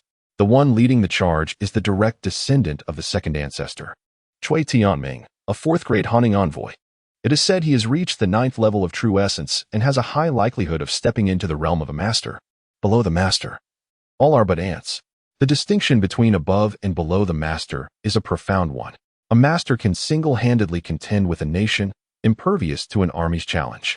In fact, in the face of those taboos, greater numbers of soldiers often serve to their advantage, acting as their power source.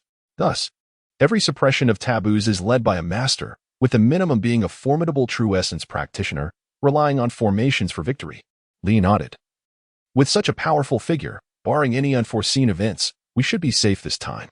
Cui Siyu sighed again. Yet, the 2nd and 3rd ancestors of the Cui family have always been at odds, resulting in a split. They are now estranged. The Qinghe Cui clan and the Bowling Cui clan, though stemming from the same lineage, have become his enemies. Cui Xin and Cui Tianming belong to the Qinghe faction. It appears that the Bowling clan may also intervene, likely complicating matters further. However, given the greater peril posed by Snow Sword Mountain, personnel from here were quickly redirected there. Following Li Yi's suggestion, Cui Siyu decided to remain here. As Li Yi watched the departing main forces, an inexplicable feeling surged within him. He lowered his gaze to the ground. The mysterious sculpture seemed to be stirred by a force, trembling slightly with an inexplicable excitement, as if it yearned for something. Suddenly, he turned his gaze to the beam above. A cold wind swept through, causing him to shiver. Most crucially, he glimpsed several eerie figures resembling children. Within the confines of the Cui family mansion, Cui Siyu was receiving a report from Li Yi when his expression suddenly changed, and he exclaimed, "How is that possible? What did you say? Are you certain that the coffin you saw truly contains no remains, having been reduced to nothing but dust?"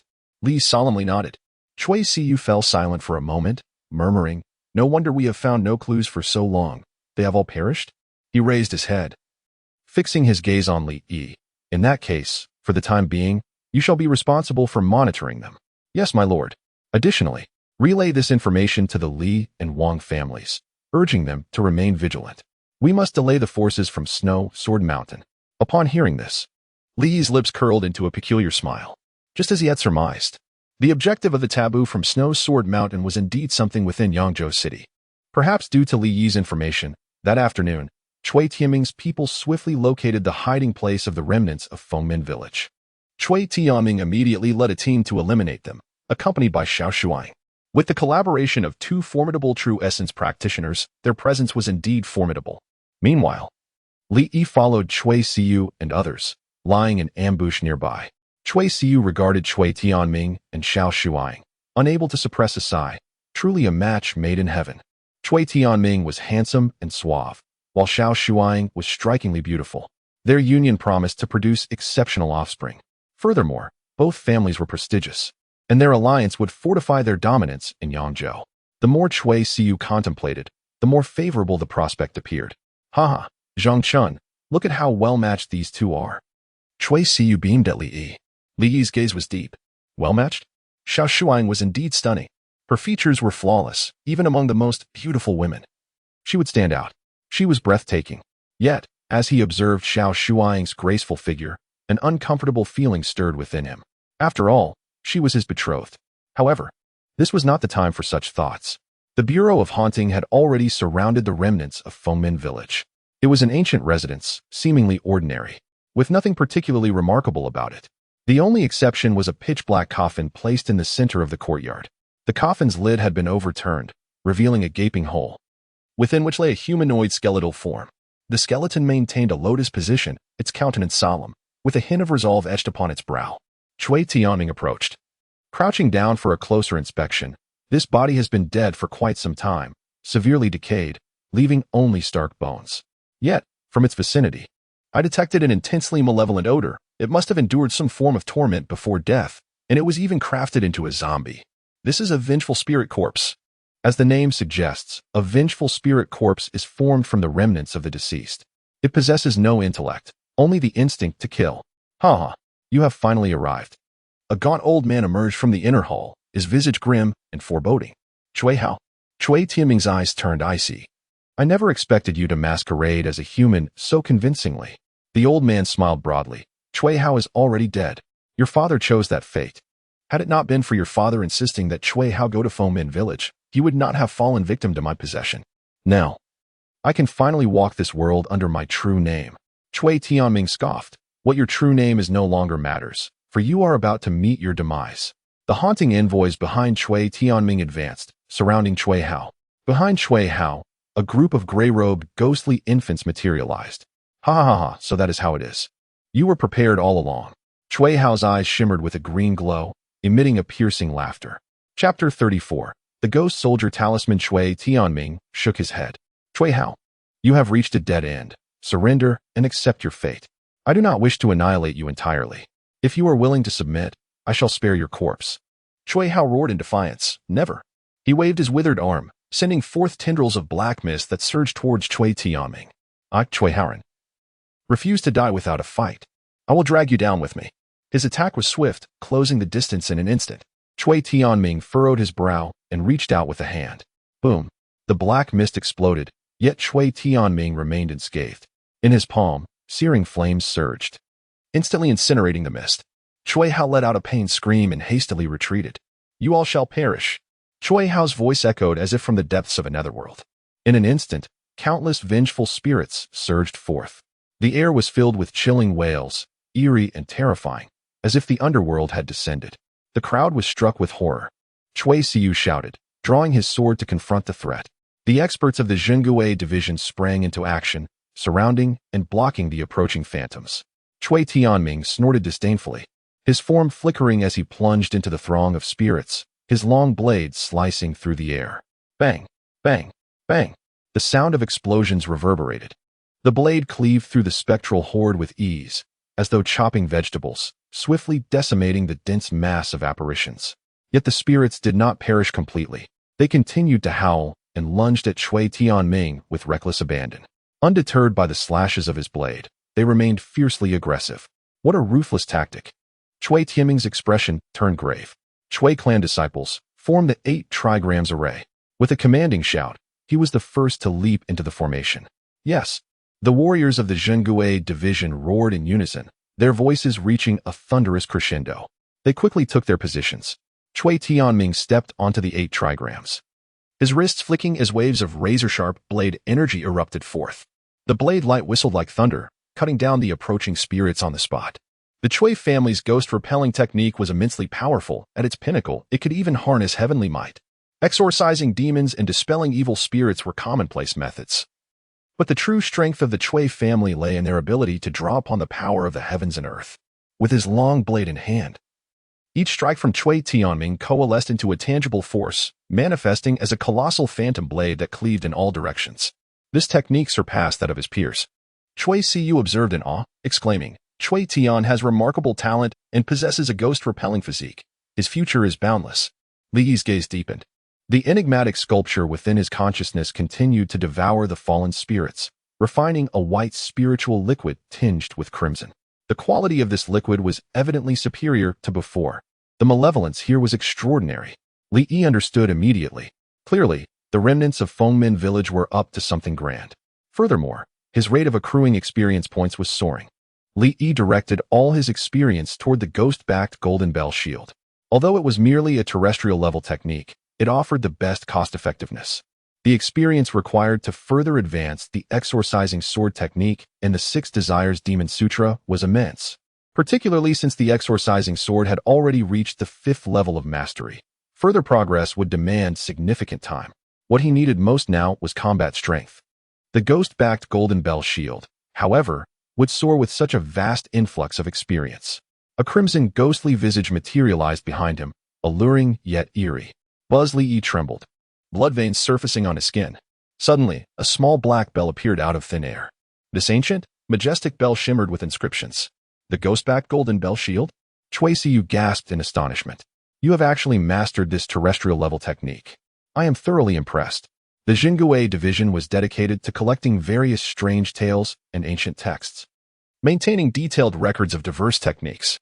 The ghost-backed golden bell shield was a terrestrial-level technique that had not been successfully cultivated for years, exorcising demons and dispelling evil. This technique fed on the spirits of ghosts, absorbing their resentments to refine itself. It was said that at its peak, summoning the ghost-backed golden bell shield could invoke millions of vengeful souls, overwhelming and annihilating everything. However, due to its extremely stringent cultivation conditions, few had ever succeeded. To think Li Yi had achieved it. Truly, he was a pure young body. A flicker of excitement crossed Zhenguisi's eyes. Once Li Yi fully matured, his future would be brilliant. As for why Li Yi possessed the ghost-backed golden bell shield, Zhenguisi speculated that Li Yi must have caught the attention of a prominent figure in the scripture pavilion. With this thought, Zhenguisi was even more resolute in his decision to align himself with Li Yi. Protecting Li Yi, he swiftly retreated, avoiding the formidable apparitions, speaking in a hushed tone. This place is too perilous. Let us tread lightly. Life is paramount. Li Yi nodded in agreement. I shall heed Lord Siyu's words. He had long harbored this intention. He had come merely to harvest experience. Indeed, Zhenguisi smiled with satisfaction. Who wouldn't favor a talented subordinate who was also obedient and understanding? In a few days, he planned to introduce his niece to Li Yi for a marriage alliance, thereby binding their fates together. Meanwhile, the battle between Chui Tianming and Chui Hao had reached a critical juncture. Heh. Chui Tianming sneered. I shall see who in this world can stand against me, Chui Tianming. With that, he charged forward, dual blades in hand, towards Chui Hao. Clang. Chui Hao flipped his palm, producing a pitch-black talisman, slamming it onto his chest and spitting out a mouthful of blood. What is that? Zhenguisi's pupils contracted sharply. The dark talisman radiated a brilliant light, exuding a strong, foul odor reminiscent of the vengeful spirits. The Chui family's ghost soldier talisman? Chui Tianming was momentarily taken aback. Chui Hao grinned maliciously. Indeed, it is the ghost soldier talisman. Only the direct descendants of the Chui family are qualified to wield it. Today, I shall see how you will resist. Chui Tianming's gaze grew cold. This ghost soldier talisman is only temporarily activated. The might of the Chui family's ghost soldiers is beyond your comprehension. Moreover, should it backfire, you will also perish. Chui Hao's face paled as he gritted his teeth. Chui Tianming, even if it costs me my life, I will ensure you remain here. Chui Tianming scoffed. If that is the case, I shall grant your wish. He lunged forward, his long blade aimed directly at Chui Hao. Chui Hao's expression twisted with rage as he bellowed, You shall all die. With both hands forming seals, he pressed down on the ghost soldier talisman.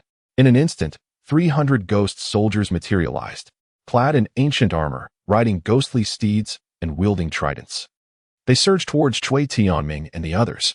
Kill. Chui Tianming swung his long blade, instantly reducing 2 ghost soldiers to a bloody pulp. Boom. But at that moment, Zhenguisi suddenly exclaimed, Run. He scooped up Li Yi and fled at top speed. Swish, swish, swish.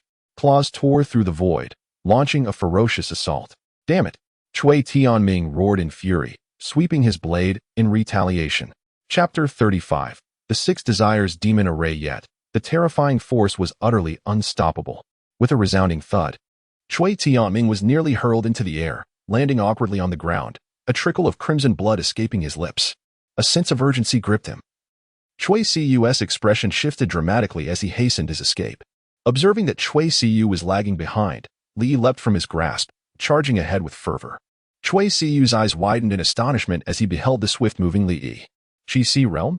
He gasped, realization dawning upon him. No wonder he caught the attention of the one from the Sutra Pavilion.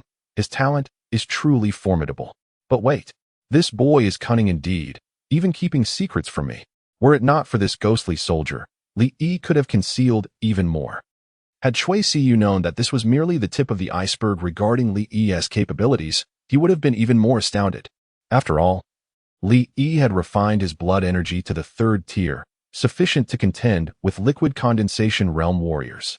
The 3 techniques: evil repelling sword technique for refining qi, the 6 desires demon scripture for refining the soul, and the ghostly back golden bell shield for refining the body, advanced in unison, rendering Li Yi nearly devoid of weaknesses. Cui Tianming surveyed the panicked crowd fleeing in all directions, his expression increasingly grim, yet now was not the time for inquiries.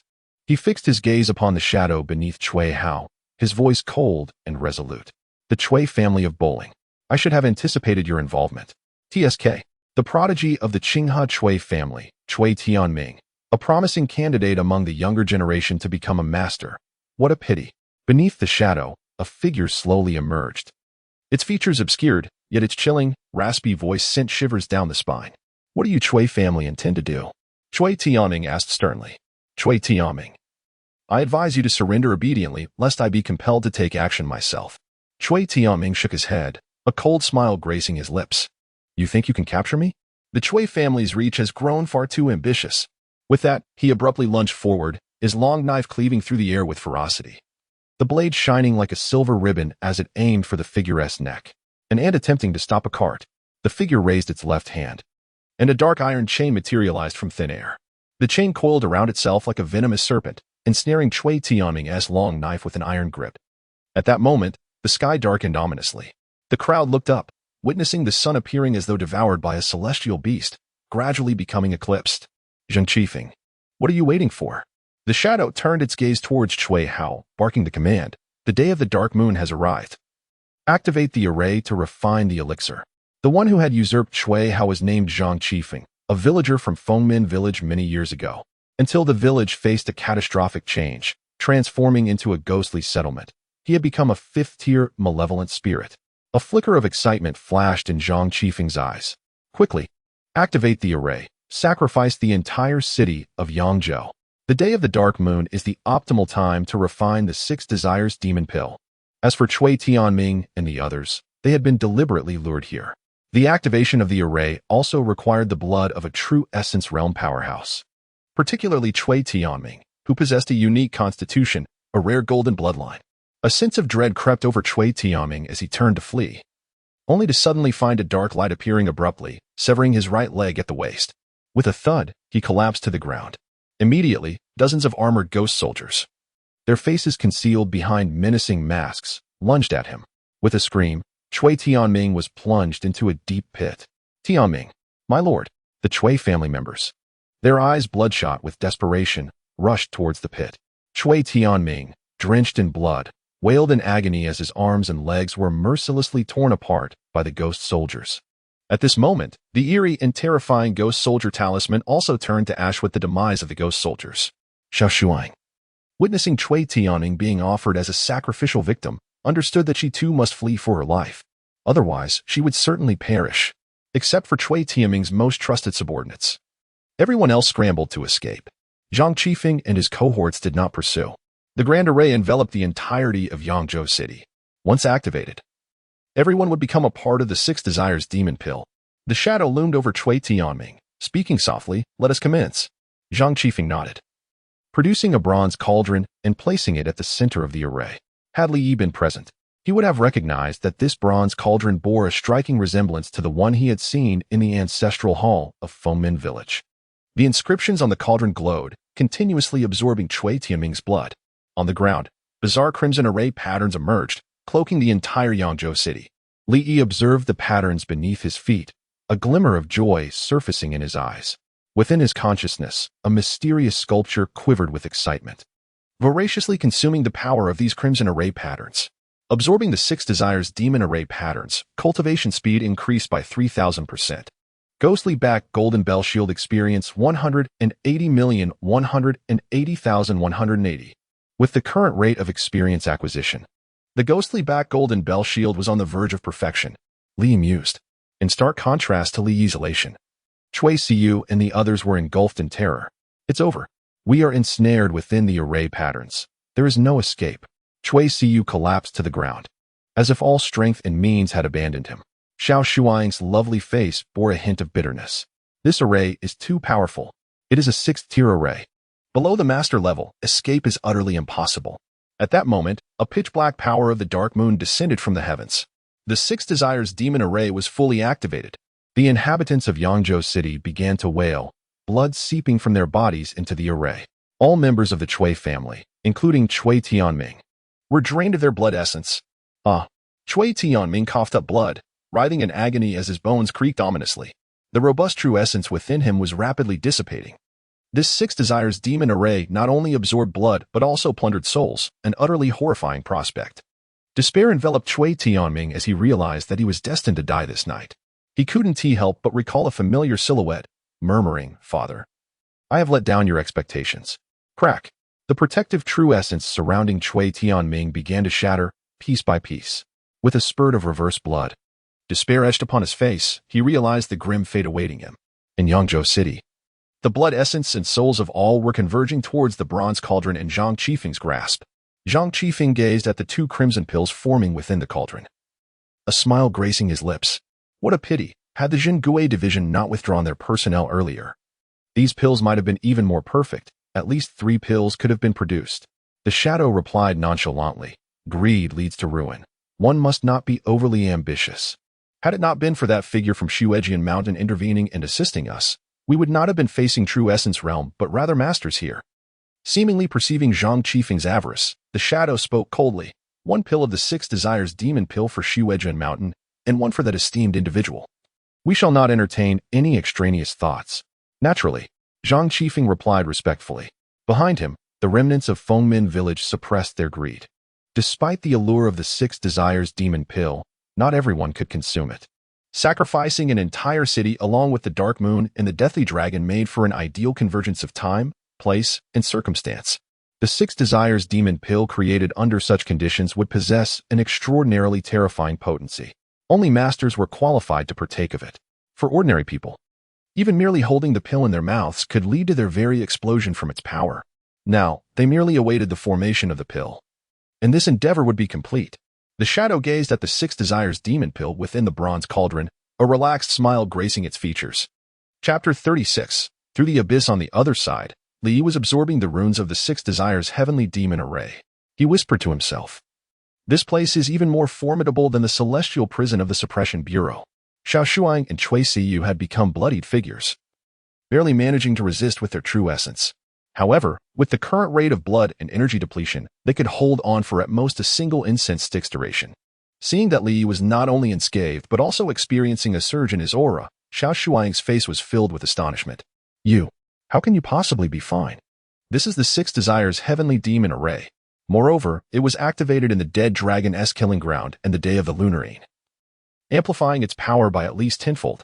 Even those at the true essence realm cannot withstand it. How have you managed as a Qi Si realm cultivator?" Li Yi remained silent, solely focusing on infusing experience points.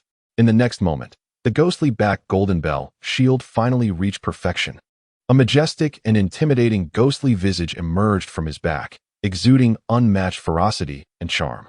He stood still, yet the blood and energy within him surged like a roaring river. Buzz! A beam of golden light erupted from his body, illuminating the surroundings and creating a powerful gust of wind. The ghostly face slowly opened its cavernous mouth, devouring all the malevolent energy around it. Most crucially, as Li Yi's physical strength increased, the rate at which the mysterious sculpture absorbed energy seemed to accelerate. It appeared that it had previously restrained its absorption speed out of concern for Li Yi's capacity to endure the malevolent energy. Li felt a surge of delight. The stronger I become, the faster the mysterious sculpture absorbs energy, and the greater the power it manifests. In mere minutes, Li had consumed all the runes of the Six Desires Heavenly Demon Array. Xiaoshuang and Cui Siyu, who had been awaiting their demise, now gazed at Li with wide eyes of shock. You can destroy the Six Desires Heavenly Demon Array? This is a master-level formation. Xiaoshuang had also considered the possibility of destruction, but given the suppression of her blood and true essence by the Six Desires Heavenly Demon Array, it was utterly impossible. Yet now, Li had achieved the unimaginable. Cui Siyu, in his astonishment, offered a plausible explanation. It must be the talisman left by that figure from the Scripture Pavilion that is aiding you. The figure from the Scripture Pavilion of the Suppression Bureau is related to you? Upon hearing this, Xiaoshuang's shock faded, replaced by envy and jealousy. No wonder. It is said that this person was once both mentor and friend to the founding martial emperor and has not taken disciples for many years. I never expected you to be chosen. With such a talisman, you can indeed disregard the Six Desires Heavenly Demon Array. Although Li Yi was unaware of the true identity of the figure from the Scripture Pavilion, it was certainly for the best that he could feign ignorance. Indeed, however, my esteemed master prefers not to draw attention, so I ask you both to keep this confidential, Li said earnestly, raising the stakes. The two immediately acquiesced, for none wished to offend such a significant individual. At that moment, Li suddenly noticed that with a piece of the Six Desires Heavenly Demon Array missing, the mastermind's control over the formation seemed to be waning. It appeared he could manipulate this array using the Six Desires Heavenly Demon Scripture. Without hesitation, Li commenced controlling the Six Desires Heavenly Demon Array. Seeing him sitting cross-legged, seemingly in meditation, Cui Siyu grew anxious. Shouldn't we be escaping now? What use is meditation? Xiaoshuang shook her head. If we remain as we are, we will not escape. The runes in other areas are intact. Venturing there would mean certain death. He must be devising a way for us to escape together. Cui Siyu opened his mouth, his throat constricted with emotion. Li is risking himself for us? Given his previous performance, he could have easily fled alone. Yet now, he sacrifices so much for our survival. How can this not move me? Once they returned, he vowed to find several nieces for Li Yi as a means of gratitude. On the other side, Shadow and Zhang Qifeng felt a shift in the Six Desires Heavenly Demon Array, their expressions shifting dramatically, their pupils narrowing. This fluctuation, could it be? Shadow's heart raced as he pieced together a potential connection. While the missing piece of the Six Desires Heavenly Demon Array would not affect alchemy, it could herald unforeseen changes. Shadow looked towards the distant dark forest. Rosa, go investigate. Yes. The beautiful girl nodded and, with remarkable agility, dashed forward. Before departing, Zhang Qifeng cast a meaningful glance at his disciple, a hint of chilling intent flickering in his eyes. Rosa, oblivious, quickly located the site of the missing rune. Upon witnessing Li Yi absorbing the runes of the Six Desires Heavenly Demon Array, her heart trembled. How did you accomplish this? Could it be that you are a master? Xiaoshuang also noticed Rosa, her delicate brows furrowing. Have they discovered the issue so quickly? She whispered to Cui Siyu. You protect Zhang Chun and ensure no one disturbs him. I will deal with this woman. Understood. Cui Siyu nodded. In reality, he was merely at the Qi Si realm, while Rosa was a true essence realm cultivator. He lacked the strength to intervene and could only watch from the sidelines.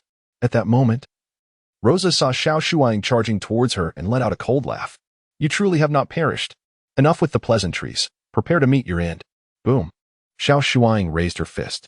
Flames coalesced into fireballs, whistling through the air with incredible force. As a direct descendant of the Xiao family, endowed with a unique constitution and a plethora of resources from a young age, she possessed various techniques and skills.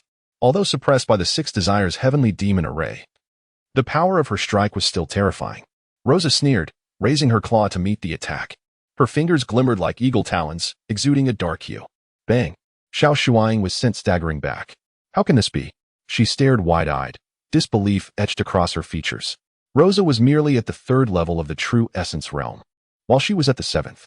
Even if her true essence and soul had been injured by the Six Desires Heavenly Demon Array, she should not have been forced back. Seemingly reading the doubt in Xiaoshuang's eyes, Rosa laughed lightly. I can harness the power of the Six Desires Heavenly Demon Array. How could you stand a chance against me? Xiaoshuang gritted her teeth and glanced at Li Yi, silently hoping he could indeed manipulate the Six Desires Heavenly Demon Array. Taking a deep breath, she felt her bloodline stir.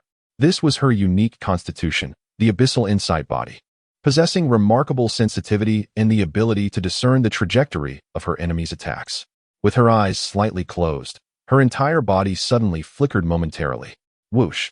A silvery sword light, as if tearing through the night sky, slashed towards Rosa from the side. Rosa's expression darkened. Such swift swordplay. Yet her reaction was equally swift as she extended her right claw to counter. Clang! Sparks flew as Rosa was forced back. Her right claw was bloodied, revealing 5 ghastly claw marks. The abyssal insight body is indeed formidable. It can even withstand my soul-dispersing iron claw. Rosa's gaze grew grim. Too bad I have the 6 Desires Heavenly Demon Array backing me. How can you withstand me?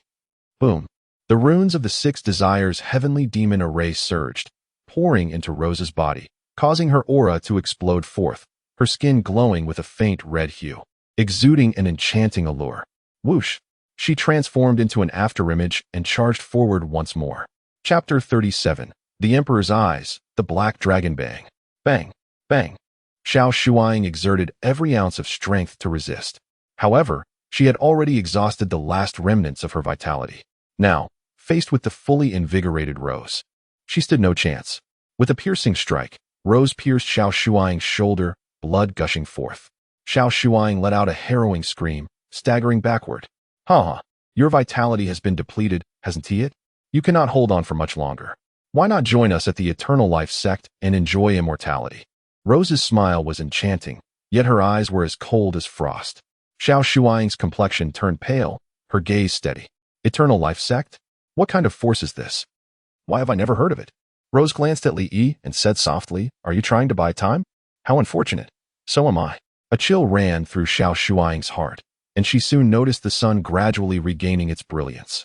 The darkness receded, and as the eclipse came to an end, the world lost its color. Under the watchful eyes of all, the Death Dragon's malevolence in the lunar eclipse surged into the bronze cauldron. Merging with the 6 Desires Heavenly Demon Pill, Zhang Qifeng's eyes sparkled with excitement. It's done. The pill is complete. Inside the bronze cauldron, 2 6 Desires Heavenly Demon Pills emanated a tantalizing fragrance, enticing all present. The shadow immediately stepped forward, carefully storing the pills in a specially crafted jade vial. I will report to the master with the pills. You all keep a low profile during this time. Contact me if any issues arise. Understood. Zhang Qifeng nodded. Just as the shadow prepared to leave, both sensed a terrifying aura. They instinctively fixed their gazes on the depths of the forest. On the other side, Rose sensed the completion of the 6 Desires Heavenly Demon Pill and grinned broadly. Now that the pill is complete, I can fully unleash my power. Drawing upon the 6 Desires Heavenly Demon Array, I know your ethereal body has awakened martial divine abilities. Hurry and show me. Xiao Shuang realized that her opponent was also stalling for time. Anxiously, she glanced at Li Yi, who remained with his eyes tightly shut, devoid of any aura fluctuations. He seemed to be at an impasse. It appeared that she could only rely on herself. Gritting her teeth, Xiao Shuang resolved to fight with everything she had. Though awakening martial divine abilities came at a great cost, she had been driven to a dead end and could no longer afford hesitation. With a fierce shout, she declared, Ethereal, Hell Mask. At the moment Xiao Shuang awakened her martial divine abilities, a hellish mask slowly manifested behind her. The mask was terrifying, drenched in crimson, fixating on Rose, sending a shiver down her spine. However, excitement quickly replaced her fear. Previously, she had refrained from pressing Xiao Shuang due to this very technique. But now, empowered by the 6 Desires Heavenly Demon Array, she felt no trepidation. Crimson gashes appeared on Rose's skin as the array's patterns writhed upon her delicate, pale flesh, resembling serpents of malice. Let us see how long you can endure. With a swift step, Rose surged forward, transforming into a blur as she lunged at Xiao Shuang. Claws poised to strike. The hell mask behind Xiao Shuang roared, and ghostly patterns spread forth, colliding with Rose's talons. Boom! A violent shockwave erupted, sending both women staggering back several meters. Xiao Shuang wobbled, nearly toppling to the ground. In contrast, Rose appeared unfazed, though her breath came in labored gasps, and a flush crept across her exquisite features, indicating substantial exhaustion. Hey, is this truly your full strength? Rose mocked with a sneer. Xiao Shuang struggled to steady herself. Her eyes fixed on Rose, blood seeping from the corner of her mouth. Cough, cough, cough. Xiao Shuang coughed violently, clearly suffering from severe internal injuries. Die, Rose. Unwilling to waste time, aimed to conclude the battle swiftly, fearing prolonged engagement due to the attention Yanzhou City had garnered. Her palm glowed crimson, a skeletal blood handprint. Buzz. The air warped. A colossal blood-marked handprint materialized, seemingly emerging from the depths of hell, intent on turning Xiao Shuang into mere paste. This was the Earth-tier martial technique Rose had mastered. Xiao Shuang's face twisted in horror. I am doomed. Her heart heavy with despair, she closed her eyes. Crack. Suddenly, a crisp sound echoed in her ears. A longsword sliced through the air. Huh? Rose was taken aback. Oh no. Her expression shifted drastically as she instinctively tried to flee. Yet, before she could turn, her body froze in place. The Six Desires heavenly demon array that had bolstered her began to backfire. The agonizing pain of 1,000 ants devouring her bones surged through her, distorting her face as she fell to her knees. You can actually control the Six Desires heavenly demon array? Rose gazed at the assailant, her eyes wide with disbelief. Li Yi's expression was indifferent, his powerful hand resting on Rose's crown. Crack. Her stunning head was instantly reduced to dust. You have truly succeeded. Xiao Shuang was both astonished and elated. The experience of surviving a catastrophe was indeed complex. Chui Siyu was equally incredulous. A formidable true Yuan realm expert was reduced to such fragility before Li Yi. Li Yi nodded slowly. This is merely a temporary gain from the Six Desires heavenly demon array. You two should leave. I will hold them off. Xiao Shuang and Chui Siyu were deeply moved, never expecting Li Yi to go to such lengths for them. Be careful, Xiao Shuang urged. All right, Li affirmed. They understood that their presence would only serve as a burden. Thus, they swiftly nodded and fled into the distance. As they departed, Li Yi murmured, Now, it's time to retrieve my pills. With Xiao Shuang and the others present, even if he obtained the Six Desires heavenly demon pill, using it would be problematic. But now, he was alone. Who would know if he consumed the pills? Now, empowered by the Six Desires heavenly demon array, he possessed the combat strength of a half-step master. Seizing the pills would be a trivial matter. Li Yi's visage swiftly morphed, transforming into that of Chuaishan. He then dashed toward Zhang Qifeng and the others. Zhang Qifeng and the others stared into the dim, chilling forest, their fear spreading like mist, causing beads of cold sweat to form on their brows. Terror. A great horror was approaching. A half-step master-level threat. The shadow's expression grew serious, fists clenched tightly. Chuaishan, what are you doing here? Recognizing the incoming figure, the shadow gasped in surprise. Li Yi, donned in Chuaishan's guise, grinned wildly and pointed. Boom. The Six Desires heavenly demon array activated, and a blood-red sword materialized, shooting straight for the shadow's head. Oh no. The shadow's pupils constricted as he hastily dodged. However, the sword seemed to possess a will of its own, relentlessly pursuing the shadow for another strike. Ah! A scream erupted, blood splattering as the shadow's head was pierced. Blood gushing forth. His eyes bulged in disbelief, filled with shock. A Picture Yuan realm warrior was effortlessly annihilated before Li Yi, as if made of paper. Zhang Qifeng's eyes widened in horror. You are not Chuaishan. Who are you really? How can you control the Six Desires heavenly demon array? Chapter 38. Headquarters of the Zhenguisi division. Li Yi remained silent, raising his palm as the Six Desires heavenly demon array activated once more. Flee. Zhang Qifeng's thoughts raced as he turned without hesitation, sprinting away. The remaining remnants of Fengmin village also turned in a panic, desperate to escape as if their lives depended on it. With a swift motion, Li Yi reached out. The intricate patterns of the Six Desires heavenly demon array emerged within their bodies, binding them like shackles. Instantly, everyone halted, their faces pale as a sheet. Li strode forward, his gaze sweeping over the crowd, ultimately resting upon the corpse of the shadow. He approached slowly, extracting 2 Six Desires heavenly demon pills and swallowing them whole. The immense potency of the medicine surged violently within him as he activated the Six Desires heavenly demon scripture to digest its power. Yet, the force was overwhelming. Even for him. His meridians expanded, his entire body flushed crimson. However, Li Yi's expression remained calm, devoid of any hint of panic, concentrating all the medicinal energy. He surged forward, breaking through the barrier of restraint with a resounding impact. Boom. Fueled by the immense medicinal power, he shattered the second layer of the Six Desires heavenly demon scripture's celestial barrier. The realm of desires consists of 6 heavens, the 4 kings' heaven, the Tr Yastriya heaven, the Yama heaven, the 2 Ida heaven, the blissful transformation heaven, and the heaven of self-transformation. At that moment, Li ascended to the Tr Yastriya heaven. Roar. A dragon's roar erupted from within Li Yi. In the next moment, a black dragon from the Tr Yastriya heaven emerged from his body, coiling within the Six Desires heavenly demon array, greedily absorbing the deathly aura of the dead dragons. Its strength would undoubtedly rise to new heights after consuming sufficient deathly energy. The Tiaryastria heaven, also known as the 33 heavens, is located atop Mount Sumeru, with the central abode of the Deva King. This black dragon was the embodiment of the Deva King, representing avarice and delight. The awakened divine ability was none other than this dragon with the eyes of the Deva. This is the six desires heavenly demon scripture. Zhang Qifeng's eyes widened in disbelief. You actually succeeded in cultivating this demonic art. His journey to Fengmen village was indeed due to this supreme demonic skill. Unfortunately, it was too sinister. Those who had witnessed it either went mad or perished. Even that legendary master in the red dress met a tragic fate. Reduced to a state of madness, endlessly seeking others to cultivate the six desires heavenly demon scripture. Yet, the person before him not only mastered this supreme demonic art, but had also ascended to the second layer. Li grinned brightly. I must thank you all, otherwise I could not have utilized the six desires heavenly demon pills to achieve the second layer of the six desires heavenly demon scripture. His heartfelt words, however, struck harshly in the ears of Zhang Qifeng and the others.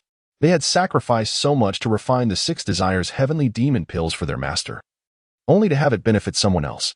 The bitterness of this realization was truly unbearable. Your talent is extraordinary. In the future, you may very well break through to the master realm and achieve the peak of the acquired stage. Zhang Qifeng took a deep breath, his resentment dissipating, replaced with sincerity. However, reaching the peak of the acquired stage requires abundant resources. Would you be willing to join our Changsheng sect? I will vouch for you. I can assure you that our master will consent, allowing you to become the left protector. The position of protector is second only to one in the Changsheng sect. And with the sect's support, your martial path will undoubtedly be smoother. Li did not expect that even at this juncture, Zhang Qifeng still sought to win him over. One must admit, this man was quite talented. However, killing these individuals seemed to yield little benefit. It would be wiser to play along. Perhaps he could unveil the mysteries of the Changsheng sect and acquire more useful knowledge. Very well, Li nodded slowly. But I require your assistance with the task. If you can accomplish this, I will join the Changsheng sect. What is it? Whatever you request, we will do our utmost. Zhang Qifeng replied, relieved to have something to discuss. They were like fish on a chopping board, at the mercy of others. Thus, they adopted an exceedingly humble stance. It's quite simple. I want you to find a way to destroy the Zhenguisi division's A-class prison. Li stated. Zhang Qifeng pointed to himself in disbelief. Me? Destroy the A-class prison? The Zhenguisi division's prison is, without a doubt, the most terrifying and powerful violent institution of the Great Zhou dynasty, guarded by masters at the pinnacle of their realms. The A-class prison is the most dreadful place within the Zhenguisi division, housing a multitude of formidable and bizarre demons. If I could destroy such a place, would I still need to plead for mercy from you? Li Yi reassured him, do not worry. I do not require you to act directly, but rather to collaborate with me. Zhang Qifeng chuckled awkwardly, I see. However, a chill ran through his heart. The request to destroy the A-class prison implied that Li Yi was no ordinary individual. Consume this, and when I wish to contact you in the future, I will naturally find you. Li Yi snapped his fingers. The black dragon with the Deva's eyes shed 9 scales, which were as dark as jade, mysterious and resplendent. Zhang Qifeng and several remnants of Fengmen village received the dragon scales, feeling a warm sensation enveloping them, akin to a soothing bath. As the scales merged with their bodies, a chilling and eerie aura surged forth, reminiscent of phantoms. My identity should remain confidential for the time being, Li Yi instructed. Do you understand? Understood. We shall adhere to your commands. The group comprehended that they would likely be obeying Li Yi's orders from now on. After leaving Yangzhou City, Li followed Xiao Shuang back to the headquarters of the Zhenguisi division. The existence of the Zhenguisi division primarily serves to monitor and suppress the malevolent forces of various nations. However, aside from the soul-suppressing hall, the headquarters of the Zhenguisi division is not located in Chang'an, but rather 300 miles north of the city. It is rumored that the headquarters of the Zhenguisi division is a colossal tomb, entombing thousands of corpses and vengeful spirits. Furthermore, the soul-suppressing hall is said to imprison all manner of fierce entities. Legends tell of a forbidden malevolent spirit that nearly brought ruin to the Zhenguisi division. As soon as Li stepped into the territory of the Zhenguisi division, he heard Xiao Shuang's cool voice. Oh, so formidable? Then why does the Zhenguisi division still keep it? Li inquired, perplexed. Because the ghostly immortal is a female deity. The system's tone bore a peculiar hint, giving Li an unsettling feeling. Although she has died, her soul remains imprisoned in the lowest depths of the Zhenguisi division's prison. with no knowledge of when she might be freed. Xiao Shuang continued. Then why did you bring me here? Li Yi asked, curious. Xiao Shuang smiled slightly. With your strength, remaining in the B-class prison would only squander your talents, which is why I brought you here. Do you wish to join the A-class prison? Xiao Shuang asked earnestly. Without hesitation, Li nodded. The anomalies within the A-class prison were far more formidable, and his cultivation speed would accelerate significantly. Then it is settled. To enter the A-class prison, one must complete the authorization and trials of the Zhenguisi Division's headquarters. Xiao Shuang affirmed. Leading Li Yi into the archives of the Zhenguisi Division, Li Yi's gaze scanned the densely packed scrolls within the room, and he couldn't help but marvel.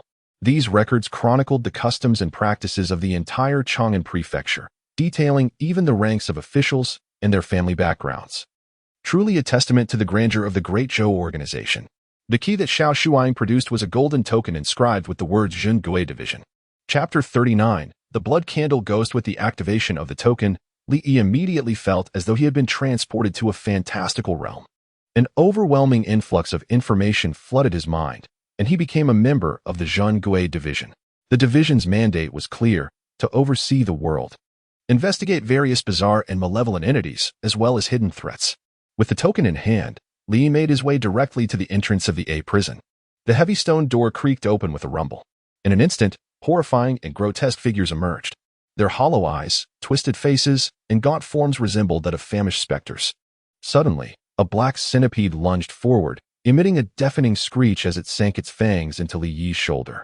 A sharp pain coursed through him as he delivered a powerful kick, shattering the centipede's head. Yet, the curse unleashed upon its demise brought him a peculiar joy. As a mysterious sculpture absorbed its essence for his own use, Xiao Shuang whispered, I suggest you take on this task next.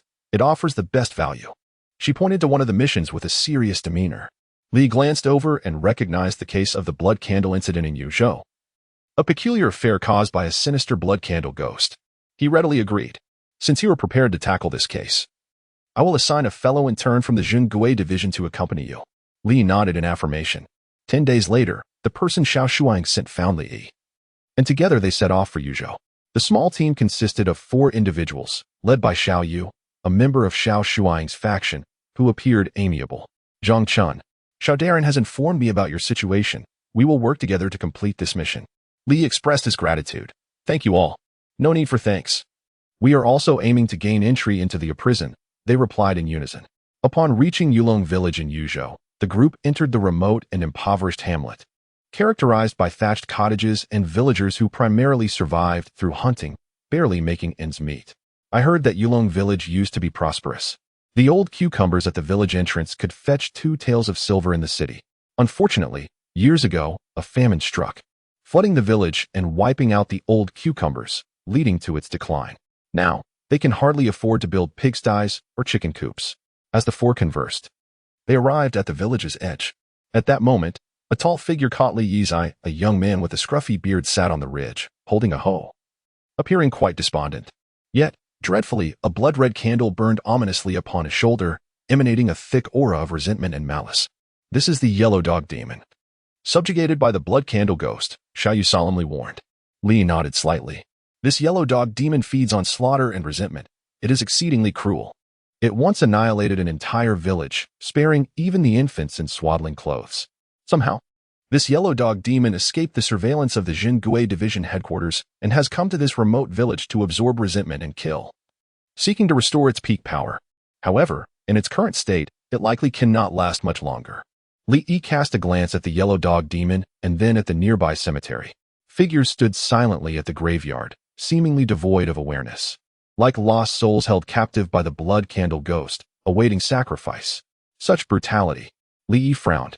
The mission of the Zhenguisi Division is to eliminate the blood candle ghost. Xiao Yu sighed, shaking his head. We can only proceed with the task. After all, the Zhenguisi Division has its rules. Li nodded in understanding. As the name implies, the Zhenguisi Division is tasked with suppressing all malevolent forces and eradicating all sources of calamity. Let us proceed, Li declared, stepping towards the depths of the village graveyard. Within the graveyard, dilapidated wooden coffins stood, each containing withered corpses that exuded a foul stench. Xiao Yu approached one of the coffins, probing its surface before effortlessly prying the lid open. At that moment, the previously silent yellow dog demon suddenly cried out in terror. No, Don't open it. But it was too late. A surge of blood light erupted from the coffin as a blood corpse lunged out, targeting Xiao Yu. Beast, you seek death. Xiao Yu shouted, drawing his sword and striking at the blood corpse. The clash produced sparks as his sword met its target. But the recoil caused his hands to bleed, forcing him to stagger back. The blood corpse was knocked back, landing heavily on the ground. Such strength. This blood corpse possesses power comparable to a liquid condensation martial artist. Xiao Yu thought, alarmed, as he swiftly evaded. Your opponent is me. Li Yi stepped forward, wielding his blade to unleash a wave of cutting light toward the blood corpse. The blade plunged into its form, severing an arm. However, the blood corpse, impervious to pain, grew even more ferocious and lunged at Li Yi. I will assist you. Xiao Yu charged again. A clash echoed as Xiao Yu's sword shattered, injuring his hand and spilling blood. Ah! Xiao Yu let out a piercing scream, moving with the speed of a galloping steed as he trampled toward the blood corpse. With a swift motion, Li Yi drew his sword to block the blood corpse's fearsome punch. Li Yi's expression changed slightly. The immense force behind Xiao Yu's earlier kick had been extraordinary. If it had struck an ordinary person, they would have been reduced to pulp. Yet, the blood corpse remained unharmed. This creature is tenacious. Li Yi's face revealed a grave concern.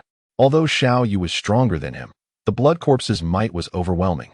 While the other three members lacked sufficient strength to contribute effectively, Xiao Yu sternly declared, this blood corpse is unusual. It seems to be on par with the blood candle ghost. We must find a way to retreat. The blood corpse pursued them relentlessly, darting forward like a cheetah, closing the distance in mere moments as it clawed for Xiao Yu's neck. At that moment, Xiao Yu suddenly turned, seizing Li Yi's long knife strapped to his waist. With a swift motion, blood sprayed as Li Yi was struck, causing him to stagger back, wounded. Meanwhile, the blood corpse suffered even greater damage. And Xiao Yu seized the opportunity to escape. Run! The remaining three dashed away in haste. With an enraged roar, the blood corpse lunged at Li Yi. He cursed inwardly. The seemingly amiable Xiao Yu had turned out to be treacherous, having sold him out. However, Li Yi's eyes remained calm. As his companions fled, he took a deep breath and coldly uttered, for heavenly kings, bright armor. With a crackle, a majestic and imposing armor manifested around Li Yi, adorned with ghostly patterns that exuded an eerie chill. As the blood corpse struck down with a claw, Li Yi deftly dodged, delivering a powerful kick to its chest that sent it crashing to the ground. Without hesitation, Li Yi raised his sword and brought it down, blood spraying forth.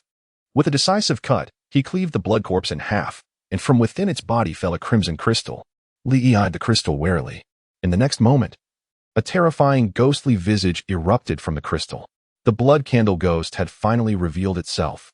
Its cackling laughter pierced the air, eyes glowing with an eerie blood-red hue. You dare intrude upon my blood river. You must pay the price.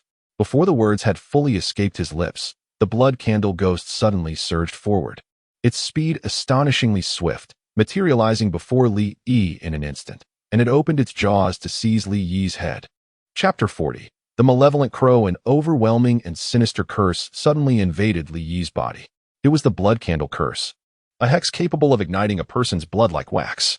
Just as the blood candle spirit believed Li Yi would succumb to its curse, a mysterious sculpture manifested within Li Yi's consciousness, instantaneously devouring the curse. Li Yi's eyes snapped open, glowing crimson and icy. Begone. With that roar, it was as if thunder had erupted. The blood candle spirit was instantly hurled away, crashing into a grave and collapsing to the ground. The blood candle spirit struggled to rise, terror etched across its face. Impossible. How can this mere creature of Qi realm resist my blood candle curse? Li Yi approached slowly. The blood candle spirit, now pale as death, growled in defiance. Damn it. You insignificant insects dared to profane my presence. What is the taste of death? Li Yi asked indifferently, raising his long knife high. The blood candle spirit rasped, its voice filled with boundless hatred. You shall all die. All of you. With that, its body erupted with overwhelming malevolence. Once withered skin rapidly swelled, turning pitch black, muscles bulging as its tattered clothing fell away, revealing a physique like stone, brimming with explosive power that was daunting to behold. Blood candle curse. The blood candle spirit howled in fury. A drop of its essence surged from its forehead, transforming into a blood bead. Whoosh! The blood bead shot towards Li Yi. With a flick of his wrist, Li Yi's long knife traced an arc, slicing the blood bead into fragments. Roar! An imperial visage black dragon emerged from Li Yi, swallowing the blood candle spirit whole. The blood candle spirit flailed desperately, but it was like a mantis trying to halt a chariot. Soon, the imperial visage black dragon had completely consumed the blood candle spirit. As the black robe on Li Yi spontaneously ignited, he emanated waves of scorching heat. His crimson eyes fixated on the pool of black liquid before him. Murmuring, the blood candle spirit has a rather delightful flavor.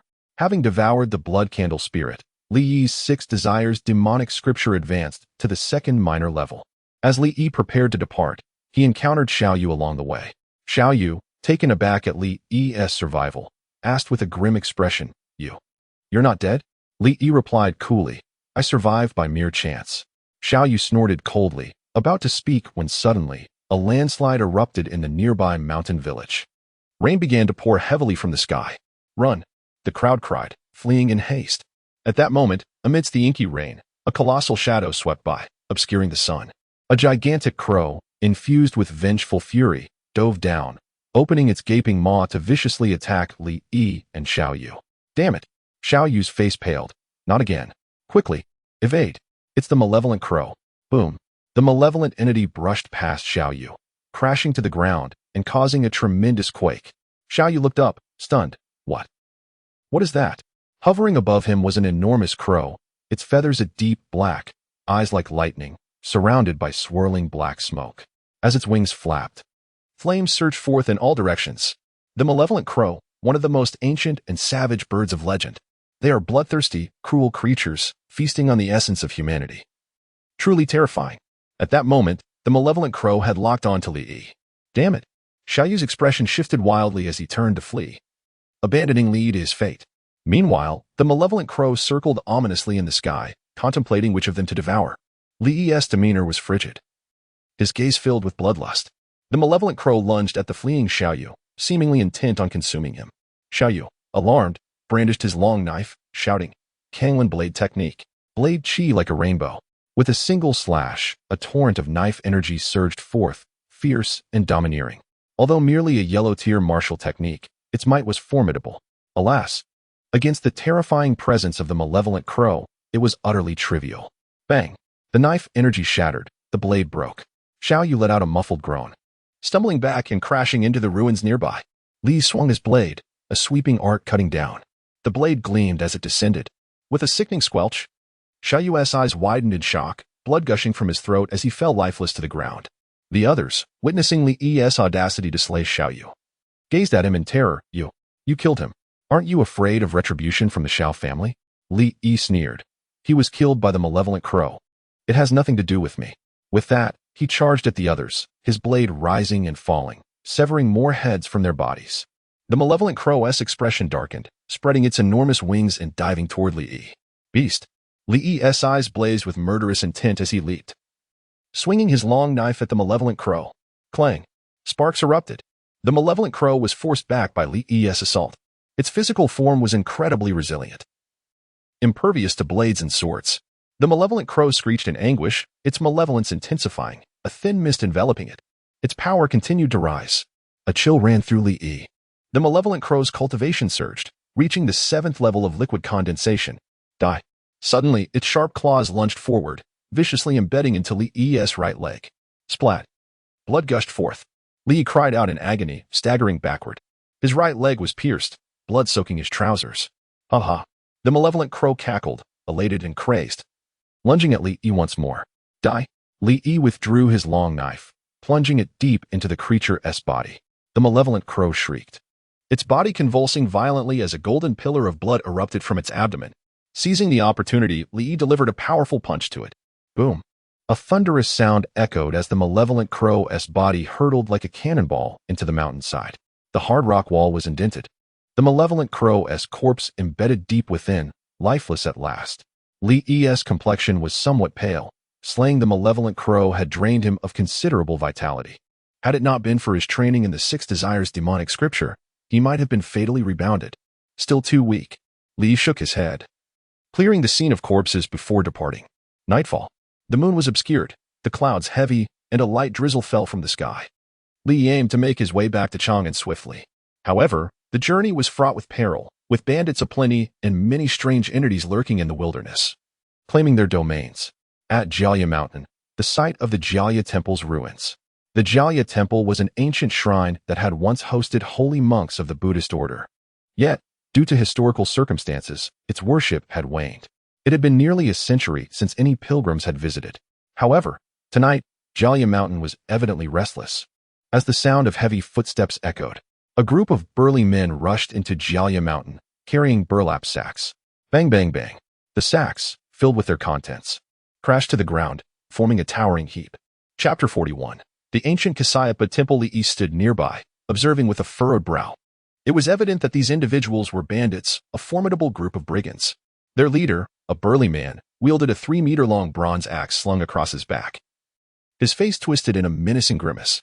A sobbing sound emanated from a burlap sack, suggesting it contained a person, likely a victim of oppression. As expected, the leader grinned, revealing a set of gleaming white teeth. The treasures here will suffice for our brothers' feasting and revelry for a lifetime, he chuckled, motioning for his companions to carry the sack down the mountain. Seeing this, Li narrowed his eyes and stealthily followed. Unbeknownst to him, on the opposite side of the Kasayapa Temple ruins, a group was slowly approaching. "Brother, look!" exclaimed a man in splendid attire, his eyes glinting with excitement. So much gold and silver.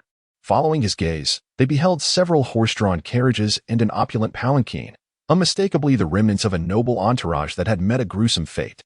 They would not let such an opportunity slip by, intent on seizing the treasures within the chests.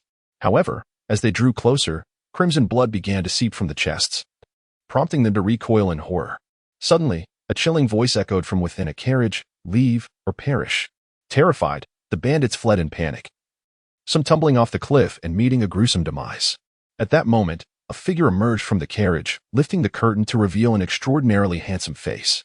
Clad in a purple robe, he was tall and slender, with sharp, chiseled features that resembled a flawless jade carving, evoking feelings of inadequacy in any woman who beheld him.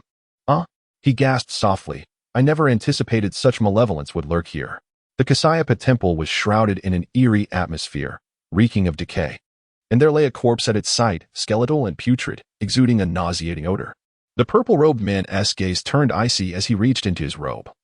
Retrieving a porcelain vial, he uncorked it, pouring several elixirs into the mouth of the deceased.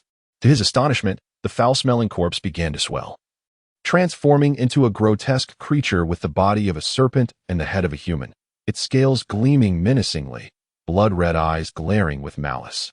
"Go forth and eradicate the malevolence within," the purple-robed man commanded coldly. The creature nodded and slithered into the depths of the ancient temple. Shadows danced within, and the faint sound of anguished cries could be heard. Soon, silence enveloped the area once more. The creature returned to the purple-robed man. "What transpired?" he inquired.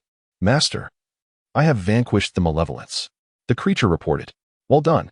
This bounty is quite satisfactory," the purple-robed man remarked with indifference. The creature nodded but did not depart, instead gazing up at him with a glimmer of hunger in its eyes. "Oh, still hungry?"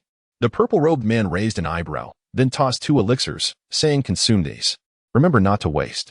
The creature eagerly accepted the elixirs, its body trembling with excitement. As it swiftly grew in size to 3 meters, its form dark as ink, emanating an aura of coldness. "Excellent. Maintain this level. With your current physique, even a master cannot hope to contend with you," the purple-robed man praised. The creature bowed its head respectfully, demonstrating deep admiration for him. "Stay here and guard this place.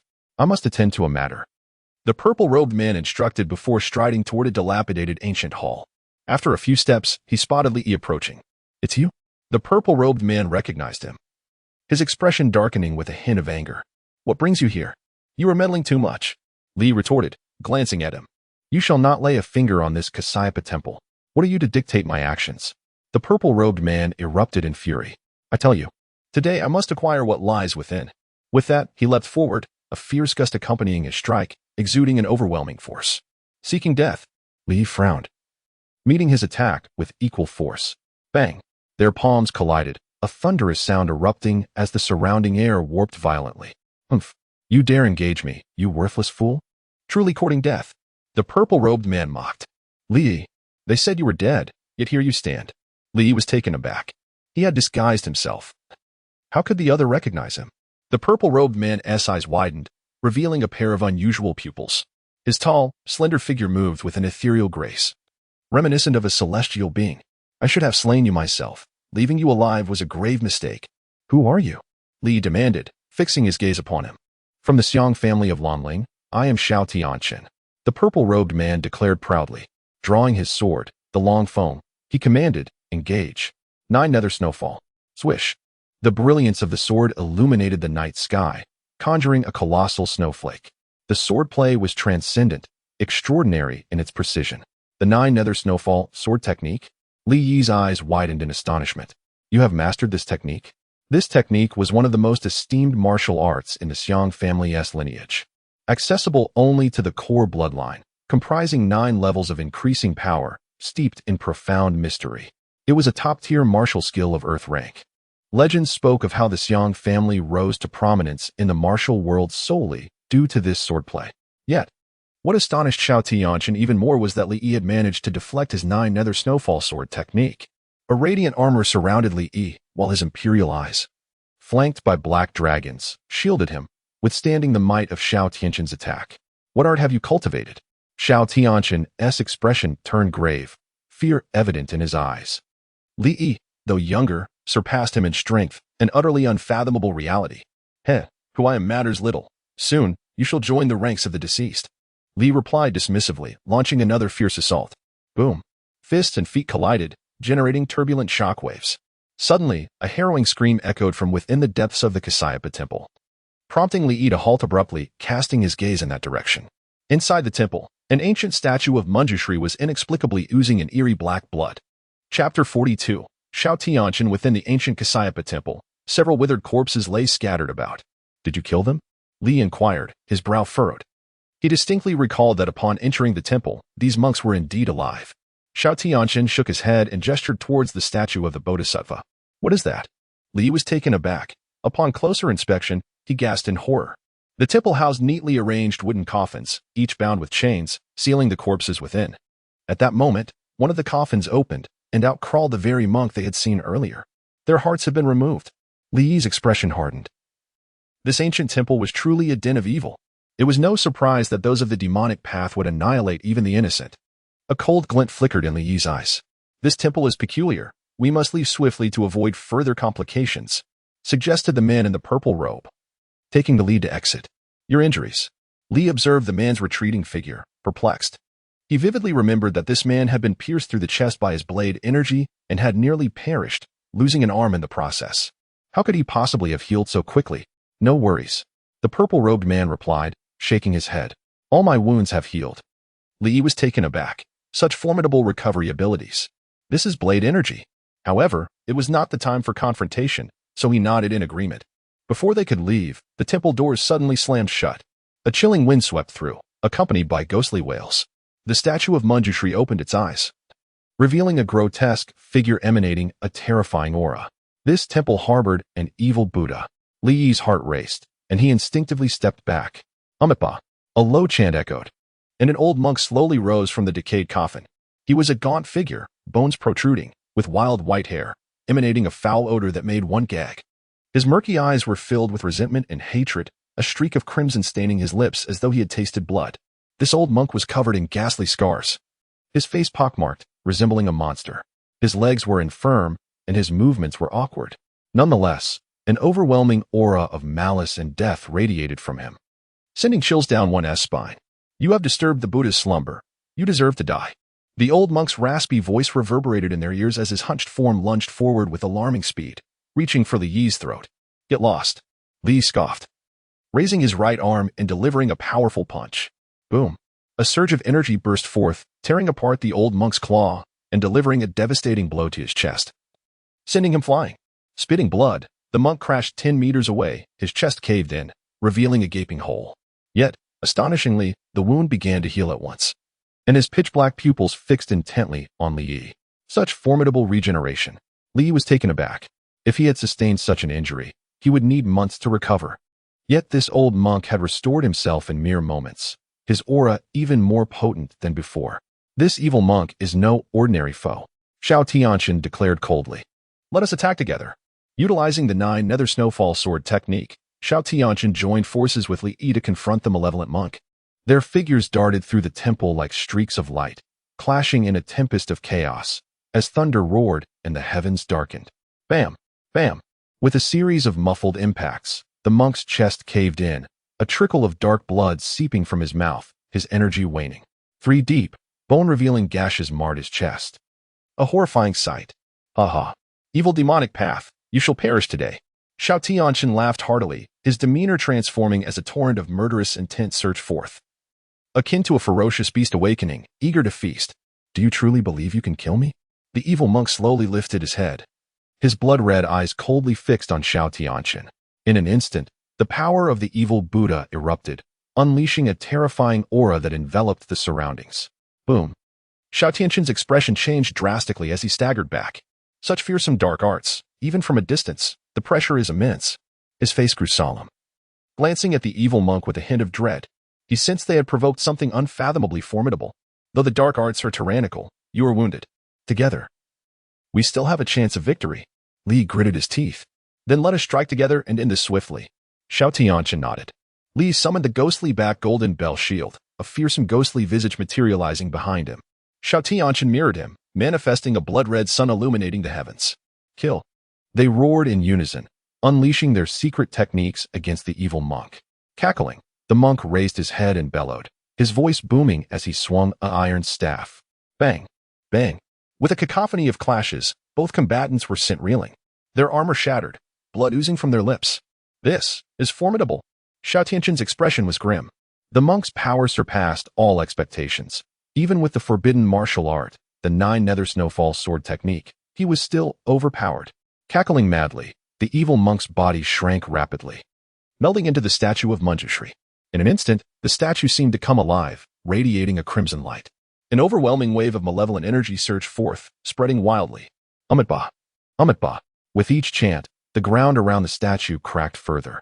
Its form towered, transforming into a colossal figure, sculpted entirely from stone, looming over 10 zhang tall.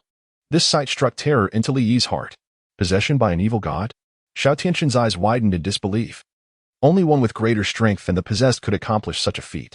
This old monk's power was already formidable, and now combined with the evil god's influence. He was utterly terrifying. Crack! The evil monk struck out, the air exploding with force. Li Yi felt an overwhelming power surging towards him, propelling him dozens of meters away, crashing against the wall, causing the stone chamber to tremble violently. Amitba, why do you cling to your misconceptions? In the past, I, a humble monk, showed you mercy, allowing your soul to linger. Yet you repay my kindness with treachery, scheming to seize my relics. Your sins are beyond measure. Chapter 43. Extermination of Evil. Bodhisattva Manjushri clasped his hands in prayer, reciting the sacred text as cryptic Sanskrit resonated throughout the air. Instantly, the entire statue radiated a dazzling brilliance.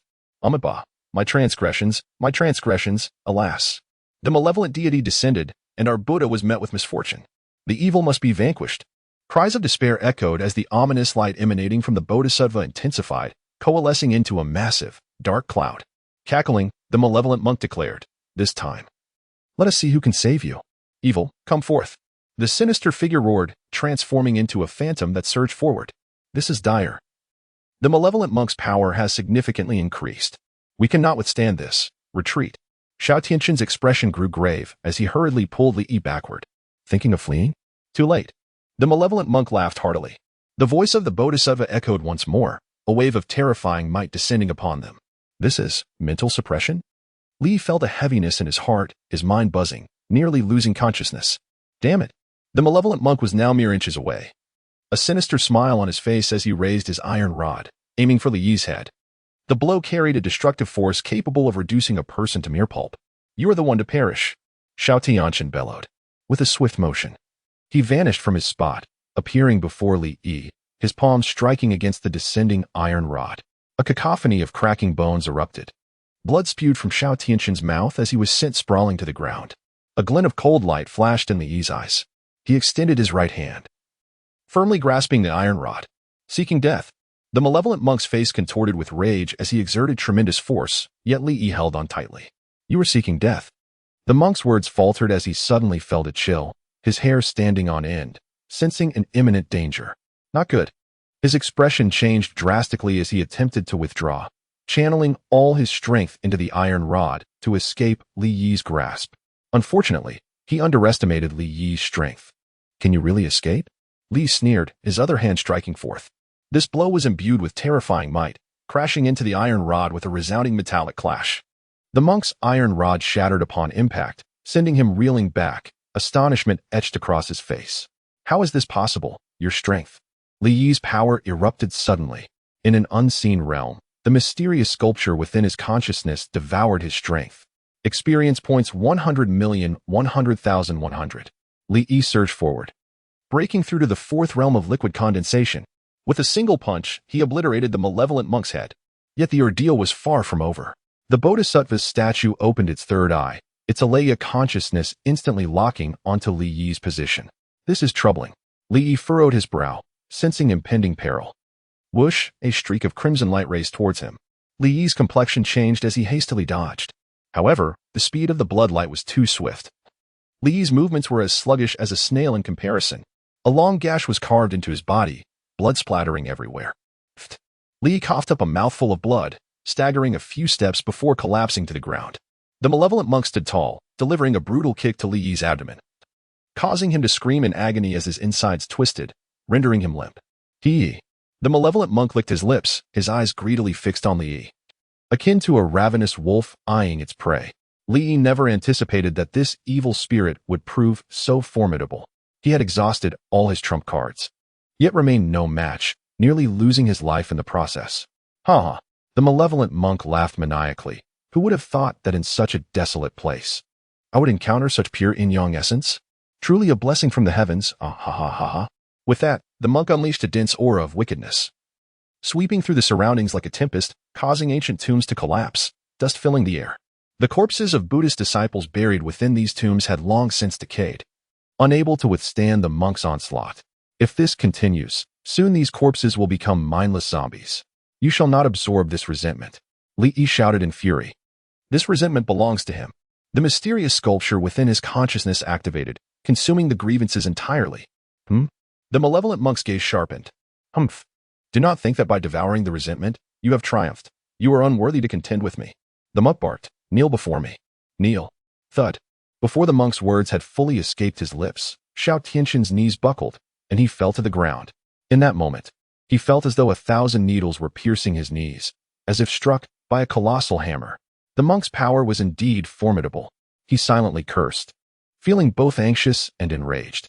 Seeing this, the malevolent monk smirked derisively. Merely a mortal. However, he soon realized that Li Yi remained unfazed. Instead, with a single stroke, Li Yi struck down Xiao Tianxin. Only after slaying Xiao Tianxin did Li Yi slowly turn his gaze towards the Bodhisattva statue. "I await my ascension." "What do you await?" The statue, sensing the chilling aura emanating from Li Yi, was drenched in cold sweat. He had ultimately miscalculated Li Yi's strength. This time, it seemed grim indeed. The Bodhisattva statue remained silent. Though devoid of consciousness, it could still contemplate, acknowledging its inevitable defeat. It murmured, "All beings are equal. And all men are but ants. All beings are equal, and all laws are void." Li found his words perplexing. Then, he felt an intangible force enveloping him. Li immediately invoked the 6 desires demonic scripture, activating the 4 heavenly king's bright armor, adorning himself with it, greatly enhancing his defenses to counter the Bodhisattva's might. Boom. In that moment, the entire temple shook violently, an unmatched pressure descending from above. Li stifled a groan, his throat becoming sweet as blood trickled from the corner of his mouth. He looked up to the heavens, where a colossal phantom of a Buddha floated, exuding an overwhelming authority. "Ha ha, I am on the verge of becoming a Buddha, ha ha ha ha." The malevolent monk laughed maniacally. Li Yi's hand, gripping the blade, trembled slightly. "If I become a Buddha, I shall save all beings." The monk continued to laugh and murmur, his face filled with devout faith. "You must be dreaming." Li Yi could no longer contain his fury. The monk's words repulsed him. For heavenly king's bright armor. The armor upon Li Yi began to glow ominously, radiating an eerie crimson light. "Kill!" Li bellowed, striking forth with his blade. The malevolent monk's expression shifted dramatically. He recognized the terror of this attack and dared not confront it head-on, quickly retreating while shouting, "Buddha, save me!" Boom! A terrifying wave swept across all directions, and the malevolent monk let out a chilling scream, obliterated into a mist of blood.